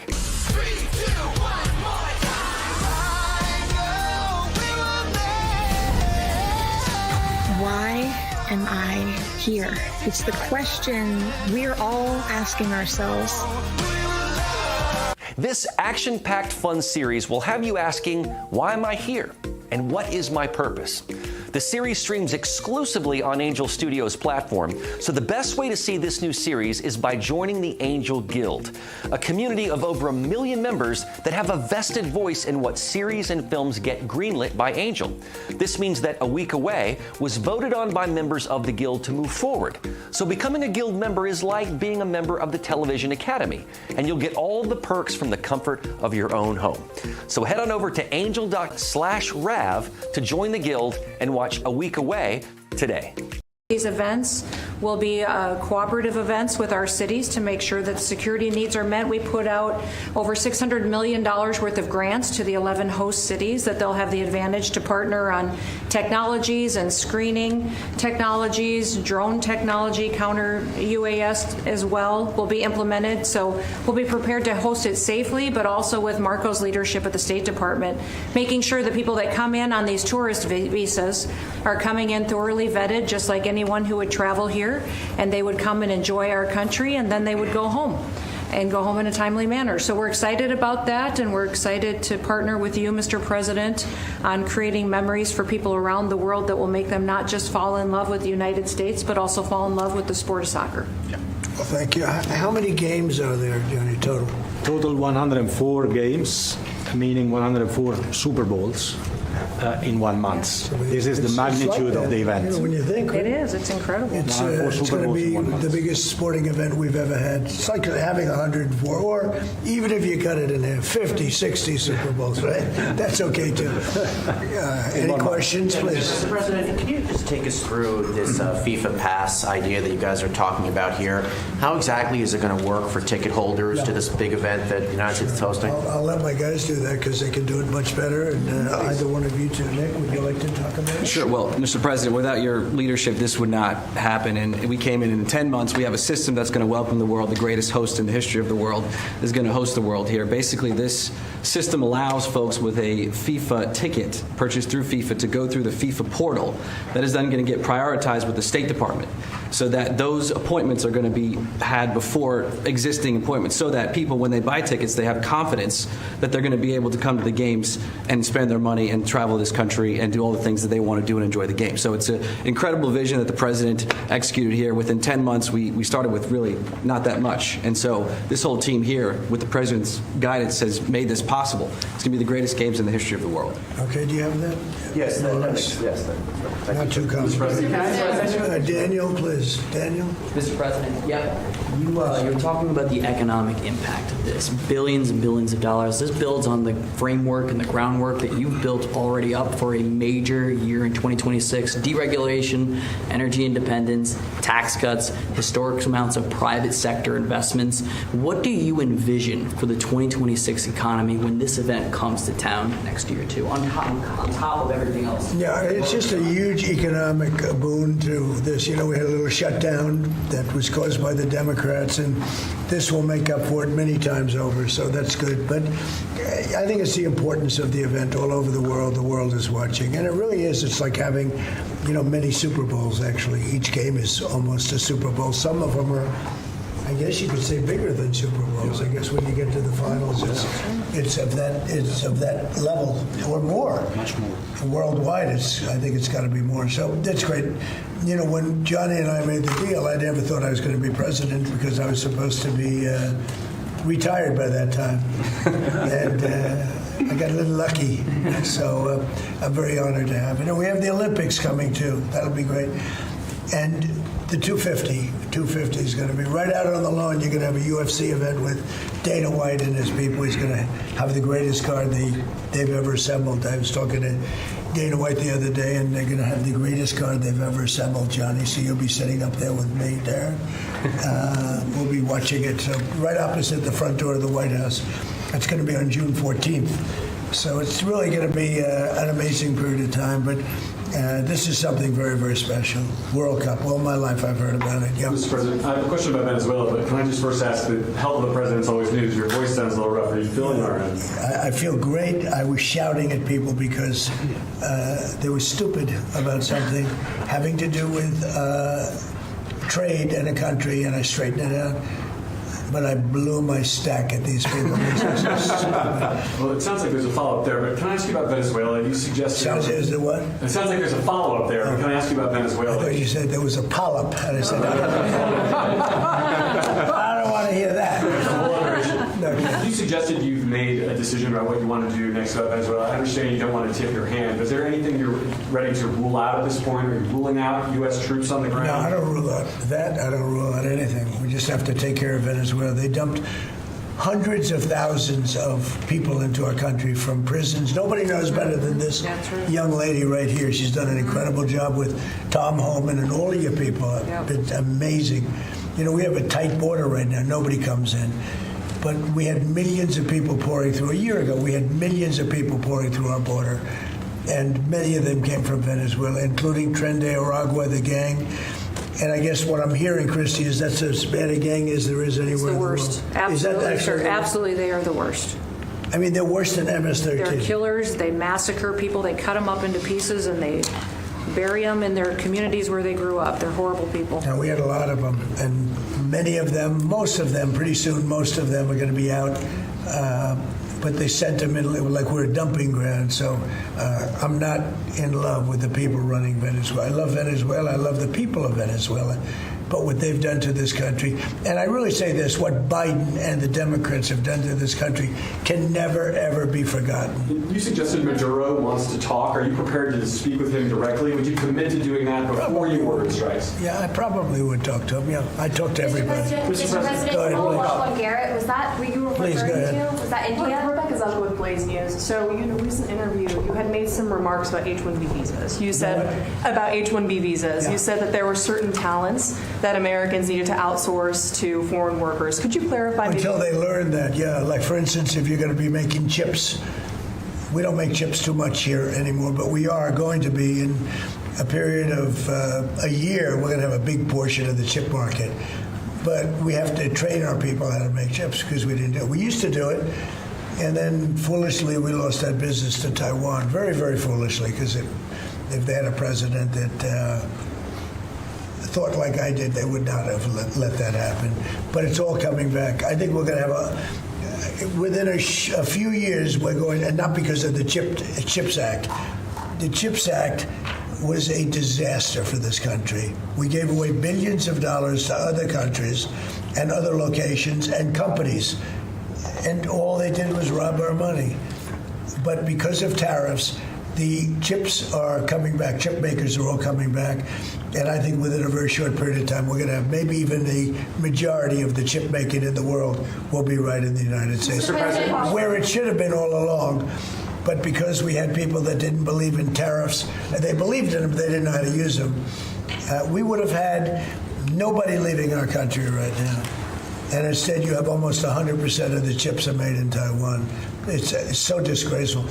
The good news is it's all coming back. Yeah, please. Mr. President, The gentleman in the back. Thank you, Mr. President. I wanted to just follow up on Venezuela. In these talks with Maduro, is there anything that he could say or do that would allow you to feel like he could stay with your support? Is there anything that he could say that you would be, okay, you can stay with me? It's hard to say that. The question's a little bit tricky. I don't think it was meant to be tricky. It's just that, look, he's done tremendous damage to our country, primarily because of drugs, but really because we have that problem with other countries too. But more than any other country, the release of prisoners into our country has been a disaster. He's emptied his jails. Others have done that also. He has not been good to the United States. So we'll see what happens. At a certain period of time, I'll be talking to him. Mr. President, can I follow up? You mentioned your voice and you were shouting about trade. Which country in particular upset you? Was it India? No. A country wanted to try and renegotiate the terms of their trade deal, and I wasn't happy about it. Well, which country was it? People want to know. Why would I say that to you? I can't believe it. Mr. President, on the World Cup, if you would, Seattle and the World Cup. The new mayor-elect of Seattle is a Democratic Socialist. Seattle has or beyond. I watched her. Right, Seattle has that's more than socialism. Right, Seattle has 6 World Cup games. How close are you going to be watching that city with the crime in that city? Well, if we think, and I'll have to speak to Johnny about this, but if we think that the mayor of L.A. is incompetent, everybody knows that. You know that I was there, I guess, 2 years ago, and we got all the federal permits taken care of, far more complex than the state permits and the city permits. And Lee Zeldin, who's a superstar, got everything taken care of. The toughest part, having to do with the fires, that should have never happened. If they let the water come in, it wouldn't have happened, right? Do you know that people aren't building their houses yet? I mean, can you imagine that? And if we didn't go in early on, Christy, I think we can say it. Well, the head of their police department said it. They were unable to handle. You would have had, not only did you have the fires, but you would have had total insurrection in Los Angeles. And if we didn't go in, and the head of, the gentleman, he said it, and he said it strongly. He said we could not have done it without the federal government. We did a great job. If we think there's going to be a sign of any trouble, I would ask Johnny to move that to a different city. We have a lot of cities that would love to have it, number one, and we'll do it very safely. So if we think there's a problem in Seattle where you have a very, very liberal/communist mayor, I would say, it's certainly beyond just liberal. I watched her over the weekend. Wow, that's another beauty we got there. But if we think there's going to be a problem, Johnny, can I say we will move? I don't think you're going to have this problem, but we're going to move the event to some place where it's going to be appreciated and safe. Yeah, well, I think safety and security is the number one priority for a successful World Cup.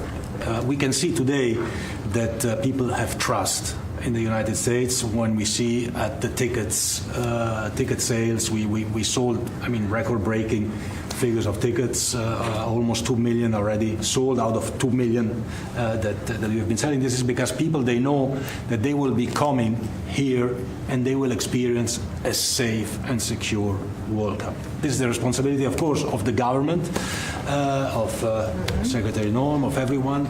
And obviously, we will. We will discuss. We are working together. We have a task force for this, and we must ensure that all fans coming from abroad or being here, they can experience a celebration of coming together of the sport, and this goes only with 100% safety. We are communicating with all these mayors about what their responsibilities are. They know the safety and security of these events is their number one responsibility, and we'll be there. The president's always there to keep Americans safe, but he also makes sure the people that know their responsibilities and that they're prepared to host these events and do so in a safe manner. Is there a timeline? Yeah, go ahead, please. There was some news this morning from an Axios report that Senator Ted Cruz was laying the groundwork for a potential 2028 presidential run. Could I get your reaction to? Could you see yourself supporting? No, he's a friend of mine. I haven't spoken to him about it. It's a little early. 3.25 years. That's a long time. But he's a very good guy. He's a very good friend of mine. You remember we had quite a campaign against Ted, and it worked out quite nicely. Let's see, where are we? Oh, we're in the old one. But I'm not that surprised to hear that. Mr.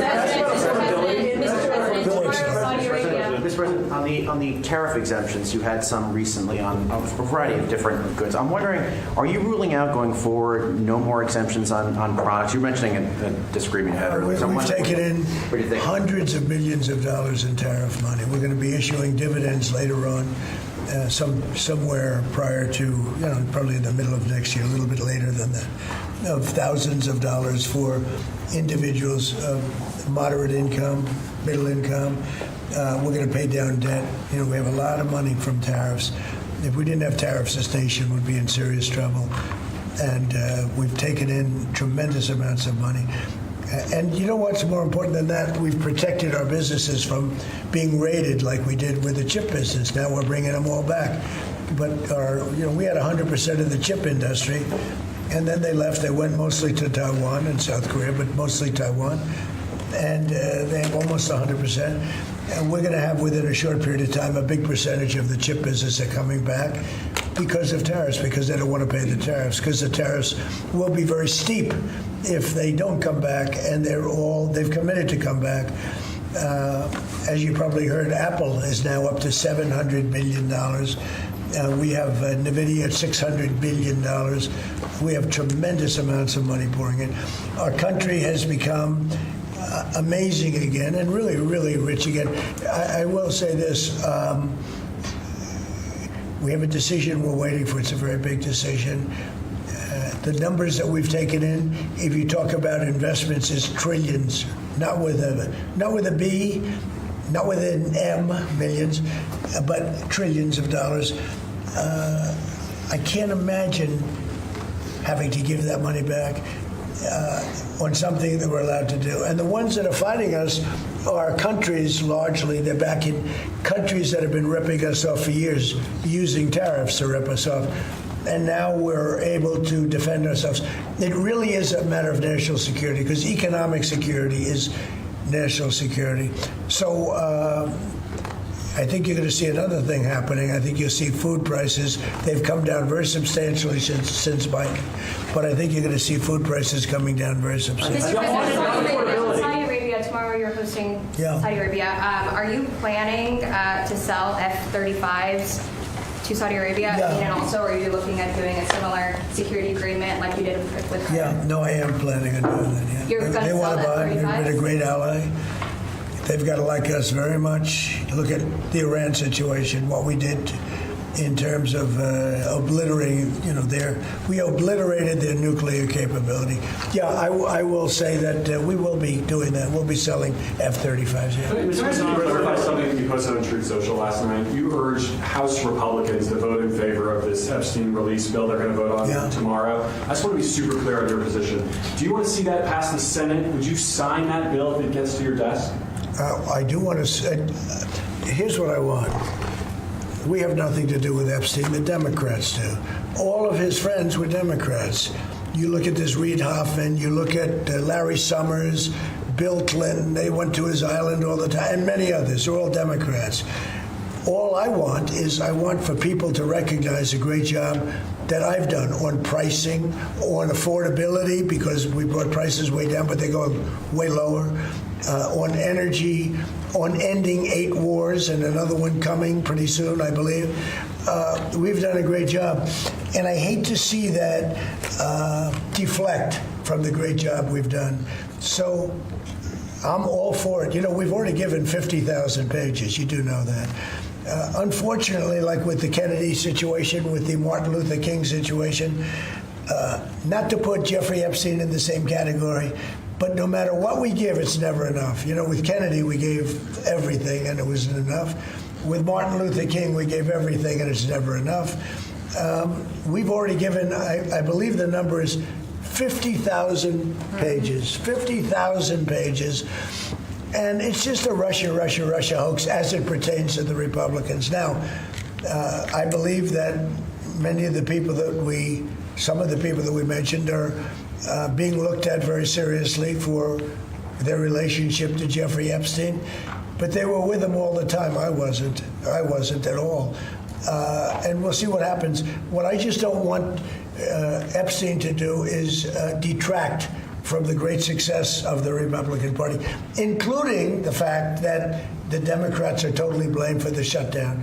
You know, they cost our country hundreds of billions of dollars with that, at a lot of inconvenience. So I'm for I don't. They can do whatever they want. We'll give them everything. Sure, I would. Let the Senate look at it. Let anybody look at it. But don't talk about it too much, because honestly, I don't want to take it away from us. It's really a Democrat problem. The Democrats were Epstein's friends, all of them.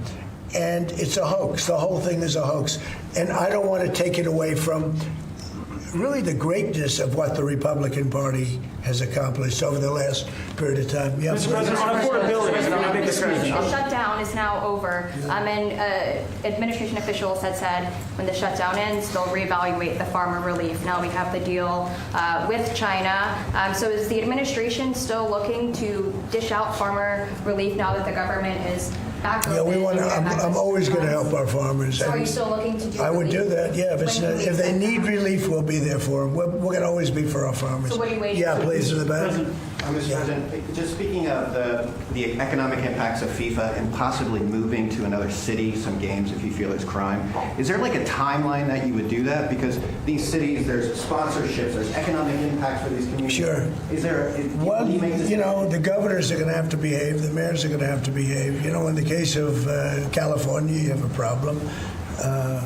You have high crime, and you have a place that just suffered great fires and everything else, and they didn't do a very good job. And if we didn't go in from the crime standpoint, you would have had a disaster. It was not going to be handled properly. It wasn't able to be. The head of the police said as I said, without the federal government, they could not have done it. So here's the story. I love Los Angeles. If they want help during this, I would love to send in National Guard or whoever's necessary to help them. I want it to be great. I'd love it to be in Los Angeles. I love the place. It's a natural for Los Angeles. If we think there's going to be crime, if we are obstructed by the governor, and maybe he won't obstruct, maybe it'll be great. But I'd love him for him to call and say, we'd like to have some extra help. Because if there's even a hint of a problem, we want to get in there before the problem occurs. We want to make it totally safe for Johnny and FIFA and all of the great people that are going to be there. And I think that's going to happen. I would be honored to help California if they're going to have a problem. And if they think they're going to have a problem, they should say so. We can be in there in 24 hours notice and do a great job. But does that mean by the end of the year, by the end of the first quarter? Well, I think this, if they would tell us now, they're not going to have a problem. Because if we go in, they don't have a problem. Look at D.C. There's no crime in D.C. anymore. And D.C. was a mess. If they want us to go in, I'd like them to tell us right now. But if we go in, there will be no problem. There will be no crime. What's the message then to local businesses who are considering sponsoring in this Tell your governor to ask for federal help. We'd love to help them. Mr. President, are you planning also potentially launching strikes in Mexico or putting American troops or American personnel into Mexico to deal with? Would I launch strikes in Mexico to stop drugs? It's okay with me. Whatever we have to do to stop drugs. Mexico is... Look, I looked at Mexico City over the weekend. There's some big problems over there. If we had to, would we do there what we've done to the waterways? There's almost no drugs coming in through our waterways anymore. Isn't it down like 85%? It is, sir. Absolutely. I don't know who the 15% would be. Yep. It wouldn't be you. No, that's for sure. No, I think it's been... tons and tons of You would say that's a big signal. Absolutely. We have almost no drugs coming into our country by the sea, by, the waterways. And you know why, okay? I mean, it's pretty obvious. Would I do that on the land cars? I would absolutely. Look, every boat we knock out, we save 25,000 American lives. Not to mention the destruction of families. These families are decimated forever. The mother, the father, the children. they never recover really from it. You know, when you lose somebody, like the way they live, if you lose them, but the way they die is horrible. Is it something? So when we knock out a boat and we save 25,000 lives, that's great. Now, do I feel the same way about the corridors that they use? We know every one of them. We have every one of those corridors under major surveillance. We have nobody coming in through our southern border. But we know exactly how they get their things here, how they get the drugs here, fentanyl, cocaine. Colombia has cocaine factories where they make cocaine. Would I knock out those factories? I would be proud to do it personally. I didn't say I'm doing it, but I would be proud to do it because we're going to save millions of lives by doing it. Would you only do it with Mexico's permission, though? I wouldn't answer that question. I've been speaking to Mexico. They know how I stand. We're losing hundreds of thousands of people to drugs. So now we've stopped the waterways, but we know every route. We know every route. We know the addresses of every drug lord. We know their address. We know their front door. We know everything about every one of them. They're killing our people. That's like a war. Would I do it? I'd be proud to. I'd probably go into Congress and say, hey, and you know what? The Democrats and the Republicans would both agree, unless they're crazy. And they are a little crazy on the Democrat side. But we have lost hundreds of thousands of people a year, death. And that's not talking about family destruction, that's talking about death. And much of it comes through Mexico. So let me just put it this way. I am not happy with Mexico, okay?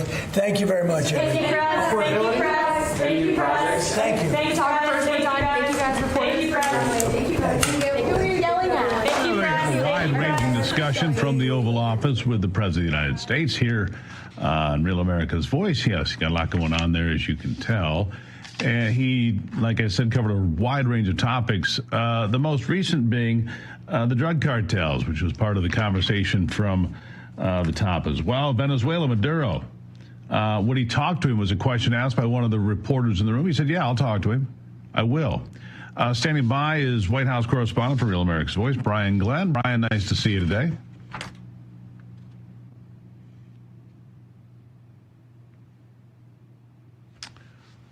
We don't seem to have Brian hearing me. Brian Glenn, are you there, my friend? All right, we're going to get Brian dialed in here.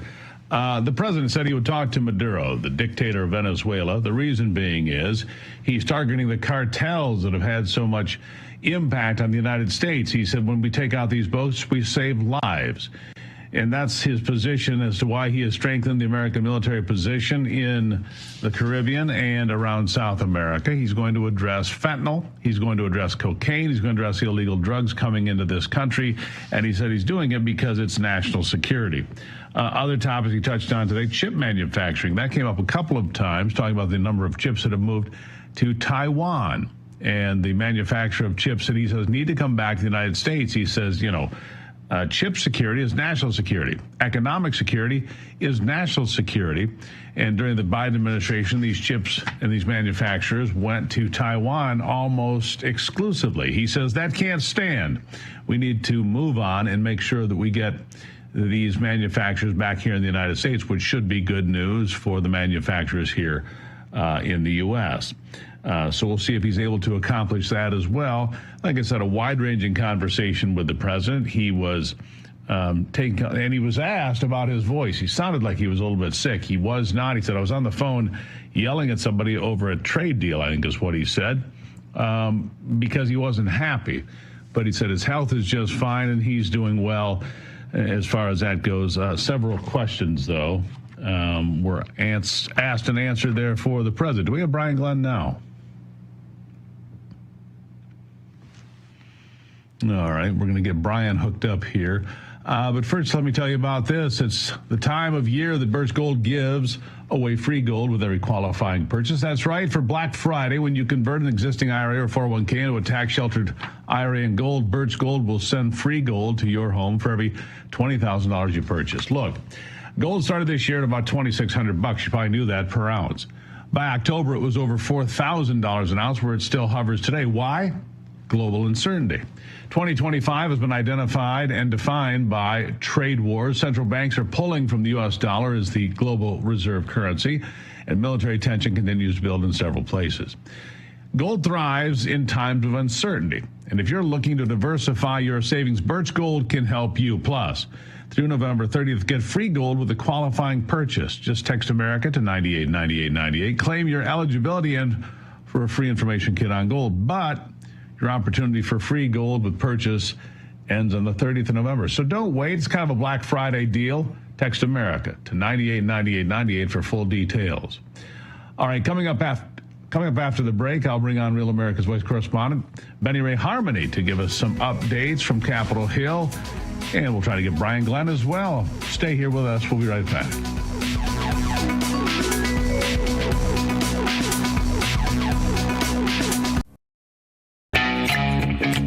Great news, America. Real America's Voice is now on YouTube. We are the media now. That means you can watch live, join the chat, and connect with fellow patriots in real time. Share.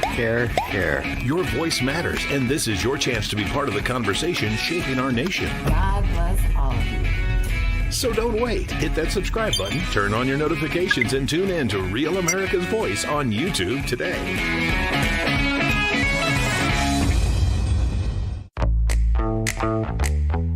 Now is the moment to put your brand in front of an engaged, loyal audience through Real America's Voice. When you advertise on Real America's Voice, you're not just running an ad, you're partnering with trusted voices like Steve Bannon, Charlie Kirk, and other influential hosts. Backed by millions of monthly listeners. What's happening? Because of a Real Voice, man. I watch it all the time. Real America's Voice rocks. Real America's Voice gives sponsors the chance to put their product front and center, displayed on screen and highlighted by our anchors during exclusive segments and live events. Head to freetrumpknife.com. This means your brand becomes part of the conversation as it happens. Secure your spot before it's too late. Join us today and make your brand part of the news conversation that America's viewers trust. Real America's Voice, where your message is seen, heard, and remembered.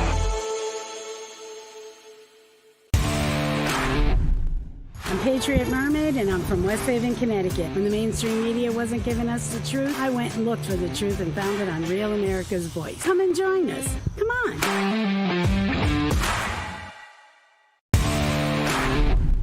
My name is Tina, and I'm in Dallas, Texas. I'm so grateful to be able to get my news from an organization like Real America's Voice, whose conservative values align with my own.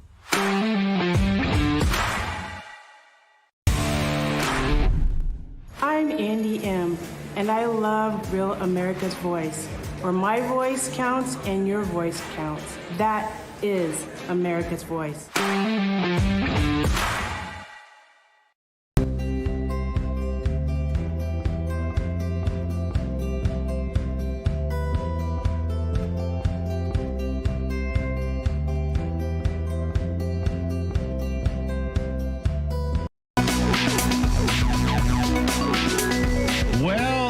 The band is back together on Capitol Hill after the government shut down of 43 days. They've all descended back into Washington. It's going to be a busy week there, from votes on SNAP benefits and other bills to revisions within the previous CR regarding the Arctic frost scandal. Plus, tomorrow we're told they're going to vote to release those Epstein files that the president now says release them all. The DOJ is going to investigate as well. Join me now to break it all down. Real America's Voice congressional correspondent and the host of Benny on the Block, Benny Ray Harmony. Benny, nice to see you today. It's going to be a busy week, isn't it? A lot to cover. No, yes, Steve, you are correct. This is the first week back in session, and it is a jam-packed week. Now, I want to touch on the SNAP benefits that you mentioned. Secretary Rollins on Friday, she came out with a pretty big announcement. She said that she gave some of these statistics to us as to how corrupt and dysfunctional the SNAP program is. And she actually said in all of American history, it's one of the worst programs that she's seen. She said, I believe it was about 186,000 people that were dead are still receiving SNAP benefits, as well as 500,000 people are also double dipping into these SNAP benefits. And so the corruption and the wasteful government spending has been something the Trump administration has really hounded on since day one. And so we should expect here pretty soon from the president and Secretary Rollins a big announcement, as she said that people will have to start reapplying to ensure that the money is going to the correct people. And also 80% of people on SNAP benefits, I don't know that many people know this, are able working Americans. These are people that can go to work but are choosing not to, Steve. Yeah, that's remarkable to people that work every day like you and I and people watching here today. Hundreds of billions of dollars is what they say with that, nearly 200,000. And that's just the dead people that are collecting benefits. That's not the people that are doing it illegally, the other fraud, the other abuse. I mean, the amount of money here, according to Secretary Rollins, it's jaw-dropping, isn't it? Yeah, it is. And to know that this is taxpayer dollars, the hard-working Americans who work from sun up to sundown are getting their money taken. I also just saw on X a few minutes ago that, what was it? There was one individual who cashed in $50,000 of EBT across 6 different states. And so it's very clear that these systems need to have better checks and balances into place to ensure that this corruption doesn't keep happening. Absolutely true. All right, I'd like to shift now to the provision within the previous continuing resolution that allowed senators to sue over being spied on during the Arctic frost scandal. I understand Mike Johnson, the Speaker of the House, preparing to make revisions to reverse that provision. Apparently he didn't like it. What can you tell us? Yeah, so this was something that none of us really expected to come about. The GOP senators, a few of them, they snuck in this provision into the Clean CR spending bill that says that it allows senators to sue with taxpayer money up to $500,000, Steve. And Speaker Johnson, many people may be asking, well, you know, he's GOP too. Why isn't he supporting this? Well, the issue really comes back to this makes it look like people in positions of power have privileges that other Americans don't have. And Speaker Johnson just said this is unacceptable. We even have Leader Jeffries coming out and saying, you know, he hopes that Republicans will come across the aisle and vote with Speaker Johnson's bill, which is going to be coming to the floor. We expect it tomorrow. And this is a standalone bill that is fast-tracked. Speaker Johnson is not okay with this, and he really thinks it looks very, very bad to the American people. And we know how well Thune and Speaker Johnson work together. So I'm really hoping, and I think a lot of people here on the Hill are hoping that something can happen with this. But it's a very odd thing to happen. We definitely didn't see this one coming about. All right. And of course, what Democrats have been pushing for, we expect to vote tomorrow on the release of the Epstein files, whatever those are at this point, Benny.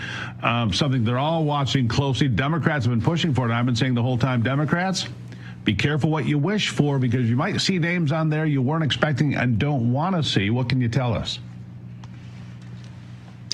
Exactly. And Steve, I actually, this is the first time I'm speaking about this. I just spoke to a few sources inside of congressional offices here on the Hill, and they are telling us that it could go a lot different than we think it's going to go, and that we should expect some Republicans to actually still, even after President Trump told them to vote to release these files, we are still going to see some Republicans not vote for it.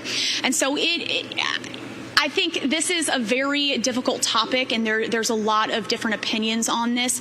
But being inside of some of these rooms, it's up in the air. But I hope that for the victims' sake, you know, we get answers to this. And like Trump said, release the files, show them. He's not hiding anything. There's nothing to hide.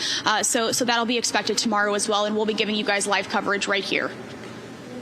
All right, Benny, thank you for that. Thank you for the update on Capitol Hill. It's going to be a busy week as they get back to work there after 43 days of shutdown, of course. We're going to take a break. When we come back, Brian Glenn will join us to discuss Venezuela, chip manufacturing, of course, the World Cup and all the festivities that go with that coming to America next year. We'll be right back on Real America's Voice and America's Voice Live.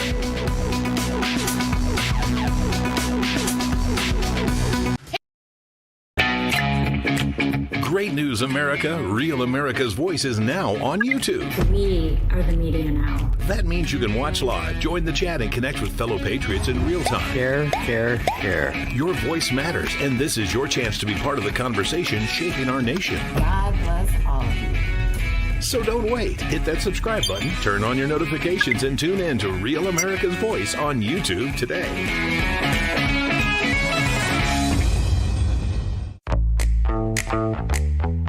Now is the moment to put your brand in front of an engaged, loyal audience through Real America's Voice.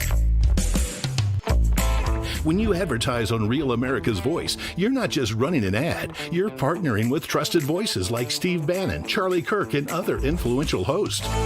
Backed by millions of monthly listeners. What's happening? Because of a real voice, man. I watch it all the time.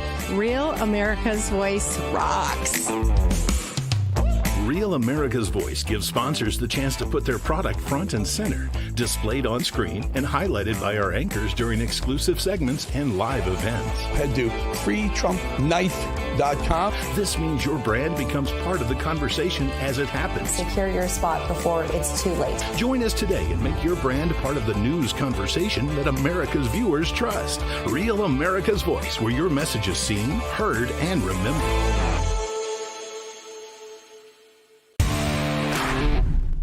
I'm Patriot Mermaid, and I'm from West Haven, Connecticut. When the mainstream media wasn't giving us the truth, I went and looked for the truth and found it on Real America's Voice. Come and join us. Come on.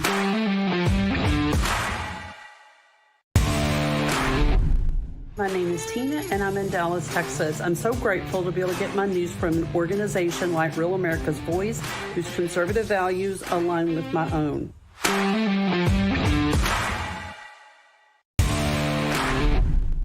I'm Andy M., and I love Real America's Voice, where my voice counts and your voice counts. That is America's Voice.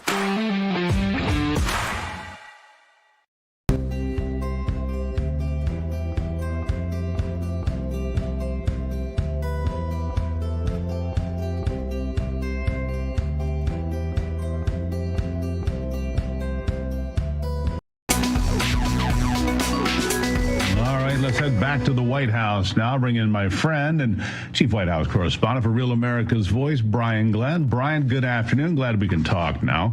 A lot covered there in the Oval Office here in the last little while. Of course, they started talking about the FIFA and the World Cup and so forth, but I really want to focus on this whole Venezuela deal. The president says he will talk to Maduro, and people give him a hard time for this. But look, he says he'll talk to anyone to try to make the world a better place. What are your thoughts when you heard him say that? You know, I wasn't surprised when President Trump said that, because we know historically he will talk to anyone to resolve any type of grievances, especially with some of these foreign countries. So it doesn't surprise me at all. And, of course, you heard him talk about stopping these boats, these drug trafficking boats from going to the U.S. Each boat that they destroy represents saving about 25,000 lives. So he's very committed to that. And Steve, if you notice, towards a little bit later in the press conference, a reporter asked about making even strikes in Mexico on their soil, and he thought for a second and said, well, that might not be a bad idea. But I think negotiating, really sitting down and having a substantive conversation with Maduro is the right thing to do for both countries. I would agree with that. Look, we've seen, 14, 15, 16 attacks on these drug-running boats, whatever it is. And for those that say these are fishing boats, you know me, Brian, I've been on a lot of fishing charters in my life. I've never seen 55-gallon barrels of chemicals in a fishing boat I've ever been on. I've never seen a charter boat look quite like that, or with, 400-horse motors strapped across the back. And these are not fishing boats. These are people running drugs. Now, we can debate whether or not that's the appropriate drug boat to be hitting, whether it's fentanyl or cocaine. But I think most people are like, if you're running drugs and this happens, that's on you. I think a lot of people are okay with the fact that the United States military is saying, look, the culture of importing drugs freely into America is coming to an end. I think most people are okay with that. What are your thoughts? I think they are. And I know a couple of weeks ago, they were even questioning some of the intelligence that they had on these boats, if they can confirm that they were indeed drug trafficking boats. And look, I want to pass all judgment off to the people that are in charge. They have the intelligence that they can confirm that what they're doing, they're striking the correct boats. They're not taking out a fishing boat. In the public court of opinion, as far as people are concerned, they want to see these drugs stop coming into this country. If it means blowing up drug smugglers' boats in the middle of the ocean, I think they're okay with that, Steve. Yeah, I think they are. All right, so let's talk about chip manufacturing. That came up a couple of times. Look, this has been a big part of his conversation as well. Getting chip manufacturing and manufacturing in general back to the United States. He mentioned Taiwan by name a couple of times. Good ally of the United States, and yet he says, look, we've got to bring that manufacturing here. We do. And you know what? That is a part of national security as well, as making sure that we have those manufacturing plants here in this country. If you look at what they get involved in, everything from, your dryer at home to the car that you drive, the phone you use, we need those chips made here. Now, when it comes to training people to manufacture these chips, that's kind of where the next debate comes in. We need to make sure that we have some type of conveyor belt of education to get these people trained to make these chips that we can open up these jobs to Americans to do in the future. So I know that's a highly debated topic as far as foreign workers coming in, but there is something to what President Trump is saying. If they're the best at what they do, why not have the people that are the best at what they do train Americans to do it, and then maybe slowly phase out that visa program and make it where you're 100% employing U.S. citizens. I think that's something that we could all agree with, but we definitely need to bring manufacturing of chips back to this country. Also, if you look at the pharmaceutical industry as well, Steve, that needs to be also back here in the U.S., and that is a part of national security as well. Now, it was not discussed here in the Oval, but there is a lot of discussion about these health savings accounts that the president floated out here a few days ago about giving the American people their money, and so they can pick their own insurance, pay for their own doctor, and so forth. And young people I would think, would embrace this, because if you're young and healthy, you don't need to spend the money, and it would roll over, of course. Instead of enriching the insurance companies, he's saying, send the money to the American people. I think that's been pretty well received, of course, overshadowed by all the noise and nonsense elsewhere. Weigh in on that for us. I will be the first one to tell you, I'm in all support of this. I have an HSA account. I absolutely love it. I feel like I'm 56 years old. I'm in great shape. I don't rarely go to the doctor other than a checkup. So this particular plan works for me. Now, you can also piggyback another insurance plan that if you get hit by a beer truck and you need to go into the emergency room and do a little bit more extensive coverage, there's something for that as well. But I think a lot of these young people are gravitating toward these HSAs. They make sense. They're affordable. And I think you kind of get a menu. You pay for what you want and what you need rather than some of these blanket policies. So I think President Trump is spot on with that. And the last thing that they're pretty proud of here at this administration is securing the World Cup. It's going to be a big deal. It's going to be primarily in the United States. I mean, it's a big win. I don't know if the American soccer team is up to the challenge here at home, but they said it's basically like having 4 Super Bowls in a month. I mean, that's pretty remarkable, isn't it? It is. And one of the top conversations on this was security, and they really talked about Seattle in particular, that if some of these cities like Seattle could not clean up the crime and some of this chaos that's going on in these cities, that President Trump is willing to relocate these FIFA World Cup matches to another city that in fact will guarantee a safe sporting event for fans. But FIFA's a big deal. It's a big revenue maker. Each one of these cities is going to experience a huge economic impact that will drive the local economy there. In terms of how good the U.S. FIFA team is, well, I asked President Trump that a couple months ago, and he kind of turned to the FIFA president. He kind of said they're not bad, but I don't look for the U.S. team to do that much, go that far in the FIFA tournament. But we're certainly proud as a country to have FIFA right here in our home states.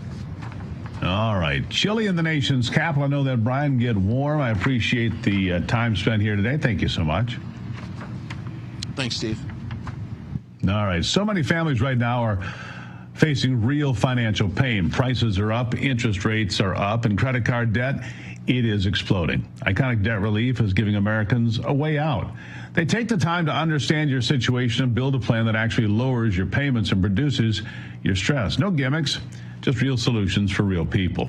If you're carrying over $10,000 in credit card debt, call Iconic Debt Relief today and take back control of your finances. Call Iconic Debt Relief Now, take the first step toward getting your life back. Call 833-408-3828 or go to iconicdebtrelief.com/RAV-TV today. That's iconicdebtrelief.com/RAV-TV, or you can get on the phone and call 833-408-3828. Listen, get your life back. Do that. Don't let the debt bury you and keep you awake at night. I'll take a break and be right back.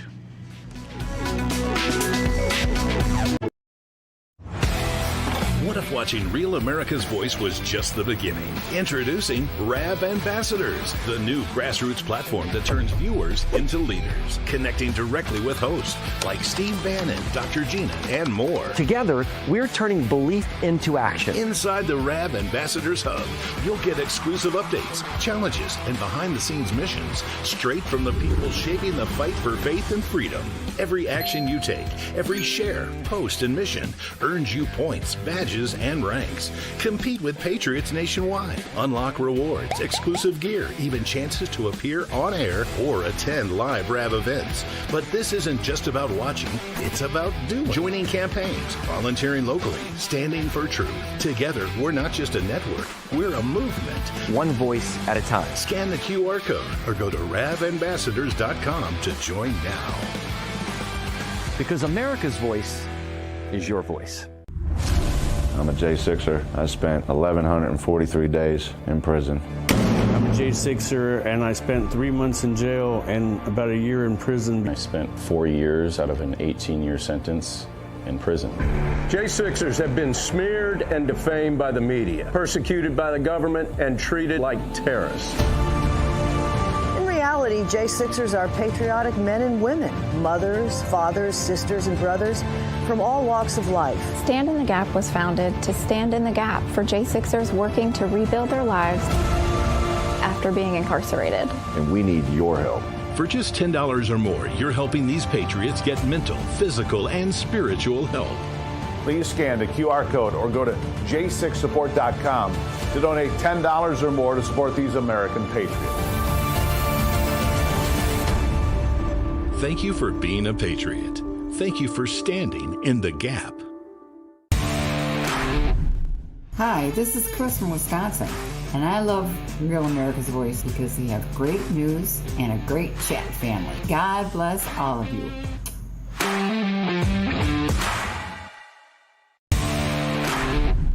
It's Mama Love in northern Minnesota. You know, a collective voice is much louder than a single voice. Thanks, Rav, for giving us a place to chat and connect. See y'all in chat. What if watching Real America's Voice was just the beginning? Introducing RAV Ambassadors, the new grassroots platform that turns viewers into leaders, connecting directly with hosts like Steve Bannon, Dr. Gina, and more. Inside the RAV Ambassadors Hub, you'll get exclusive updates, challenges, and behind-the-scenes missions straight from the people shaping the fight for faith and freedom. Every action you take, every share, post, and mission earns you points, badges, and ranks. Compete with Patriots nationwide. Unlock rewards, exclusive gear, even chances to appear on air.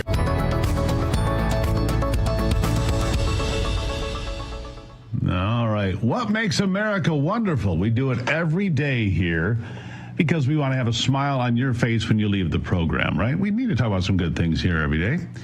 Today's story comes to us from the Worlds of Fun Park in Kansas, where a couple helped to secure 2 young girls after a safety bar malfunctioned on a roller coaster. How frightening is that? The Mamba at the Worlds of Fun Park is the tallest and longest roller coaster in the park that invokes brave riders with the challenge of overcoming the feat. Chris and Cassie Evans decided to take on the challenge and finally got on the ride, and for a while it was going off without a hitch until they heard a blood-curdling scream right behind them. When they turned around, they immediately noticed that the lap bar restraint of the riders behind them was positioned upward, and thanks to their quick thinking, a collective effort manifested which helped to ensure the safety of those riders. The pair reached behind them. Chris looped his arm around the lap bar and held it down while Casey held down the legs of the girls for the duration of the ride, all at 75 miles an hour. Thankfully, the ride ended, nobody was hurt, and the park promptly shut down the ride for a safety inspection. Good idea. Quick thinking is a trait that manifests at unlikely times, and thankfully Chris and Cassie Evans were there to prevent a potentially fatal accident, or for their effort. We take a moment to highlight them as the people who make America wonderful today. Nice work. Way to think on your feet when there's a crisis. Well done. All right. We're going to find out a lot more about this tomorrow, the Epstein files. Their release being voted on the House. And so the question of the day for you, are the Epstein files a top concern for you? Bill Williams writes, if the victims want the files released, then it's a top priority issue. I agree. Mark Smith, midterms are my top concern. Could care less about the Epstein files. Well, a lot of people do care. Pastor Richard J. Prather. Nope. On a scale of 1 to 10, 1 being the lowest concern and 10 being the highest concern, maybe a 3. Glory please the Lord. Thank you. Mark Connor writes this, not a big concern, but I would like to know who they're trying to protect. You know, that's a big question, Mark. We want to know who they're trying to protect, because every time it comes close to it coming out, it seems to get slowed down. Now the Democrats, having demanded all this information be released, they've pumped the brakes too. Why is that? Angela Campbell Regali, the victims already know what happened. Yes, they do. They certainly do. George Maxim, well, you know, the Democrats are not releasing them because so many of them are in there and are going to be arrested. Well, we'll see. I don't know who's in there, but there are going to be some names that surprise everyone, I'm guessing. And now, names that won't surprise anybody, Prince Andrew, Bill Clinton, you know, these people are in there. So we'll find out more, maybe. Karen Christie Jameson, why did the Democrats keep blocking them? It's up to the victims. Well, it's up to law enforcement, ultimately. Let's see. Lacey Lace writes, no, it's ridiculous because people are so concerned about that when we have bigger problems. A lot of people would argue that's true. Bigger problems to deal with. Joseph Duclos, with all the delays and games they've been playing in D.C., all the statements on their desk, the 4 years of Biden with no interest, my take is 90% of D.C. is complicit. The other 10% is suspect. You know, that's not a bad take. 90% complicit, 10% suspect. Trish Hicks writes this, I just want to know when the left's witch hunt will be over. I also wonder which witch hunt will be the next one proposed by the left. You know, you've nailed it here, Trish. They will pivot. First, it was the shutdown, most important thing in the world, healthcare, protecting poor people, the SNAP benefits. And suddenly, they pivot and deliver the Epstein narrative again. Although we know that there's not much there that implicates President Trump. We know because if it was there, the Democrats would have released it over the last 4 years of the Biden administration. They didn't. And when Tim Burchett, the congressman from Tennessee, said, let's putting it up for a unanimous consent vote, Democrats said no. Why is that? Interesting, isn't it? I mean, I do want to know the names that are in there. I do. I think it's important to know, and for the victims. And if there are high-ranking members of our government or others' governments, people from around the world, that's what we don't know what's going to be in there. I think Democrats might be surprised. And I've said to them for a while, be careful what you wish for, because you just might get it. What you might get is a list of people that you didn't realize were in there. Some of you have been trying to prevent the release of this list or these comments or these emails for a very long time. There's a reason there's pushback here. I think we all know what it is. There are powerful people in there, and maybe not members of government, maybe members of captains of industry, maybe. We'll find out. Remember, if you want to be part of the question of the day, it's real simple. Follow me on any of the social media platforms, all the usual suspects, X, Truth, Facebook, you know, all of them. Make sure you hit the like button when you do it, too, and follow me, and then you can be part of the question of the day. You can get there. And if you don't want to do that, email me. Go to stevegruber.com, stevegruber.com. Send me an email. Good chance it'll get used right here, and we'll talk about all of that. Be sure to join me first thing in the morning to start your day on Real America's Voice as well. That's all the instructions I have. Lots of stuff. Follow me on social media. Send me an email if you don't want to have your name read here. And we'll just keep going. All right, Bowling is standing by to join the big party now. Bowling, how are you? I'm good. Can I answer the question of the day? Can I? Absolutely. I want to see it. I want to see the list. I want to know who's on it. I want to know who's hiding what and why is what I want to know. And for those who say, 100%. Oh, Trump doesn't want it, so we shouldn't want it, I'm going to disagree here. Because look, Trump can't be reelected. He's term limited. He can't constitutionally term limited. Bannon can try and get him reelected again. That's a tall order. That's a constitutional rewrite, so to speak. But whatever's in it that implicates, it'll bounce off him. I want to know the rest of the people. I want to know who else was involved. Captains of industry, go screw yourselves. I want to know if you're doing it, you need to be prosecuted.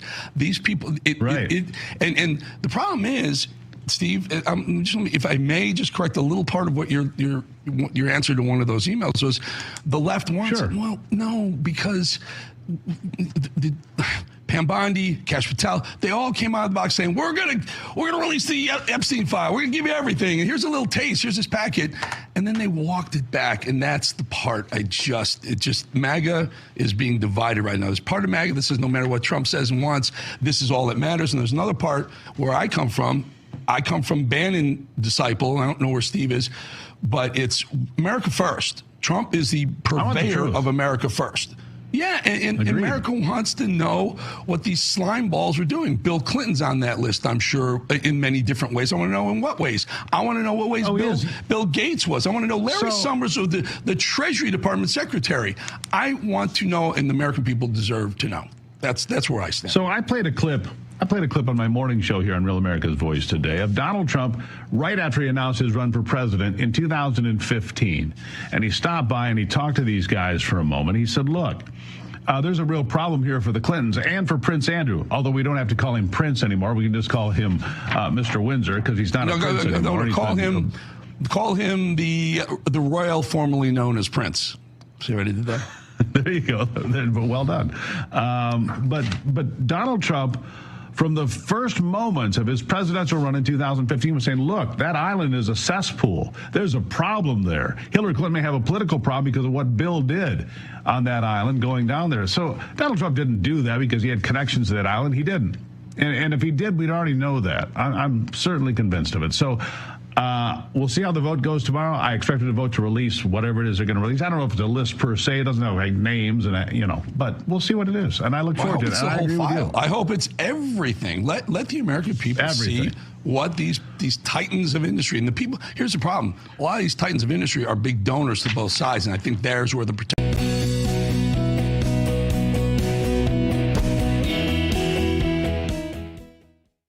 Money, follow the money. Agreed. Gruber, good talking to you, my friend. Money.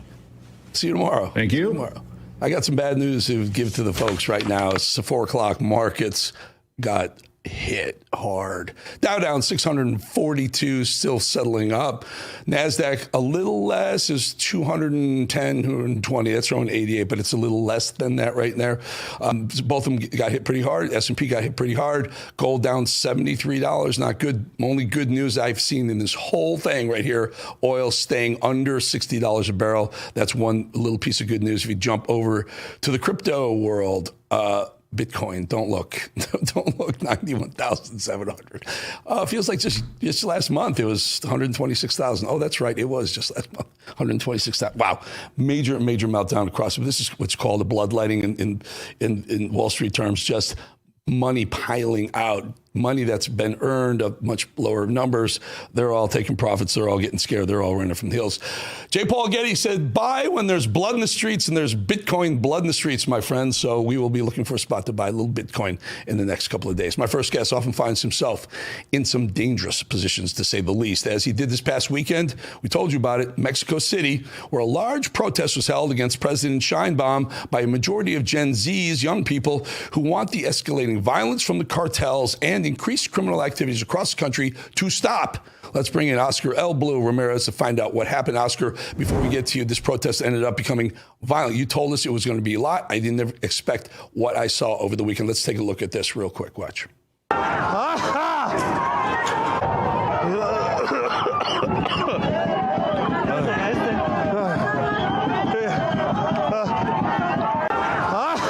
That's Oscar right there. I guess some tear gas, but I saw some video over the weekend, Oscar. It was a massive, massive rally, and they pushed right up to the presidential palace, didn't they? Yes. The rally started right behind me right here, Eric. This is all metal, metal barricades. This political party, these leftist political parties that they talk about, barricades and they talk about walls, that they're inhuman. They're the ones that they were put in to protect this place. And from here it started thousands of people moving forward into the governmental palace, where they also gated all and they put metal plates around the whole, the governmental palace. Thousands of people demanding that this is a narco government, that this is a narco president, and it ended up in this, as you see on the screen. This was actual video of us in the front line getting multiple times tear gas and multiple times with toxic gas, going at it with the confrontation with the police. There was agitators, there were infiltrated people in the front lines confrontating with the police and the government. But the sad thing about this that I saw, that it was really critical, it is the incompetence of the police of how to de-escalate this situation, as they were going one-on-one with the people with rocks and also throwing petardos and also throwing these kind of explosives into the population, arresting a lot of these young kids, beating them up. I saw one of the kids that it was beat up by like 10 people. I saw another woman that it was dragged to the floor as she was being arrested. Apparently that she was being agitated, just saying and yelling, "Free Carlos Manzo," that is the mayor that got assassinated in Uruapan. Thousands of people yelling that they want to stop this narco government, want to stop this narco president. That was the scream. That was basically what they were saying to the population, that they don't want to live this level of violence anymore, Eric. Well, Oscar, so these are very young people, and they I think they were saying, what's this nonsense that it's illegal to prosecute the cartels? Have the cartels become so strong, so powerful, that they're actually the de facto government in Mexico? Yes, and this is, it increased, Eric. It increased because of the 4 years of Joe Biden. Joe Biden opened up the floodgates to the United States of America. The level of trafficking was, a multi-billion business that created this, funneling the money to the cartels, and they grew 2 times bigger on technology, on territory. And one of the things that they grew is on the power of the municipal cities. They started putting their own mayors in power. This is one of the reasons why the former mayor of Uruapan, Carlos Manzo, that it was actually fighting the cartels, got assassinated, because he was actually fighting them and confronting them. And he was against the whole narrative of them having power over the citizens and over the populations. This are the people, as I have told you before, Eric, they are completely sick and tired of this insecurity issues. And the majority of these young kids, they were saying, you know what, we are being recruited by the cartels. Why we have to migrate out of our country if we have a beautiful country? Why we have to leave our country if we can be prosperous in our country? Why we have to do exactly what you guys did in the past, that you had to migrate to the north and try to look for a better future in the north, where we can have a better future here. So Generation C putting an example to a lot of the population that they are sick and tired also of this level of violence and increase of violence. And a lot of them, Eric, just lastly, a lot of them that were talking about, saying about Marco Rubio, talking about Trump also, that they need him to push the government to clean this mess up, because it is a complete mess. So here's the odd thing. So Sheinbaum comes out, right, and she addresses this, but she says, we condemn this protest, what's being protested. Yet, has she been aggressively condemning the cartel violence, escalating violence, and or, forget condemning it, doing something about it? Absolutely not. And she also said that she was condemning the people that they were aggressors to the police officers. Apparently, she hasn't seen the videos. And it is hard for her to just block this information, because it was international media. Not only people got aggressively hit, but also the international media was aggressively hit by police officers. She cannot block this. It's all over the world, Eric. It is all over every single place. The Mexican people needed to do this. I was hit with a tear gas bomb, and it pulled me back all the way to the middle crowd. And I was sitting down, and 2 Gen Z young kids try to help me and clean out my face. And I told the kids, this is not the way that we need to handle things. And they told me, you have done your job defending your country. Let us now defend our way. This is the only way that the world is going to listen to us, if we make a world statement that we're living under a narco government. Now, Oscar, this is the only time change ever happens in these type of governments, when the young people generally rise up. We talked to a lot of Iranian people who are so tired of what's going on in Iran, but not until young people rise up and say enough is enough, we want change, you get change. Is this a one-off, or are there more protests planned? And will Sheinbaum get the message and maybe even step aside? Well, the thing is that she's under a lot of pressure. She's saying that she was trying to denigrate and trying to decrease this protest and trying to say that these were bots. And now they have completely shut her mouth. Another protest that is going to be on the 20th of November. So Gen Z is actually pressuring, and they're not going to go to the governmental palace. They're going to go to Congress. They're going to go to different locations where they are going to exercise their right. Because a lot of these people, Eric, get to know it's not only about the cartel violence. It's about the extortion, the decapitations, the way of life that we are living right here. And there's no future for the young generations. So there's no way this is going to be growing. And the assassination of Carlos Manzo, it was the number one thing that lit up the fire where the people lift up their voice, and also to the congressmen and the senators that they're conservative and the right wing have the courage and have the audacity now to stand up to say, we are tired of this. So, Oscar, you guys lost 3 different lawmakers, right? You lost 3 in the last few months. Has anyone been held accountable for any of those yet?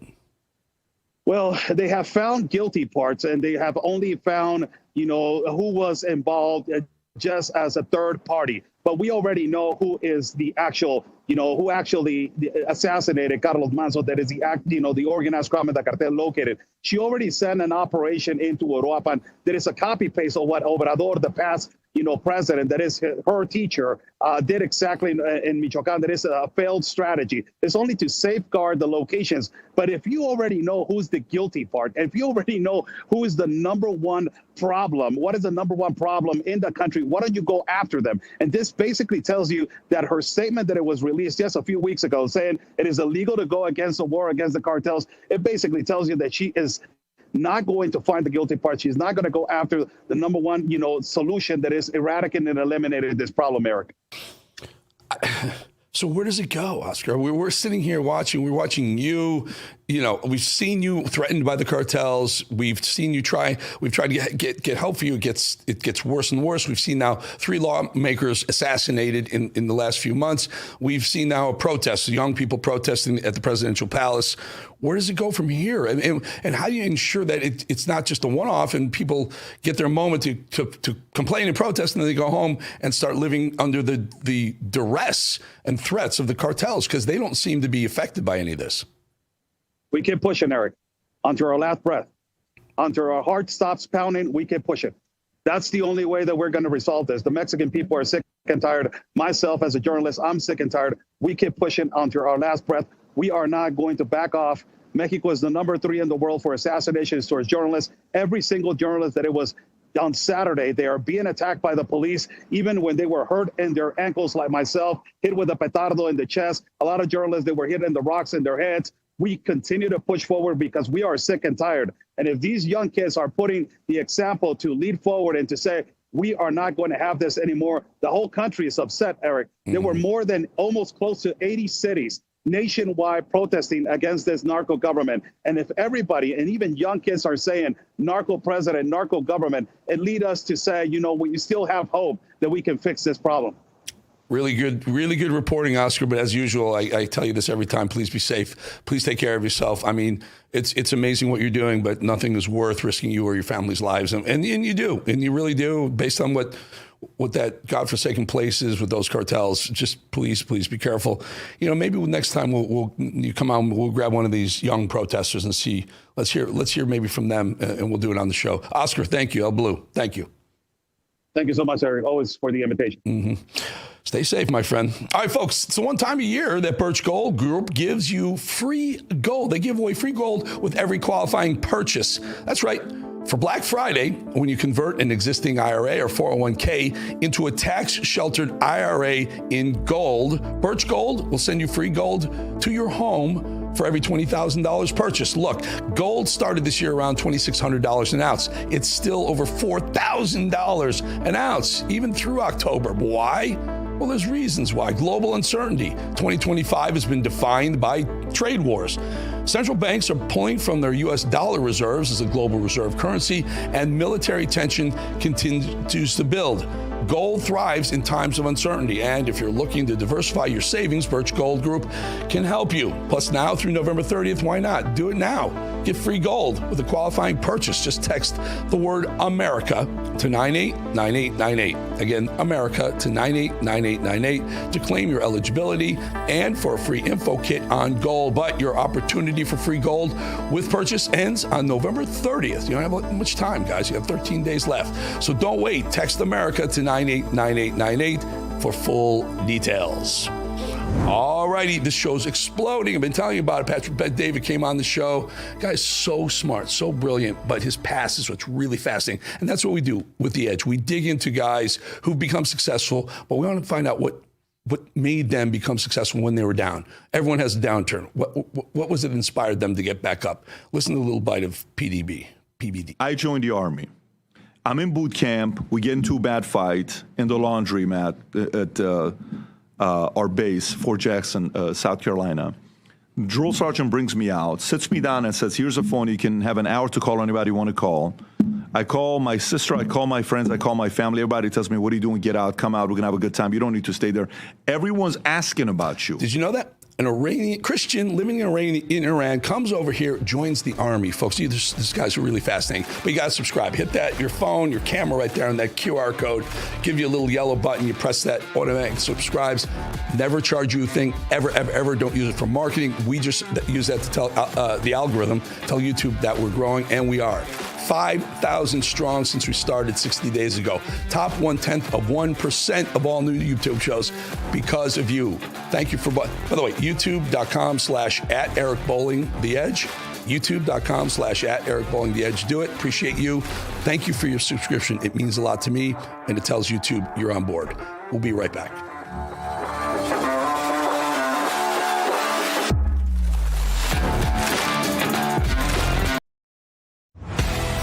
What if watching Real America's Voice was just the beginning? Introducing RAV Ambassadors, the new grassroots platform that turns viewers into leaders, connecting directly with hosts like Steve Bannon, Dr. Gina, and more. Together, we're turning belief into action. Inside the RAV Ambassadors Hub, you'll get exclusive updates, challenges, and behind-the-scenes missions straight from the people shaping the fight for faith and freedom. Every action you take, every share, post, and mission earns you points, badges, and ranks. Compete with Patriots nationwide. Unlock rewards, exclusive gear, even chances to appear on air or attend live RAV events. But this isn't just about watching, it's about doing. Joining campaigns, volunteering locally, standing for truth. Together, we're not just a network, we're a movement. One voice at a time. Scan the QR code or go to ravambassadors.com to join now. Because America's voice is your voice. I'm a J6er. I spent 1,143 days in prison. I'm a J6er, and I spent 3 months in jail and about a year in prison. I spent 4 years out of an 18-year sentence in prison.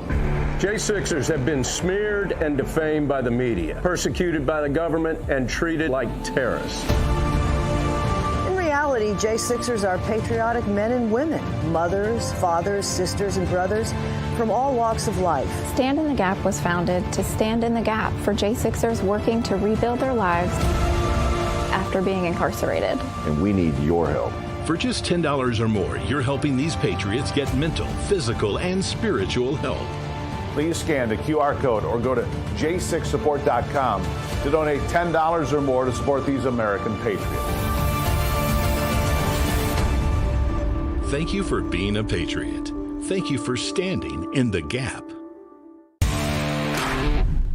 Hi, this is Chris from Wisconsin, and I love Real America's Voice because you have great news and a great chat family. God bless all of you.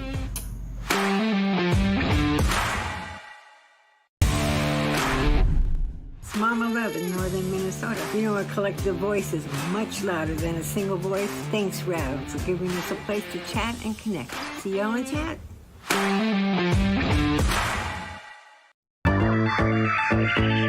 All right, our next guest has more than 21 years of experience as a U.S. Border Patrol agent and is now the Border Security Advisor for the Federation for American Immigration Reform, also known as FAIR. Happy to have Art Del Cueto back on the show. Art, welcome.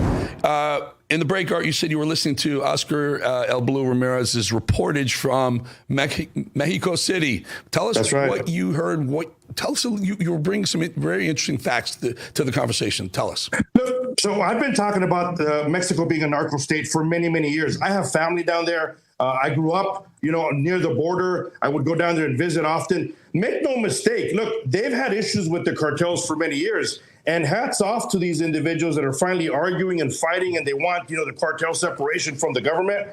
But, Eric, let's not forget, they have left ideology themselves. They're just upset that the current left ideology is lined up with the cartels. And this is the same type of individuals that we've seen come into the United States that are protesting against immigration and protesting against Border Patrol. So I admire that they're doing it. Look, they're trying to liberate their country, and that's fine. Their political ideology aside. But maybe now is the time for those that have been protesting in the United States against Border Patrol, against immigration. Hey, here's your calling.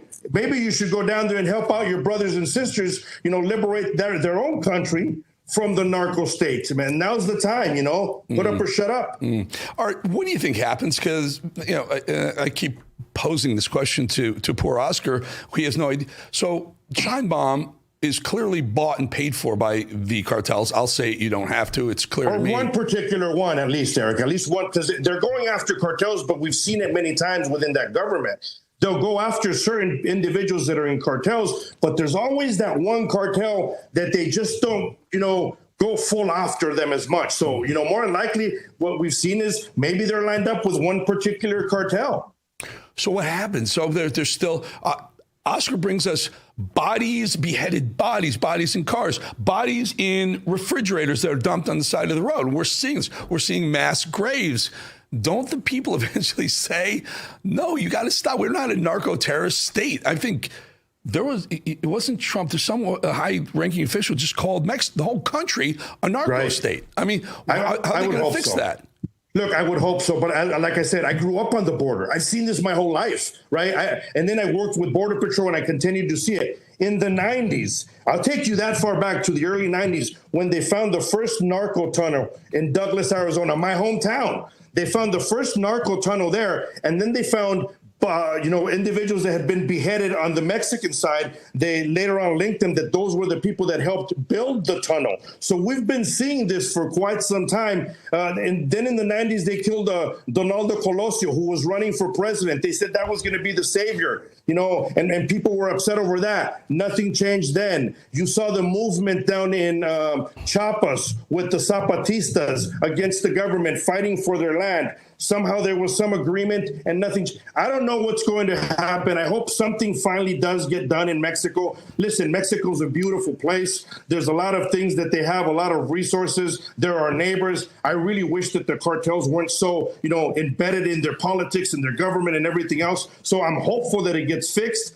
However, I've seen this movie before, and it doesn't play out too well. Well, how does making Mexico a safer place to live change the dynamic of our southern border? Do they still want to flock across the border to come here? I mean, it would strike me that if they're less inclined to be worried about the cartels and their death by beheading with cartels random, that there may be a lot more of those folks that would stay there, not trying to make it over here.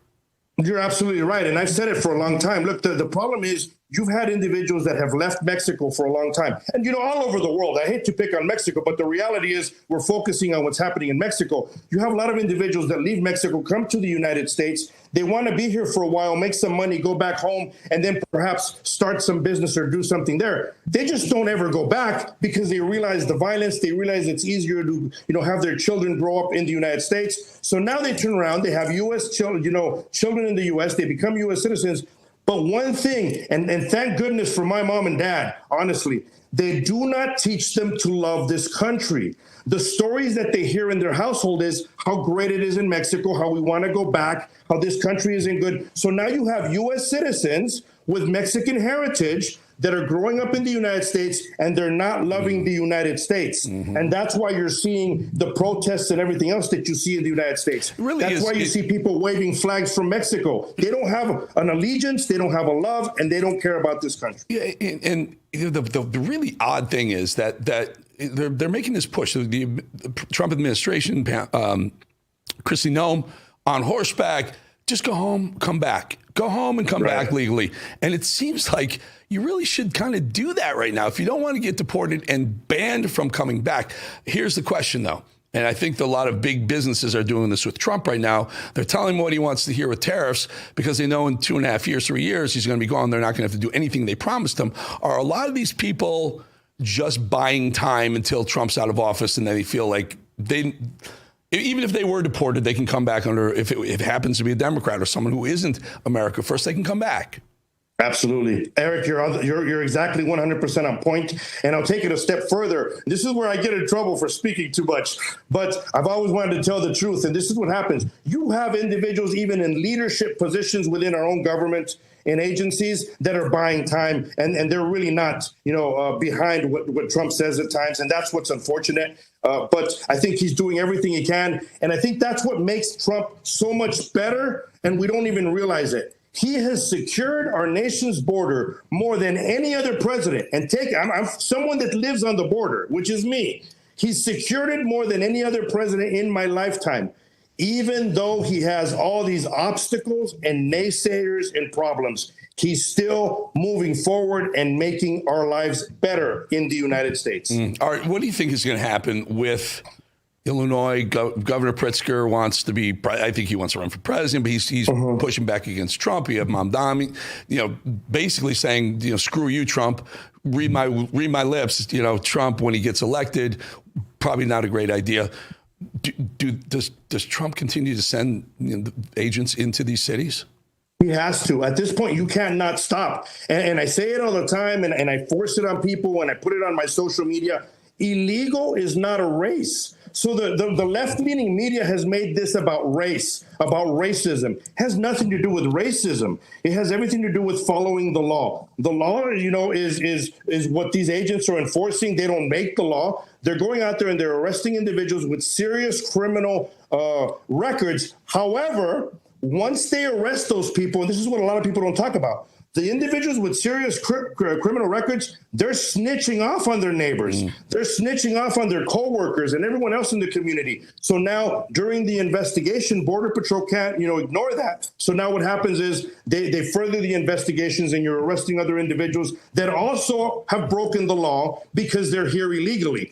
I pose this question to people. When you get pulled over for speeding, people get tickets. Should you wait for that speeder to kill somebody before you do something to them? Absolutely not. So you have to go after individuals with serious criminal records, and you have to go after individuals that have circumvented our immigration laws also as well. Art, keep doing what you're doing, my friend. We really appreciate your time, your analysis on all this stuff. It doesn't seem like it's changing very much, but we need it to. Thank you, Art. Art DeQueto, thank you so much. Thank you, Eric. I appreciate you. All right, folks, we'll be back 2.5 minutes.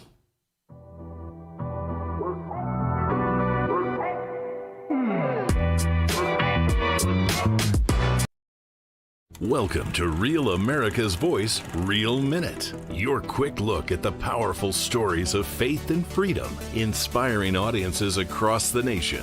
Angel Studios presents. I'm Bo Davidson with your Real America's Voice, Real Minute. What was George Washington like before he became our nation's first president?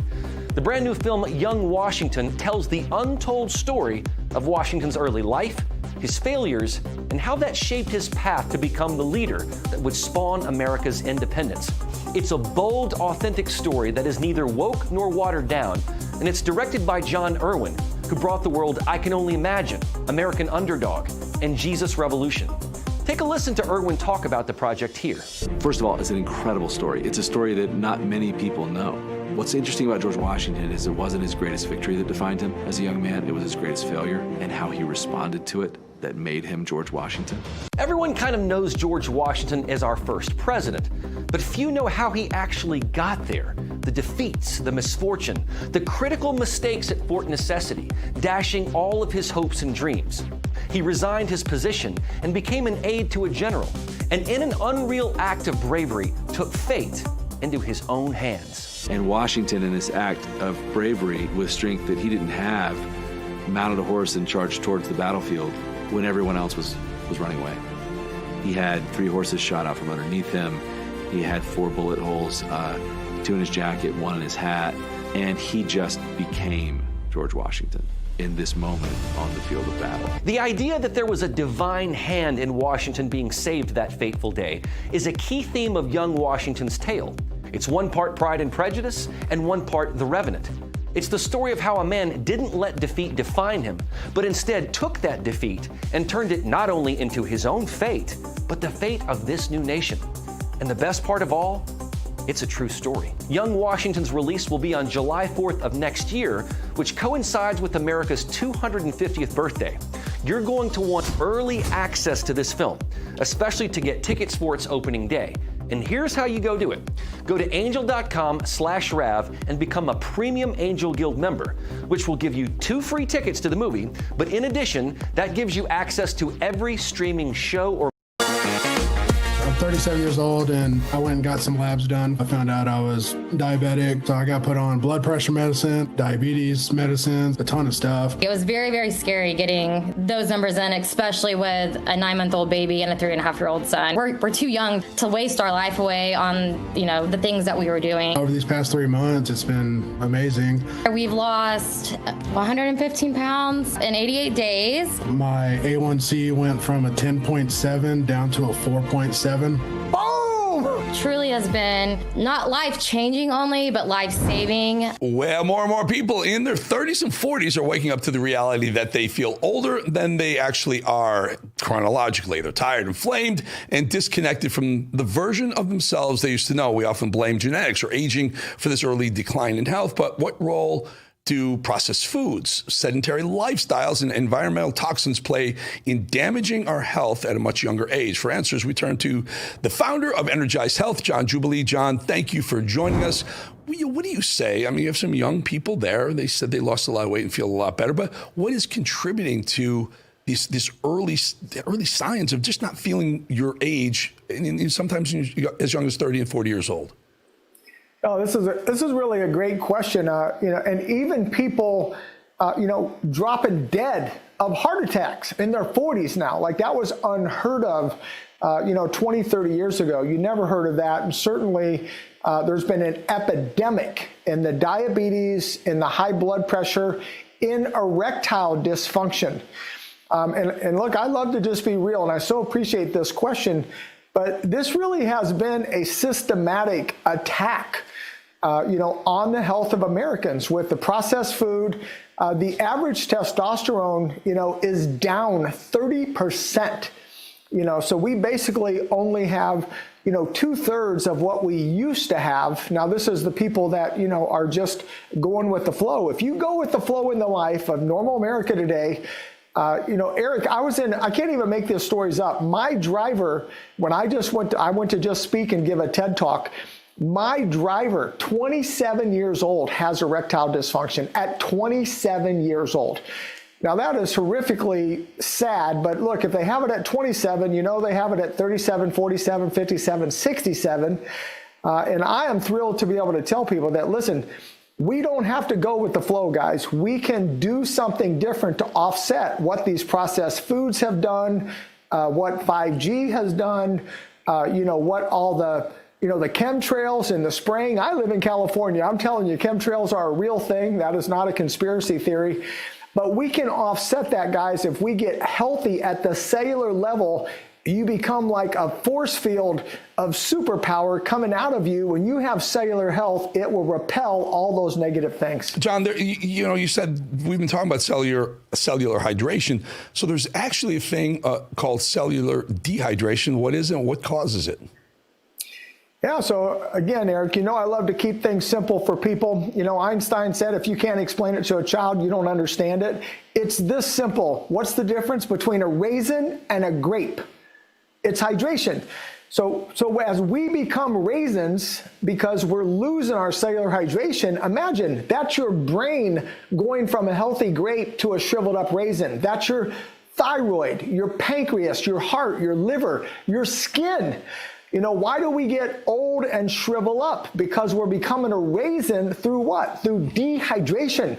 So as we get the hydration inside the cell, and that's the key, guys, it's not hydration in the body, it's hydration in the cell that transforms us, because that stays there 24/7. And so I'm thrilled to share with people, tens of thousands of people, we took them from the raisin to the grape. So they were able to optimize their organs. And just like this young man that you heard, 10.7 to 4.7, diabetic to non-diabetic, high blood pressure to no high blood pressure. And oh, by the way, imagine losing a human. There's humans that weigh 115 pounds. Yeah. He lost 115 pounds of fat. You got to feel much better, much better. John Jubilee, always really good to have you on, my friend. We will continue this conversation going forward. And you look great. If there's nothing else, you're a good billboard for your own product. John Jubilee. 65. I'm feeling good. You're official. You're official. AARP is going to be calling you any minute now. John, thank you. All right, folks, our next guest, our own RAV Chief White House Correspondent Brian Glenn, who's live from the White House. B, let's jump into it because, all weekend long, the folks know I'm friends with Marjorie Taylor Greene. I'm friends with you. I watch the sniping going back and forth, President Trump to Marjorie. Break it down for us, will you, my friend? Just let us know where things stand. I think the folks, the MAGA folks are like, they don't want to see the fighting, but it's there. So let's talk about it. Well, I want to make a couple things clear. Marjorie is 100% America First. She is 100% behind President Trump's America First agenda. There is no separation from that. I think that what this breakup, if you will, this feud, if you will, really kind of goes down to her commitment to stand with the victims of the Epstein files. That's it. That's her commitment that she made for the victims. It's not against the party. It's not against President Trump. I mean, my God, we've talked about this numerous times that President Trump has nothing to do with these Epstein files. As a matter of fact, he just doubled down on it yesterday and said, Republicans, let's go ahead and release these files, because I think it's going to really show how many Democrats and how many liberals have connection to Jeffrey Epstein. So this has nothing to do with President Trump. He is absolutely innocent of any guilt. Under oath, some of these people have said that he has never had any type of inappropriate relations with these women, didn't even know them. So let's get that really clear. But nevertheless, I mean, this is something that is very passionate on both sides. And unfortunately, we did have some words exchanged back and forth. I want the two to come to too much of an agreement and really kind of get this party, this MAGA party, because Marjorie is the tip of the spear for the MAGA movement. She was been there with the president, Eric, when no one was after the 2020 election, when everyone abandoned him for the most part, and her and Matt Gaetz got together, did a little America First tour around the country to get MAGA back on track and get that America First movement. So she absolutely loves and supports the president. Now, if you listen to the social media paid activists of the world, and I'm not going to give them any pleasure of telling you who they are, but they love this feud. They get paid for it. There's money in clicks. There's money in views, and they like this. But in terms of MAGA itself, Eric, I want this to kind of go away. I want us to get back on track and really commit to getting President Trump's executive orders and everything codified in law and get this movement going. We have a country to save. And of course, there's a lot of great things going on right now in the movement. I mean, President Trump they're attacking the affordability issue. He's got a call here next hour with McDonald's, a very large group of McDonald's owners, to get the affordability back on the fast food market in regards to the affordability. If you don't mind, I just want to stand this, because this needs to be vetted. We got to get out there, because there's so many people who are nervous. Trump's upset that MTG went on The View, talked about the Epstein files, even though she never said that he was going to be in the file.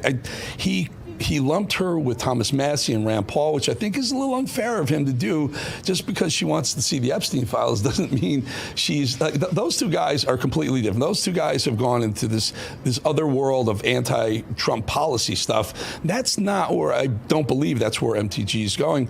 And then you have things like this, Brian. No, she praised him on CNN. And she does, but here's the issue. She praises the president. When he says things like this, or he says some things like, I call her Marjorie Taylor Brown, because when green grass dies, it turns brown. When he does things like that, it brings, like Laura Loomer, for example, is now threatening to maybe primary MTG in Georgia. Like, it creates this illusion to the left that there's infighting on the right.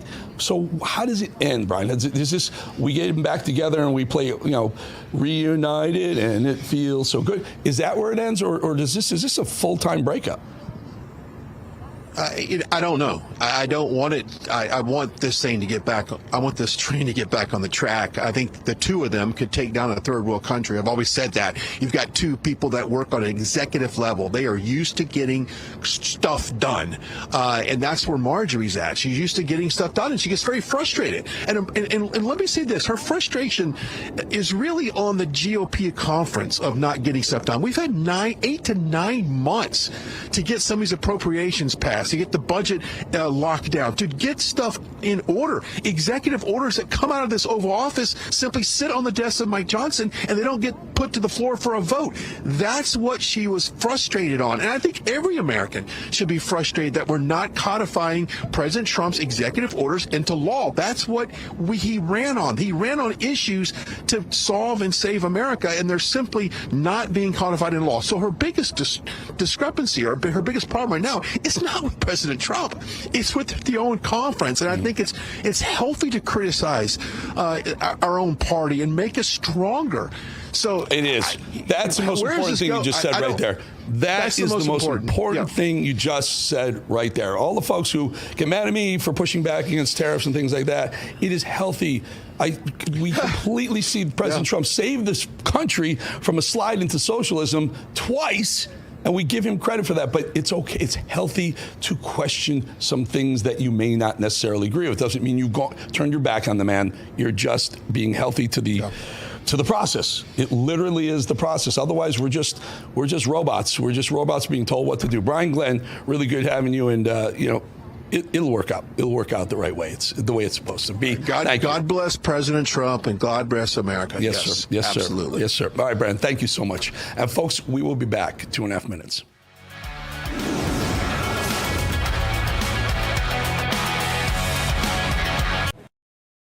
Welcome to Real America's Voice, Real Minute. Your quick look at the powerful stories of faith and freedom, inspiring audiences across the nation. Angel Studios presents. I'm Bo Davidson with your Real America's Voice, Real Minute. What was George Washington like before he became our nation's first president? The brand new film, Young Washington, tells the untold story of Washington's early life, his failures, and how that shaped his path to become the leader that would spawn America's independence. It's a bold, authentic story that is neither woke nor watered down, and it's directed by John Irwin, who brought the world I Can Only Imagine, American Underdog, and Jesus Revolution. Take a listen to Irwin talk about the project here. First of all, it's an incredible story. It's a story that not many people know. What's interesting about George Washington is it wasn't his greatest victory that defined him as a young man. It was his greatest failure and how he responded to it that made him George Washington. Everyone kind of knows George Washington as our first president, but few know how he actually got there. The defeats, the misfortune, the critical mistakes at Fort Necessity, dashing all of his hopes and dreams. He resigned his position and became an aide to a general, and in an unreal act of bravery, took fate into his own hands. And Washington, in this act of bravery with strength that he didn't have, mounted a horse and charged towards the battlefield when everyone else was running away. He had 3 horses shot out from underneath him. He had 4 bullet holes, 2 in his jacket, 1 in his hat, and he just became George Washington in this moment on the field of battle. The idea that there was a divine hand in Washington being saved that fateful day is a key theme of young Washington's tale. It's one part Pride and Prejudice and one part The Revenant.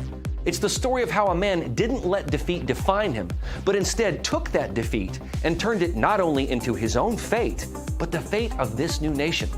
And the best part of all, it's a true story. Young Washington's release will be on July 4th of next year, which coincides with America's 250th birthday.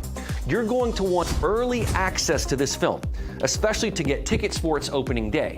And here's how you go do it. Go to angel.com/Rav and become a premium Angel Guild member, which will give you 2 free tickets to the movie. But in addition, that gives you access to every streaming show or Poll shows that 60% of Americans, is this working? 60% of Americans disapprove of how Democrats handle the government shutdown, which explains why Democrats are so desperate to shift attention away from the shutdown they created, or what I like to refer to as the Democrat baby tantrum. But the Sunday talk shows really wouldn't let them get away from the topic. Connecticut Senator Chris Murphy was in the hot seat and took to the Democrat playbook for claiming that Trump, well, why not just call him a fascist? It always seemed to work in the past. Was this a flawed strategy to begin with, the idea of using a shutdown as leverage?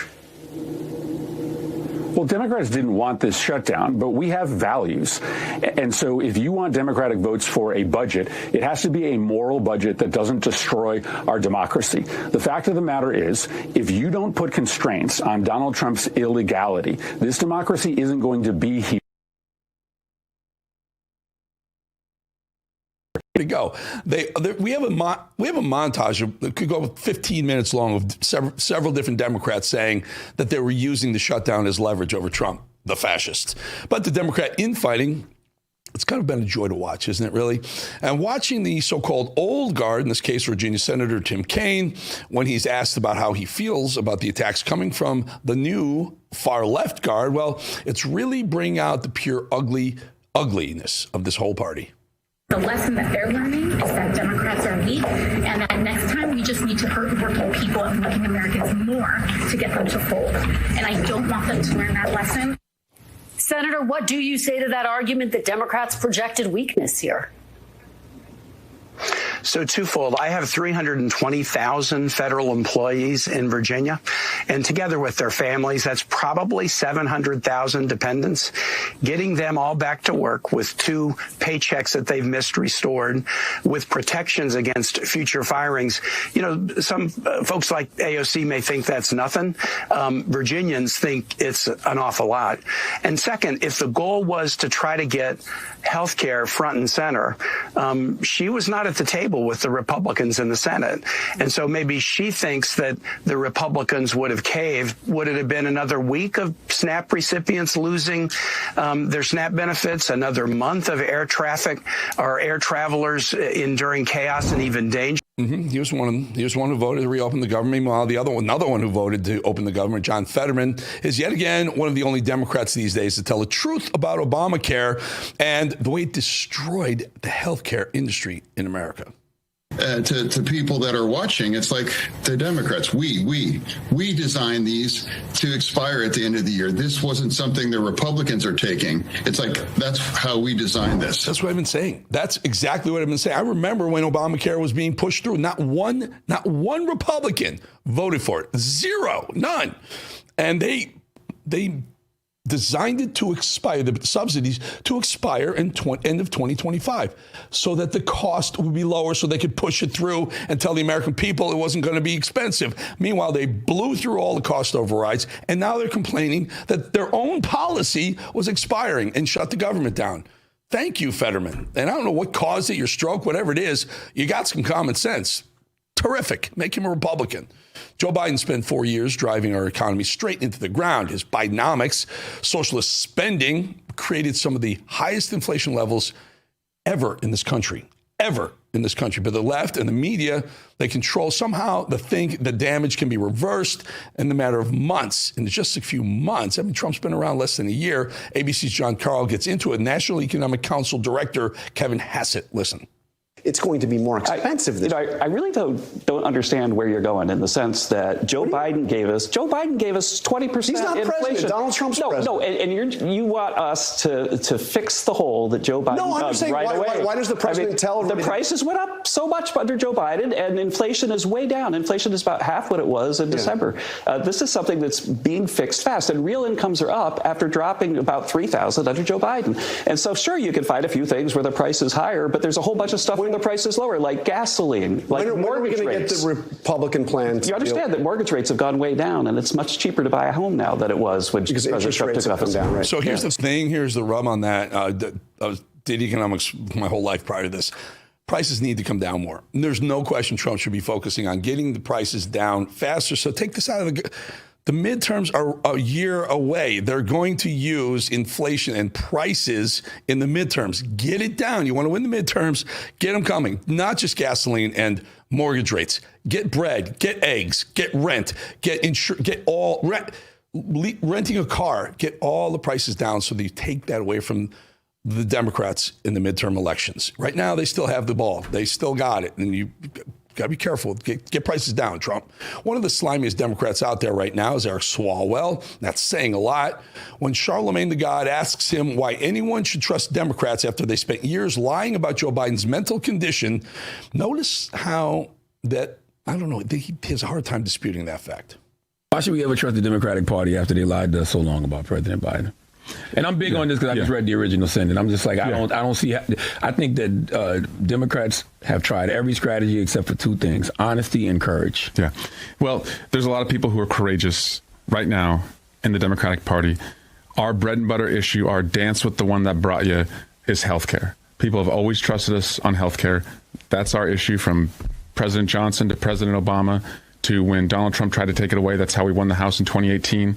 And now this reconciliation bill is going to take 14 million people off their health care. And so you want the party that believes in your health care and that you have a right to fight it and not go broke. And I think we have a chance to do that. And so you shut the government down over your own policy to eliminate the subsidy that brought healthcare even more expensive. I mean, if you just read these things and talk about these things, you realize Democrats hide a lot of stuff in these stupid little bills, these 1,500, 2,000-page bills. They hide a bunch of garbage in that. You just read it, call them out on it. They can't win, but they can try and win by talking about it later. The irony, Adam Schiff, that weasel who spent years lying about Russia collusion, January 6th, among other things, the man who's devoted basically his entire career to taking down President Trump, actually had the nerve to say this. That attitude that if you can make a president or a party unsuccessful, no matter what damage it might do to the country, because it's good politics, we have to get past that ruinous idea. We have to figure out a way to stop viewing each other as our enemy. They impeached Trump twice on nothing. That guy, he sat with a gavel on the committee that impeached Trump twice on nothing. Wow. Look in the mirror, dude.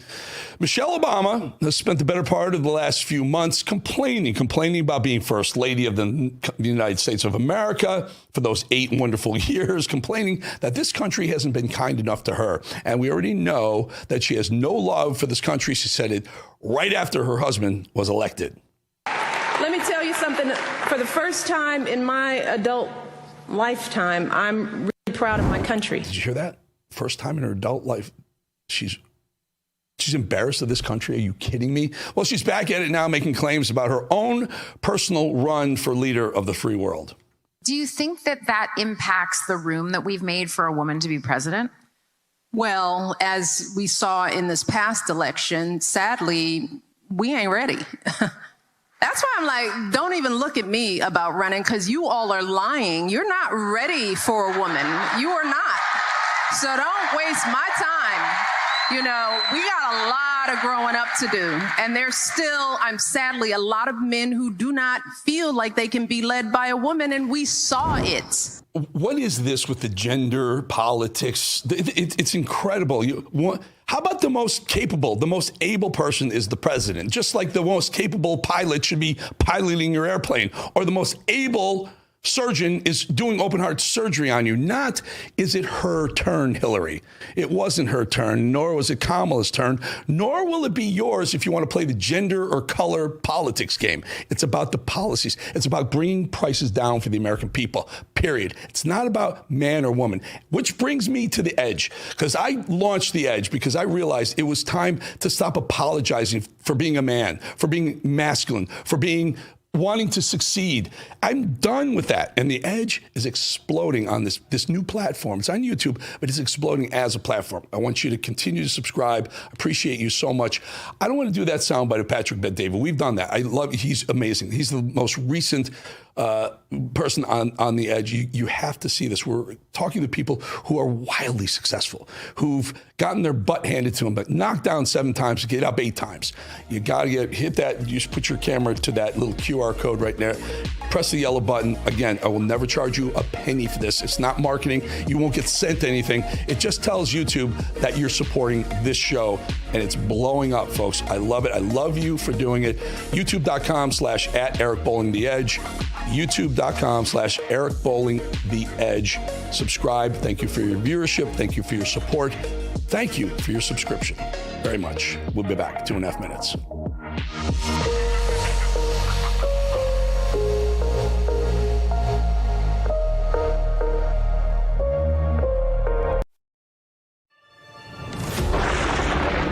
Through every storm, every moment of uncertainty, everybody needs to pray for Charlie Kirk right now. Rav has stood strong. We're not going to tolerate this stuff anymore. Turn that anger into motivation to save this nation. When we move together, there is power. The cries of this widow will echo like a battle cry. This is more than news. It's a movement. This revolution of people taking their countries back. A turning point. A chance to be part of something greater than yourself. Scan the QR code and stand with Rav. The story isn't over, and neither is your part in it. Step in, be counted, be heard. Together, we are Rav. We will achieve American greatness. And we are just getting started. Hi, my name is Tracy Ellis with Arizona. I don't stink around in the kitchen when it comes to the news. I watch Real America's Voice, which always serves accurate and reliable updates that are on point with their amazing hosts. So don't find yourself in a pickle by tuning into the fake news. Stick with Real America's Voice.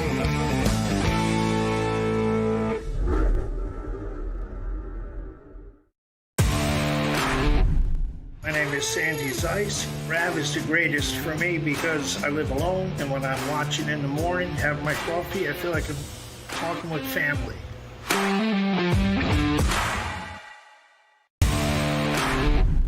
My name is Sandy Zeiss. Rav is the greatest for me because I live alone, and when I'm watching in the morning, have my coffee, I feel like I'm talking with family.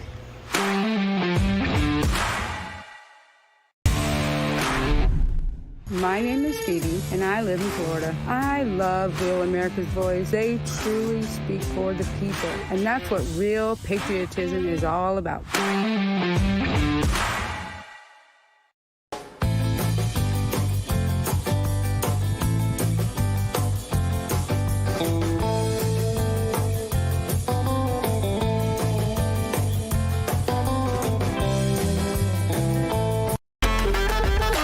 All right, we'll do something a little different. The guys in the control room had a good idea. So we do these voicemails and we hear them, and then Mad Dog or Ben or whomever's on the horn, we call it Voice of God because it kind of booms, it can boom, talks, but let's see them too, right? Okay, Mad Dog, take the control room shot. Let's take a peek at you guys.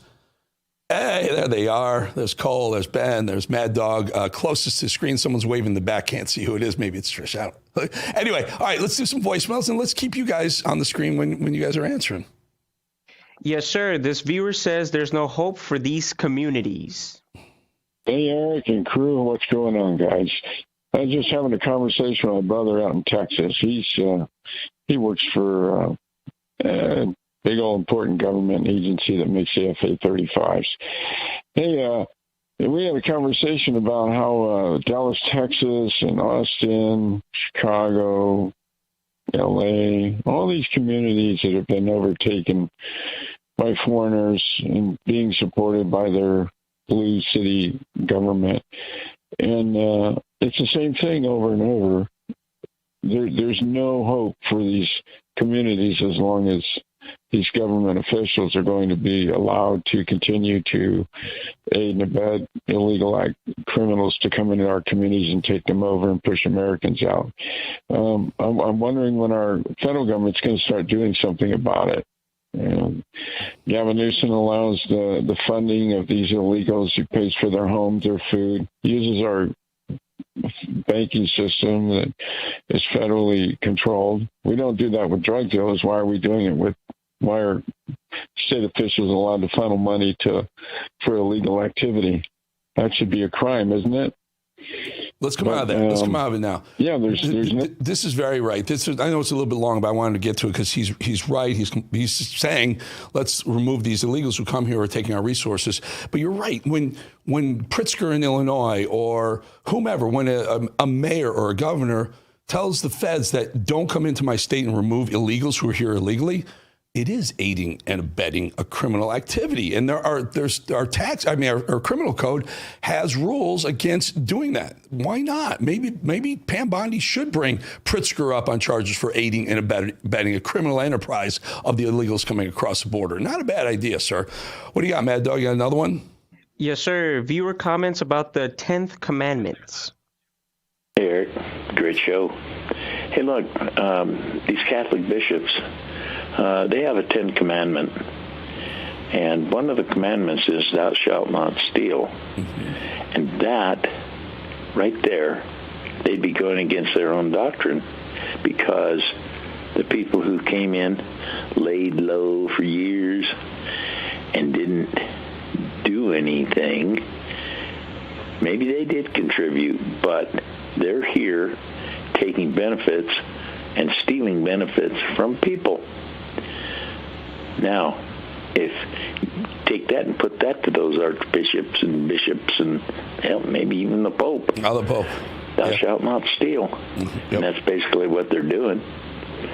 Just a thought. Theft of our resources, absolutely. And again, the politicians that allow it, again, doing the same thing, maybe aiding and abetting some illegal activities. Mad Dog, how about another one?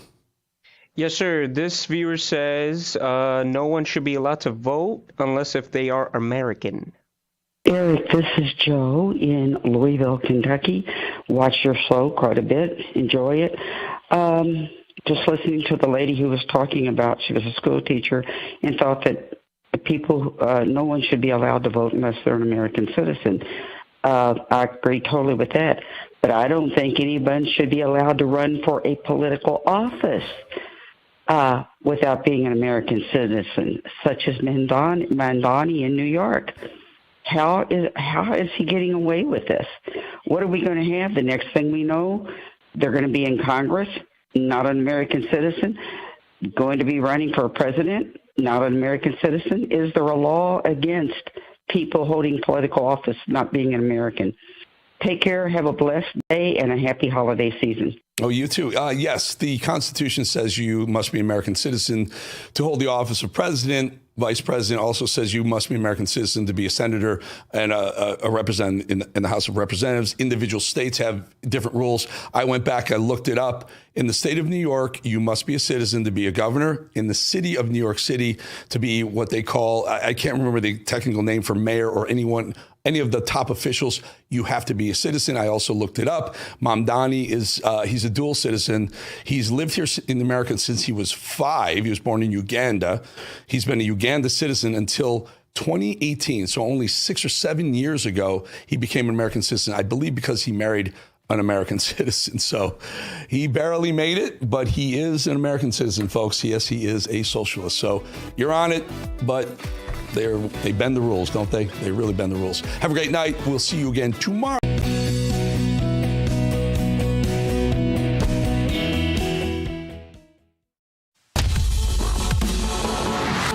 This is the primal scream of a dying regime.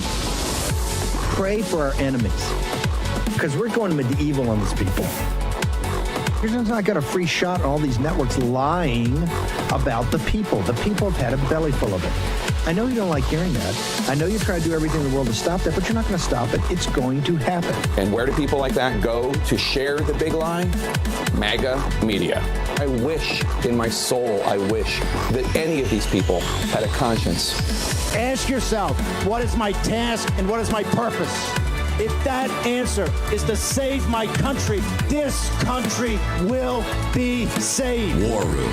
Here's your host, Stephen K. Bannon.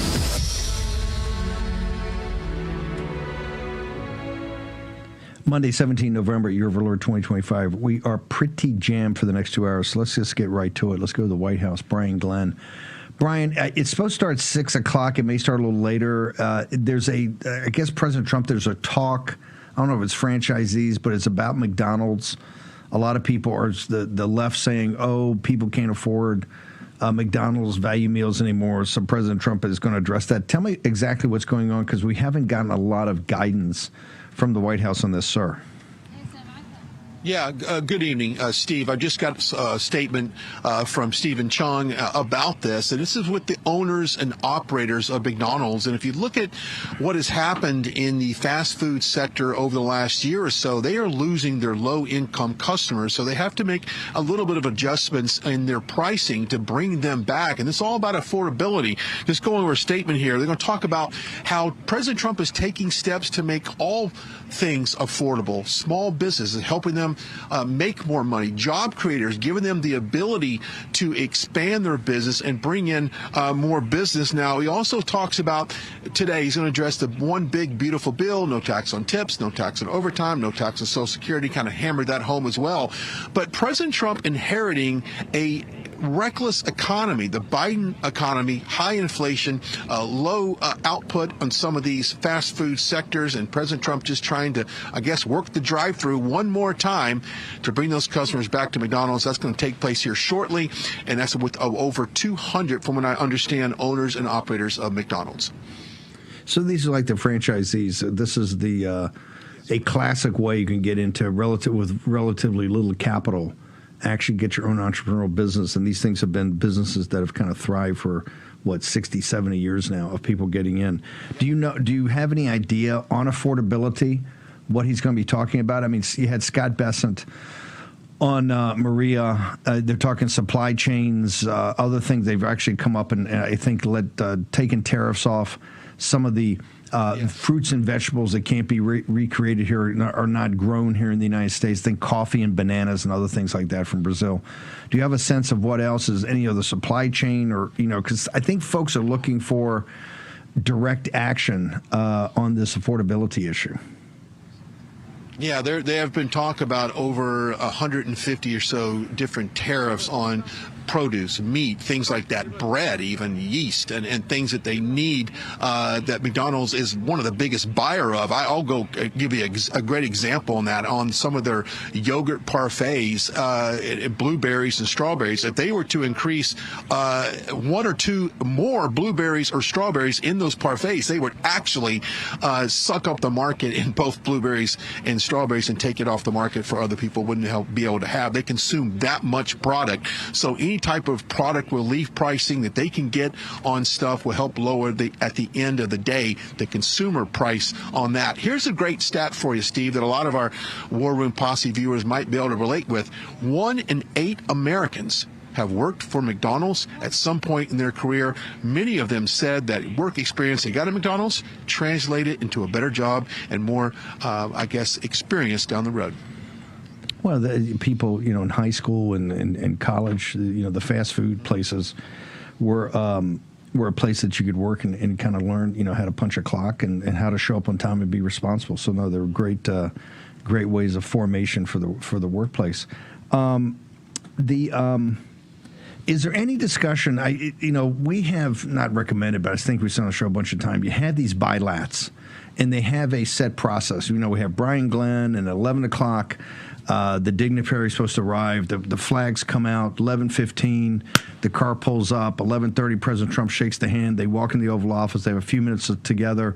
Then the door opens up. President Trump's in the left-hand chair, the dignitaries in the right hand. They say a few words about what they're meeting about. Then President Trump takes questions, and maybe they have lunch after, a more detailed meeting. But it's a set kind of stylistically, as the audience has gotten very, they know it. It's kind of a tempo. It's got a tempo to it. And we've recommended, hey, why don't you just have those, if you're going to have a foreign leader, the next day have one, or 2 days later have one where you've got somebody like the McDonald's franchisees coming in, and you get, and you do it. Now, if you have 100 or 200, I take it you're going to have it in the East Room or one of the big ballrooms in the, or gathering places in the White House, not as big as the new ballroom that's being built. But are they doing this at 6 o'clock on Monday because tomorrow they're going to be tied up for a couple of days with the Saudis?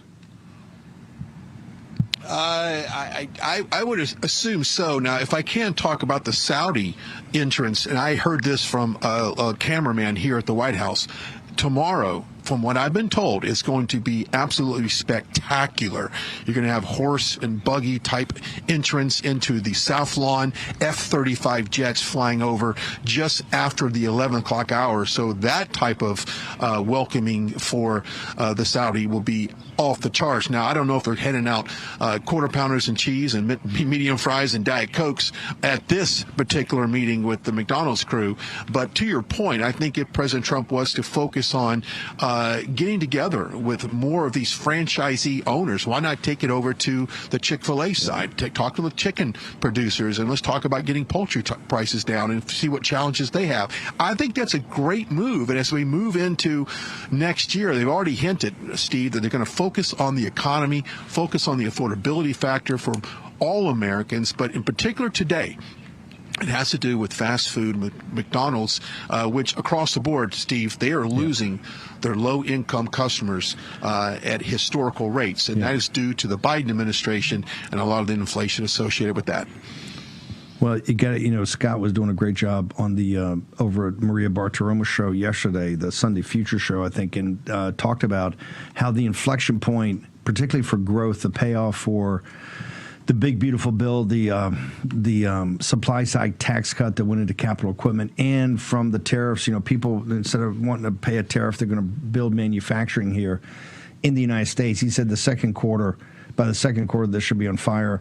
I think because of the shutdown, the Schumer shutdown, we could have a little air pocket in the fourth quarter, and I know the Democrats will pounce right on it. I also think this will incentivize the Democrats to try to do it again in January. I don't see any easy way out of this next CR. I see the Democrats forcing a shutdown. Any word around the White House on that? I haven't heard anything particularly on that, but I agree with you. Just talking to some friends and colleagues over the weekend, we don't see any track record that they would not do that again at the end of January. So we could be back where we were just about 50-something days ago with this government shutdown. Well, we'll see what happens, but I think you're spot on with that assessment. So we're going to be live tomorrow with Brian Glenn at the White House, and of course they're promising a big show, big display for the Saudis. I guess President Trump, and a payback to the magnificent arrival ceremony they had for President Trump when he went to Riyadh early in the year, I think in April or May. Brian Glenn, social media, where do people keep up with you, sir? Appreciate you. Yep.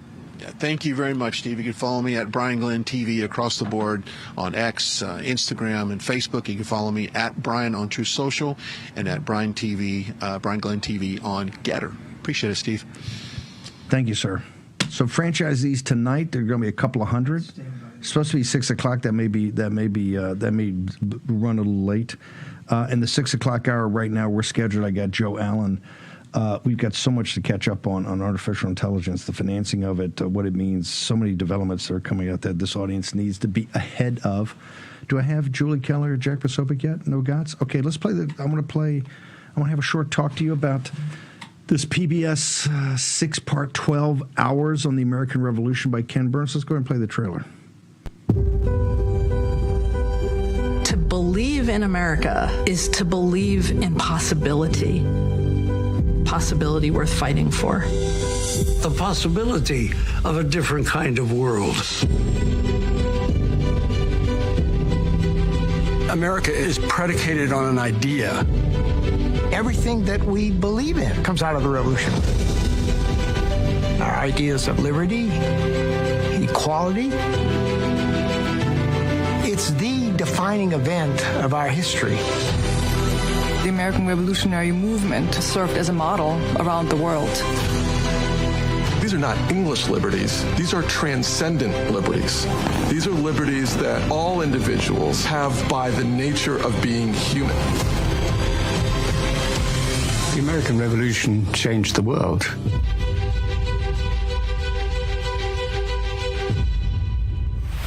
American Revolution's on. It started last night. Ken Burns. Of course, you're going to get some woke It is Ken Burns, and it is PBS, after all.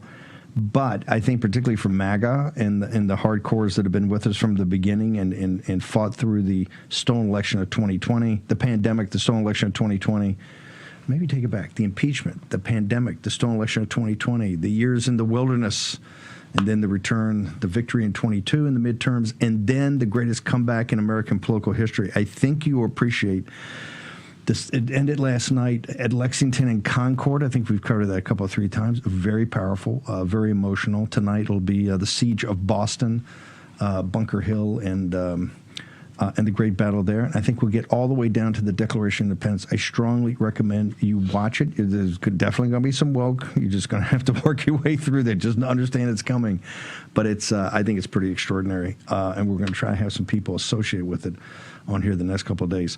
Jack Posobiec.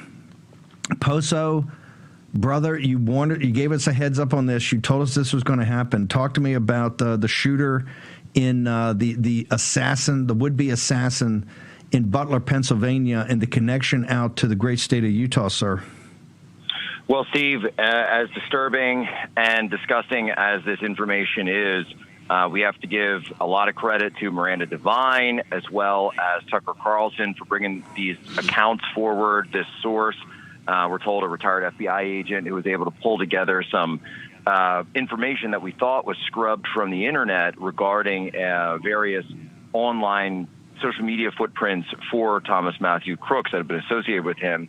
One of which includes so you see political radicalism on his YouTube account, and then another on this DeviantArt website, a website that is known for featuring pornography, featuring what are anthropomorphized animals or furries, and very extreme content.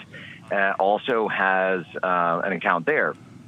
What did we see? Well, we also saw that Tyler Robinson, the alleged killer of Charlie Kirk, was himself involved in a relationship with a furry trans boyfriend that he had been taking up to living with there outside of his parents' house in Utah. And so what we see is this deviant sexuality, the hypersexuality and hyper-leftism of these online subcultures, all coming at a time when young white men are increasingly dispossessed in society. Steve, we're living through Weimar Germany. That's what President Trump is stepping into. That's the situation he's working to fix.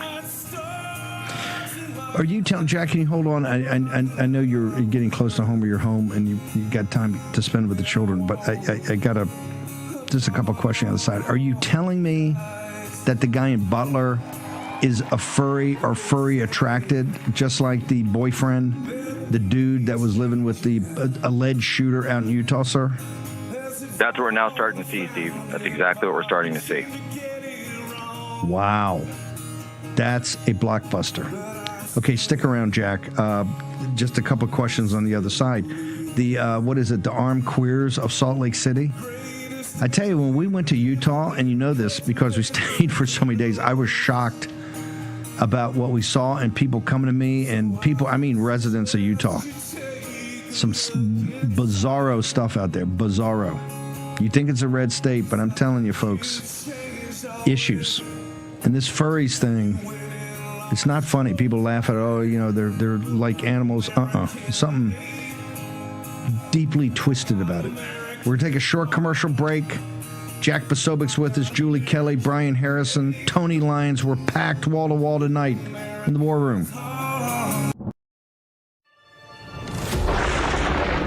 Through every storm, every moment of uncertainty, everybody needs to pray for Charlie Kirk right now. Rav has stood strong. We're not going to tolerate this stuff anymore. Turn that anger into motivation to save this nation. When we move together, there is power. The cries of this widow will echo like a battle cry. This is more than news. It's a movement. This revolution of people taking their countries back. A turning point. A chance to be part of something greater than yourself. Scan the QR code and stand with Rav. The story isn't over, and neither is your part in it. Step in, be counted, Be heard. Together, we are RAV. We will achieve American greatness. And we are just getting started. Hi, my name is Tracy L. from Arizona. I don't stink around in the kitchen when it comes to the news. I watch Real America's Voice, which always serves accurate and reliable updates that are on point with their amazing hosts. So don't find yourself in a pickle by tuning into the fake news. Stick with Real America's Voice.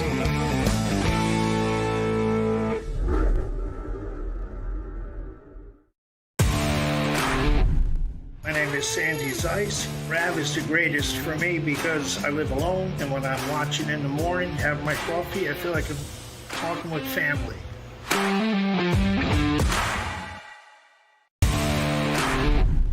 My name is Sandy Zeiss. RAV is the greatest for me because I live alone, and when I'm watching in the morning, have my coffee, I feel like I'm talking with family.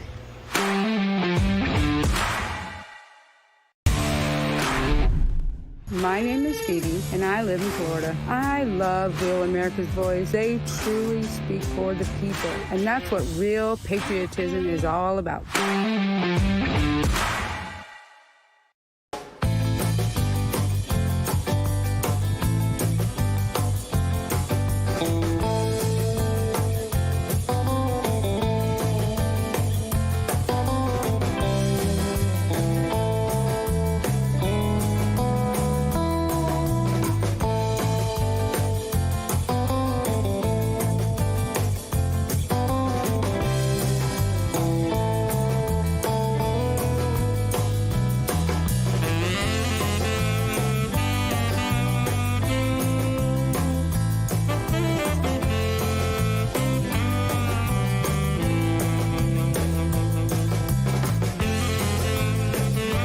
Family, are you on Getter yet? No? What are you waiting for? It's free. It's uncensored, and it's where all the biggest voices in conservative media are speaking out.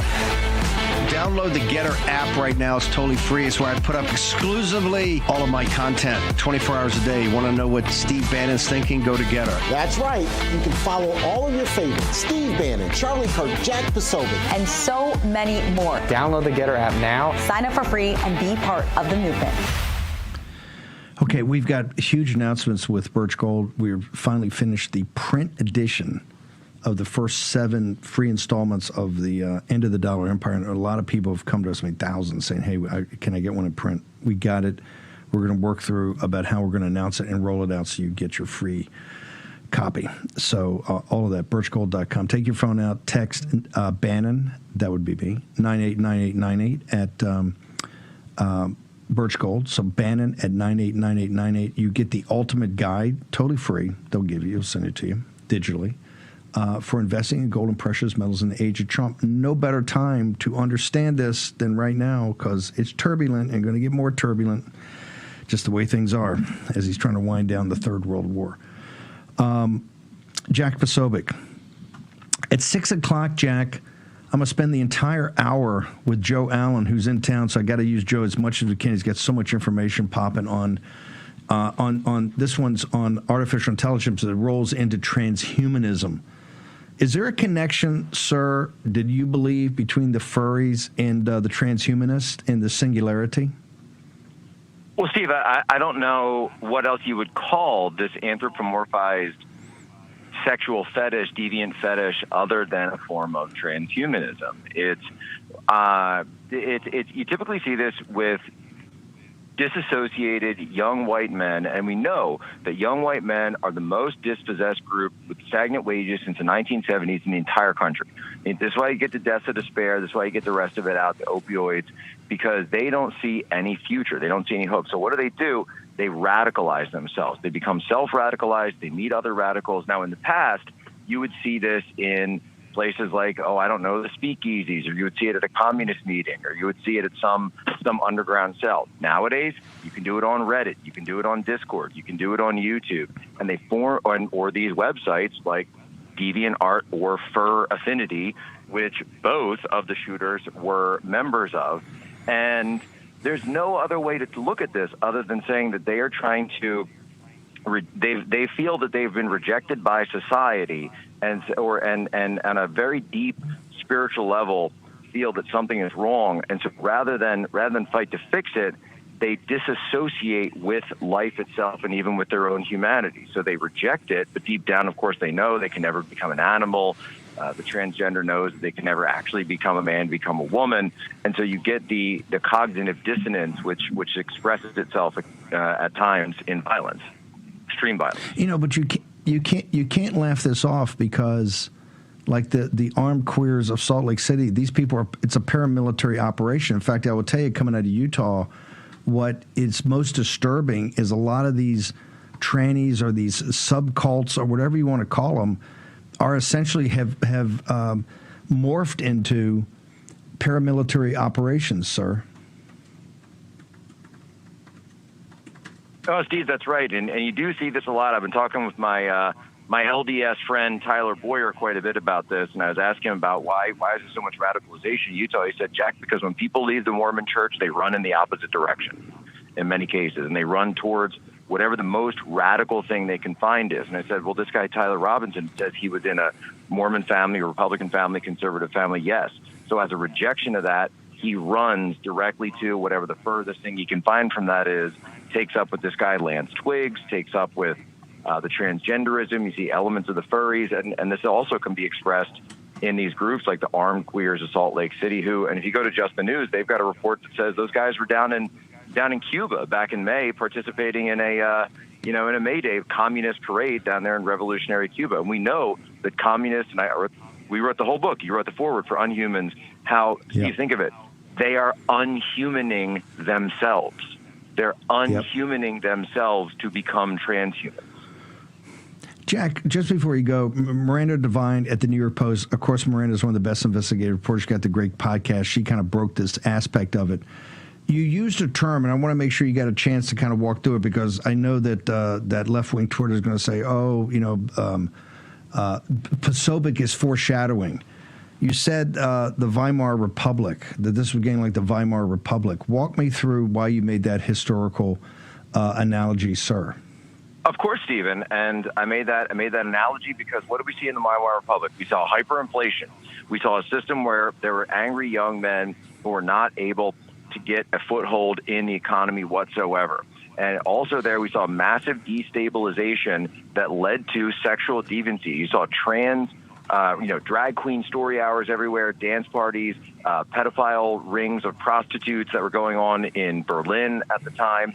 And you saw a republic that stood with the chancellor. Hindenburg was the chancellor. And then you saw the communists on one side, and you saw the National Socialists on the other side, and they worked to, from opposite ends, to destabilize that republic and destroy it, tear it asunder. That's what the far left Marxists on this side. That's the same role they're playing right now. I know John Solomon's got things he's coming out with this. Do you think we're going to see any type of connection at all between the furries and what happened in Utah? As you know, I'm not a believer, and people are going to tell me they're going to get evidence out there, et cetera, about how this is a lone gunman. All I'm saying, and I stick by this, they're going to cut a deal not to give that guy the death penalty, and you're never going to see any of this evidence because they're not going to trial, or you're not going to see any real evidence. They may put some superficial stuff up. Do you think there'll be any connection on this furry situation or this kind of deviancy? Well, look, Steve, far different. We got to follow the evidence on that, and I'm sure that'll all be presented at trial. But at the same time, it really does raise a lot of questions. When I went to the White House to speak at that roundtable about left-wing political violence, I pointed out to the president, brought up Weimar Germany, and I talked about the fact that there were so many connections in a pattern. What did we see? The pattern of Thomas Matthew Crooks, Luigi Maggioni, and Tyler Robinson. There is a pattern here. It is young white men, those who are disaffected, those who are dispossessed, but in these three cases, those who had high degree of intelligence, but then had also suffered setbacks on their own, have been experimenting with drugs and other substances. Wow. And through that pattern, it may remain to be seen whether or not others were involved. Jack Posobiec, social media, where do people track you down, sir? At Jack Posobiec, and of course the podcast is Human Events Daily. Jack, thanks for taking the time away from the family, and I appreciate it. Appreciate you. Jack and Benny had a great showing up at the UFC on Saturday. Let me go to, I've got Julie Kelly coming up, but I want to get in Brian Harrison. Brian, we spent the last Saturday and today talking about Texas, this Islamic situation. Of course, there's a revolution happening right across the border with Gen Z has finally had a bellyful of being controlled by a failed narco state like the socialists in Mexico are running the country. You've got something kind of connects the dots on those two stories and is quite disturbing about the political elite in the state of Texas. Talk to me about what you've got about the DMV down in Texas, sir. Yeah, I mean, there really could not possibly be a bigger disconnect between the reality about what's going on down here in Texas versus the rhetoric of what comes out of the establishment uniparty in Austin. And here's the reality. Well, you've got, I mean, you were just talking with Jack about the transgender movement and the furries and this ideological disconnect here and the next generation of sort of trans assassins. The Texas government, by way of example, is probably one of, if not the biggest funder of the transgender movement in America. All of our governor's appointees at almost all of our public universities have been indoctrinating in transgenderism for 10 years or more. And then here on the DMV, what I've exposed just today, I got confirmation from the DMV in writing to me today that they are and have been for many, many, many years, in fact, basically aiding and abetting illegal immigration by issuing vehicle registrations to illegal aliens, okay, endangering Texans, causing insurance rates to skyrocket. But then also think about the invasion of the Biden years. I mean, how many illegal aliens had criminal histories, were tied to terror cells or terror organizations? How many of them are affiliated with radical and violent Islam, okay, or Sharia adherence? Well, the state of Texas, instead of locking arms with President Trump, who's trying to combat illegal immigration, the Texas government is effectively rolling out the red carpet for illegal aliens in our DMVs, and they are being allowed to register their vehicles here in the state of Texas. And here's the really sad part. This could be ended overnight. This could be ended by the snap of the fingers because the board of the Department of Motor Vehicles, they're all Greg Abbott, our governor's appointees. So what I asked him to do today, once I got confirmation, is stop waiting. Take immediate action. Instruct your appointees of the DMV to stop allowing illegal aliens to register their vehicles and endanger Texas and, quite frankly, endanger people all over the state of Texas, all over the country, by potentially aiding and abetting terror organizations. Two things. Number one, as you know, I think California's one, but President Trump and the Secretary Duffy, the Secretary of Transportation, have been all over the situation about the illegal drivers, right? And so they're focused on this to know that they're actually allowing illegal aliens to register vehicles there. Also, correct me if I'm wrong. I'm gonna hold you to the break. Correct me if I'm wrong. Yeah. Don't you register to vote at DMV? So if you're registering a vehicle, you just kind of slide in and maybe register to vote also? It's absolutely. And we, by the way, this isn't even just theoretical. We know, thanks to the Trump's DHS, that thousands and thousands of illegal aliens are on the voter rolls in the state of Texas. And now I confirmed just today that the DMV is handing them a vehicle vehicle registrations, I should say. And by the way, Steve, our DMV, they're accepting driver's licenses from California, New York, and all these states that hand out driver's licenses to illegal aliens. Apparently, according to the Texas DMV, that's good enough for them. It's completely outrageous. Okay, Brian, hang on for 1 second. Short commercial break. Julie Kelly, Tony Lyons, Brian Harrison, much, much more. All in the War Room.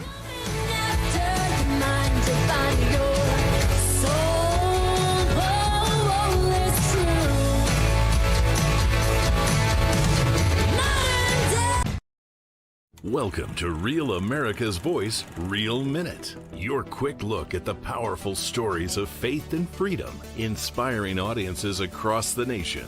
Angel Studios presents. I'm Bo Davidson with your Real America's Voice, Real Minute. What if the Bible were illegal? It's not that unfathomable. The new Angel Studios film, Disciples in the Moonlight, presents this near-future scenario. Take a look.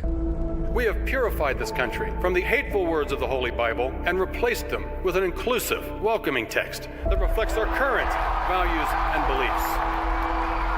When you see what's happening out there, they are chasing down every hint of the original Bible.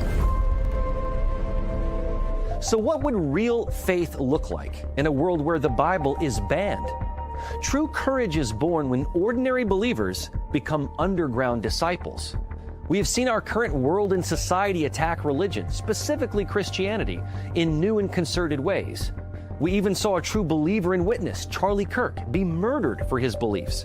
So when it comes to religious freedom, censorship, the law, and conscience, a film like this is not fantasy, but a cautionary mirror. These people are starving for the real Word of God. Don't go! I can't walk away! You're walking away from us!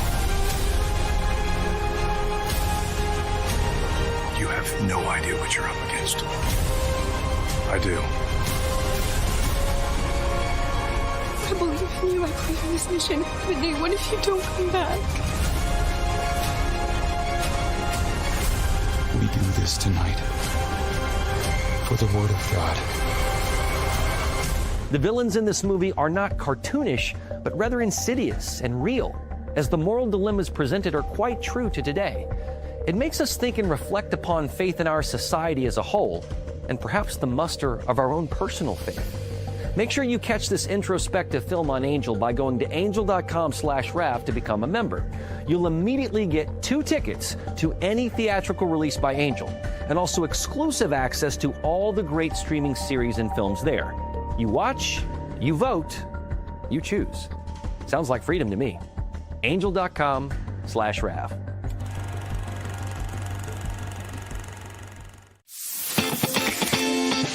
Patriots, it's time to gear up. Real America's Voice has an entire lineup of merch made just for you. We got some Rav fans out here. We watch you every day. From mugs that start your morning strong to hoodies, hats, t-shirts, pants, vests, flags, and so much more. Yeah, I noticed it. I mean, that caught my eye big time. Every piece lets you wear your pride loud and clear. This isn't just merch, it's a movement. When you shop Rav, you're showing the world you're proud to be part of the Real America's Voice family. God bless Real America's Voice. So don't wait. Here's your host, Stephen K. Bannon.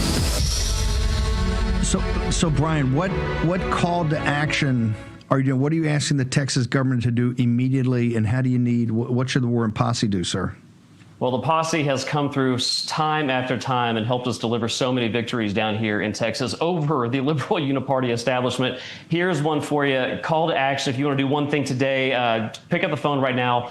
Call the governor. This is what I'm asking folks to do. Call the governor and demand. Tell him you know that he's got the power. It's his appointees of the DMV. Call the governor and demand that they stop issuing vehicle registrations to illegal aliens in the state of Texas. The number is 512-463-1782. Call Governor Abbott. Tell your family, tell your friends, even if you live in Texas especially. But no matter where you live in the country, what we learned during the Biden years for sure is every state is a border state. And if we can't count on bright red states like Texas, as you call it, Steve, the railhead of the MAGA movement, if we can't count on Texas to be fighting illegal immigration, to be fighting the rise of violent Islam, to be combating the drug cartels and the potential terror organizations that were imported by the tens of thousands, hundreds of thousands under Joe Biden, who can we count on? As you and I talk a lot about, Steve, on here, we're not just in a battle for Texas or America. This is a battle for the future of Western civilization. So if you want to do your part to be in the fight today, call Governor Greg Abbott and tell him to stop facilitating illegal immigration and stop issuing vehicle registrations to illegal aliens here in the great state of Texas. Let me have that number again. It's 512-463. What are the last 4 digits? Yeah, 1782. 512-463-1782. Sir, thank you. You're a patriot. Look forward. Oh, social media. Where do people get you? Oh, yeah, absolutely. Go follow me on X, Brian E. Harrison on X. Please like, follow, share at Brian E. Harrison. When we get the word out, when Texans' eyes and Americans' eyes are opened, that's when we get real results down here out of the liberal elite establishment uniparty. So God bless you, Stephen. God bless you all in the posse. Appreciate you.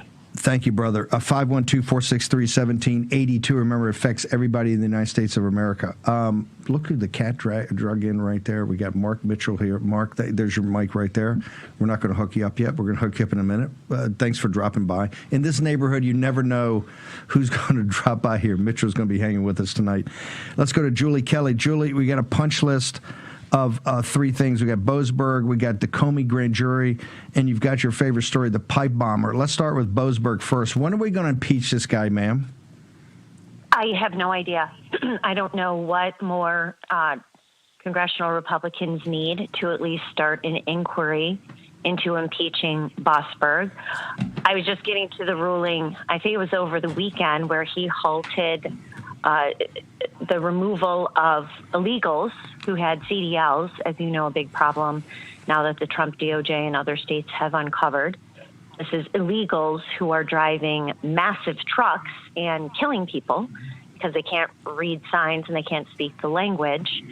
But more recently, what he did today is he plans to restart the contempt proceedings against the Trump DOJ for allegedly violating that oral order he gave on March 15th, ordering the return of two planes already out of U.S. airspace, by the way, carrying illegal Venezuelans covered by the newly enacted alien. Hold on. We're going back to that. How's that even a thing, ma'am? Well, it's very complicated because he found probable cause that the Trump DOJ had indeed defied his order and was bringing contempt of court charges against them. Findings. Of course, the Trump DOJ appealed, and a three-judge panel of the D.C. Appellate Court in August came back and vacated his probable cause finding. Yeah. But then, anyway, it's a very complicated process what went on here. But the Judiciary with Jordan, these guys just got to start a process. It's the process that'll wring this out of the system. Why are they holding back on beginning of the impeachment process on this guy? It's got to be this guy. It can't be Burrow Howell. This is the guy you got to do, right? No, this is the guy. And also, of course, we just found out last month in the Arctic Frost investigation documents that Jeb Boasberg signed 2 non-disclosure orders, meaning preventing companies from notifying their clients, in this case, 8 U.S. senators, that Jack Smith was seeking the cell phone records of those sitting members of Congress related to the January 6th investigation. So not only did Jack Smith issue those subpoenas to Verizon and AT&T, Jeb Boasberg issued this non-disclosure order, as you and I have talked about, prohibiting the companies from informing these sitting U.S. senators of the subpoena, claiming that if they found out, they would either tamper or destroy evidence, intimidate witnesses, or interfere in the investigation. What more do they need, Steve? Yeah, Jim Jordan. You're saying Jim Jordan. So if we get worked up on this tomorrow and get people up on Bill Blaster calling Jordan, you're saying there's more than enough to start the process to impeach him, correct? I believe so. Just start an inquiry, like we saw twice against President Trump. I mean, what more do they need? And I'm telling you, Steve, this is one frustration now, almost a year after Republicans took the House, that I mean, one of many. People are saying, hey, we got to see some action. Let's go. I want to go to the grand. Are they going to throw the Comey thing out because they're asking for all the grand jury thing? Are they putting Halligan and this team in an impossible position, ma'am? Not really, because this just represents the establishment DOJ resistance and how the judiciary are working hand in glove now to undermine and sabotage the president's agenda, foreign policy, domestic policy agenda, and in this case, criminal indictment against James Comey and Letitia James. As you know, both teams representing Letitia James and James Comey are seeking to disqualify Lindsay Halligan, saying that her temporary appointment violates the law. So that's kind of in process right now. But what happened today is truly outrageous and represents just another huge leap, the judiciary. And this is Judge Michael Fitzpatrick. He is a magistrate judge in the Eastern District of Virginia, now claiming that there was a misrepresentation of facts, possibly misconduct by Ms. Halligan in presenting this case to a grand jury and getting that 2-count indictment against Comey in September. And what he ordered today, Steve, now imagine this in your own case or any case. He is forcing the DOJ to produce all secret grand jury materials, the transcripts and the recordings, to the defense to Jim Comey and his team of high-powered, very experienced DOJ prosecutors, government attorneys in that case, so they can comb through everything and find any little kernel of inconsistency that they can then go back to the court and say, well, there was misconduct in this grand jury proceedings, therefore this indictment should be dismissed. This hardly ever happens. Never happens. I mean, you could have grand jury proceedings under seal forever. And here is this Michael Fitzpatrick, who, by the way, once worked for years in the U.S. Attorney's Office for the Eastern District of Virginia. He worked side by side with Eric Siebert, the acting U.S. attorney, who was removed for failing to bring this indictment against Jim Comey. Of course, his father-in-law happens to be a godfather to one of Jim Comey's children. And then others who were tied to Lisa Monaco who were fired. So this was a highly resistant U.S. Attorney's Office, of which Michael Fitzpatrick worked until he was named magistrate judge in May of 2022. So he's doing their dirty work. He is part of the resistance. He is part of that team at the EDVA who did everything they possibly could to prevent this indictment from going forward. The pipe bomber Cash, I think, said yesterday in Maria there's going to be additional evidence. What do you hear? I know you get your ears to the ground on this. What's going to come out on this pipe bomber, at least this week? I have no idea. I hope something. They've been teasing this for a few months, or several months, really. The investigation, we know that they have added investigators and agents and looking at new evidence. But I hope we hear something, because as we know, this Blaze report that came out, 10 days ago now, has completely vanished. We were told it was the greatest scandal of all time. Now no one's even talking about it. So we do need something. It's almost 5 years before these dummy devices were Do you think planted. Do you think the FBI has real information? They're holding it back, or is there some reason we're not getting this? Particularly when they came out about the woman. One of the things people said is that, well, nobody came out and said no, so it must be real. Do you think DOJ or the FBI have actual information they're withholding? I can't believe that they would be withholding it at this point. Obviously, we had Dan Bongino last week come out and refute that account, that allegation that this former Capitol Police officer was the individual seen on tape on January 5th who they believe is the pipe bomber. I don't, by the way, but that's what we're going with. So, we need some answers to these open questions, and hopefully we will get some soon, especially about the pipe bomber. Because as our friend Darren Beatty used to say, if you expose the hoax of the pipe bomb, the entire January 6th narrative unravels right from there. Collapses. The Substack and social media, ma'am, where they go? Declassified with Julie Kelly on Substack. I'm on X, Julie_Kelly2, and I hope to be back on your show Wednesday after Vosburgh's hearing in Washington on Wednesday afternoon to update you and the War Room Posse about what happened in that hearing. You're going to be there live, correct? Am I correct? You're going to be with Vosburgh. You're going to watch it live? No. Now they have phone access, so I'll just be posting it on X starting at 2 p.m. Eastern time, posting live what's being said there.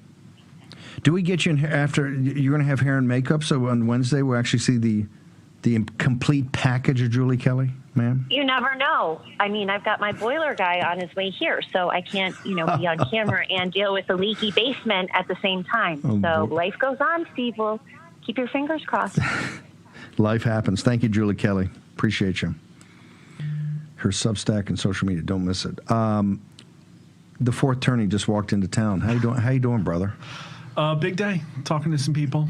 Trying to get them focused on the things. Are they, we don't say who, but do people understand your theory of the case here and what's happening? And people, we just heard, we've had one frustration after the other, Brian Harrison down in Texas talking about Texas authorities not taking action on illegal aliens, and, Julie Kelly with judiciary and people not pressing the advantage here. This city doesn't feel like the rest of the country to me. And I talk to people here, and I hear a lot of happy talk about the Republican Party and not a lot of sensitivity to how bad people actually are hurting. This isn't about prices. This is about the future of the American dream stolen from the young people who now can't afford to buy houses. An entire generation of people under 50 have basically been classed out of this whole thing. And what do we see in the news? People like Jeff Bezos announcing wonderful new AI investments that are probably going to take everybody's jobs. Now, I think that everybody says the internet isn't the real world, but it kind of is now for people under 50. And just to piggyback off the stuff that Julie Kelly was talking about, the polling on this is pretty astounding just with the 18 to 29-year-olds and how they're following these things. So if you look at these scandals, not a lot of people are following things like Arctic Frost. But when you tell them what it is, 67% of the electorate says that it's a serious scandal, but it's 78% of the people under 30. And then whether you want Judge Boasberg impeached, 51 to 31 among general population, but it's 56 to 27 among the 18 to 29-year-olds. So there's a really big age signal. These people don't care about Republican or Democrat. They just want to see heads roll, and unfortunately, it doesn't look like that's happening. We're going to take a short commercial break. Mark Mitchell is in the house. We're going to try to convince him maybe even to drop by tomorrow also. He's going to stick around with us for a while, maybe even go to a very special place for dinner. You never know. Now Mitchell's walked into the room. You never know. Take your phone out. Birch Gold, text Bannon, BANNON, 989898, the ultimate guide for investing in gold and precious metals. Don't forget silver in the age of Trump. Welcome to Real America's Voice, Real Minute. Your quick look at the powerful stories of faith and freedom, inspiring audiences across the nation. Angel Studios presents. I'm Bo Davidson with your Real America's Voice, Real Minute. What if the Bible were illegal? It's not that unfathomable. The new Angel Studios film, Disciples in the Moonlight, presents this near-future scenario. Take a look. We have purified this country from the hateful words of the Holy Bible and replaced them with an inclusive, welcoming text that reflects our current values and beliefs. Honey, you see what's happening out there? They are chasing down every hint of the original Bible. So what would real faith look like in a world where the Bible is banned? True courage is born when ordinary believers become underground disciples. We have seen our current world and society attack religion, specifically Christianity, in new and concerted ways. We even saw a true believer and witness, Charlie Kirk, be murdered for his beliefs. So when it comes to religious freedom, censorship, the law, and conscience, a film like this is not fantasy, but a cautionary mirror. These people are starving for the real word of God. Don't go! I can't walk away! You're walking away from us! You have no idea what you're up against. I do. I believe in you. I believe in this mission. But Nate, what if you don't come back? We do this tonight for the Word of God. The villains in this movie are not cartoonish, but rather insidious and real, as the moral dilemmas presented are quite true to today. It makes us think and reflect upon faith in our society as a whole, and perhaps the muster of our own personal faith. Make sure you catch this introspective film on Angel by going to angel.com/RAF to become a member. You'll immediately get 2 tickets to any theatrical release by Angel, and also exclusive access to all the great streaming series and films there. You watch, you vote, you choose. Sounds like freedom to me. Angel.com/RAF.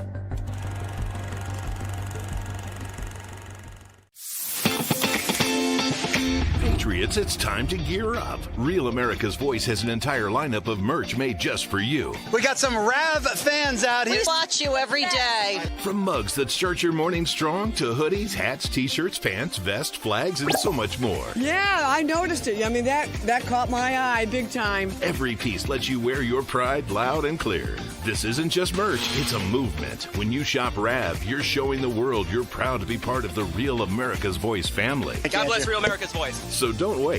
Here's your host, Stephen K. Bannon. I'm going to announce tomorrow we have Eric Trump is going to be on scheduled. We got Yaakov Katz on While Israel Slept, the book. We did the first part of the intelligence failure, the Mossad in Shin Bet first. We're going to do the IDF, everything about October 7th. Best book out there, While Israel Slept. This guy's extraordinary. And I'm happy to announce Mark Mitchell is going to be with us in the studio, in the house. Quickly, you're a Naval Academy grad? Class of 2001. Really great institution. And you were on a boomer?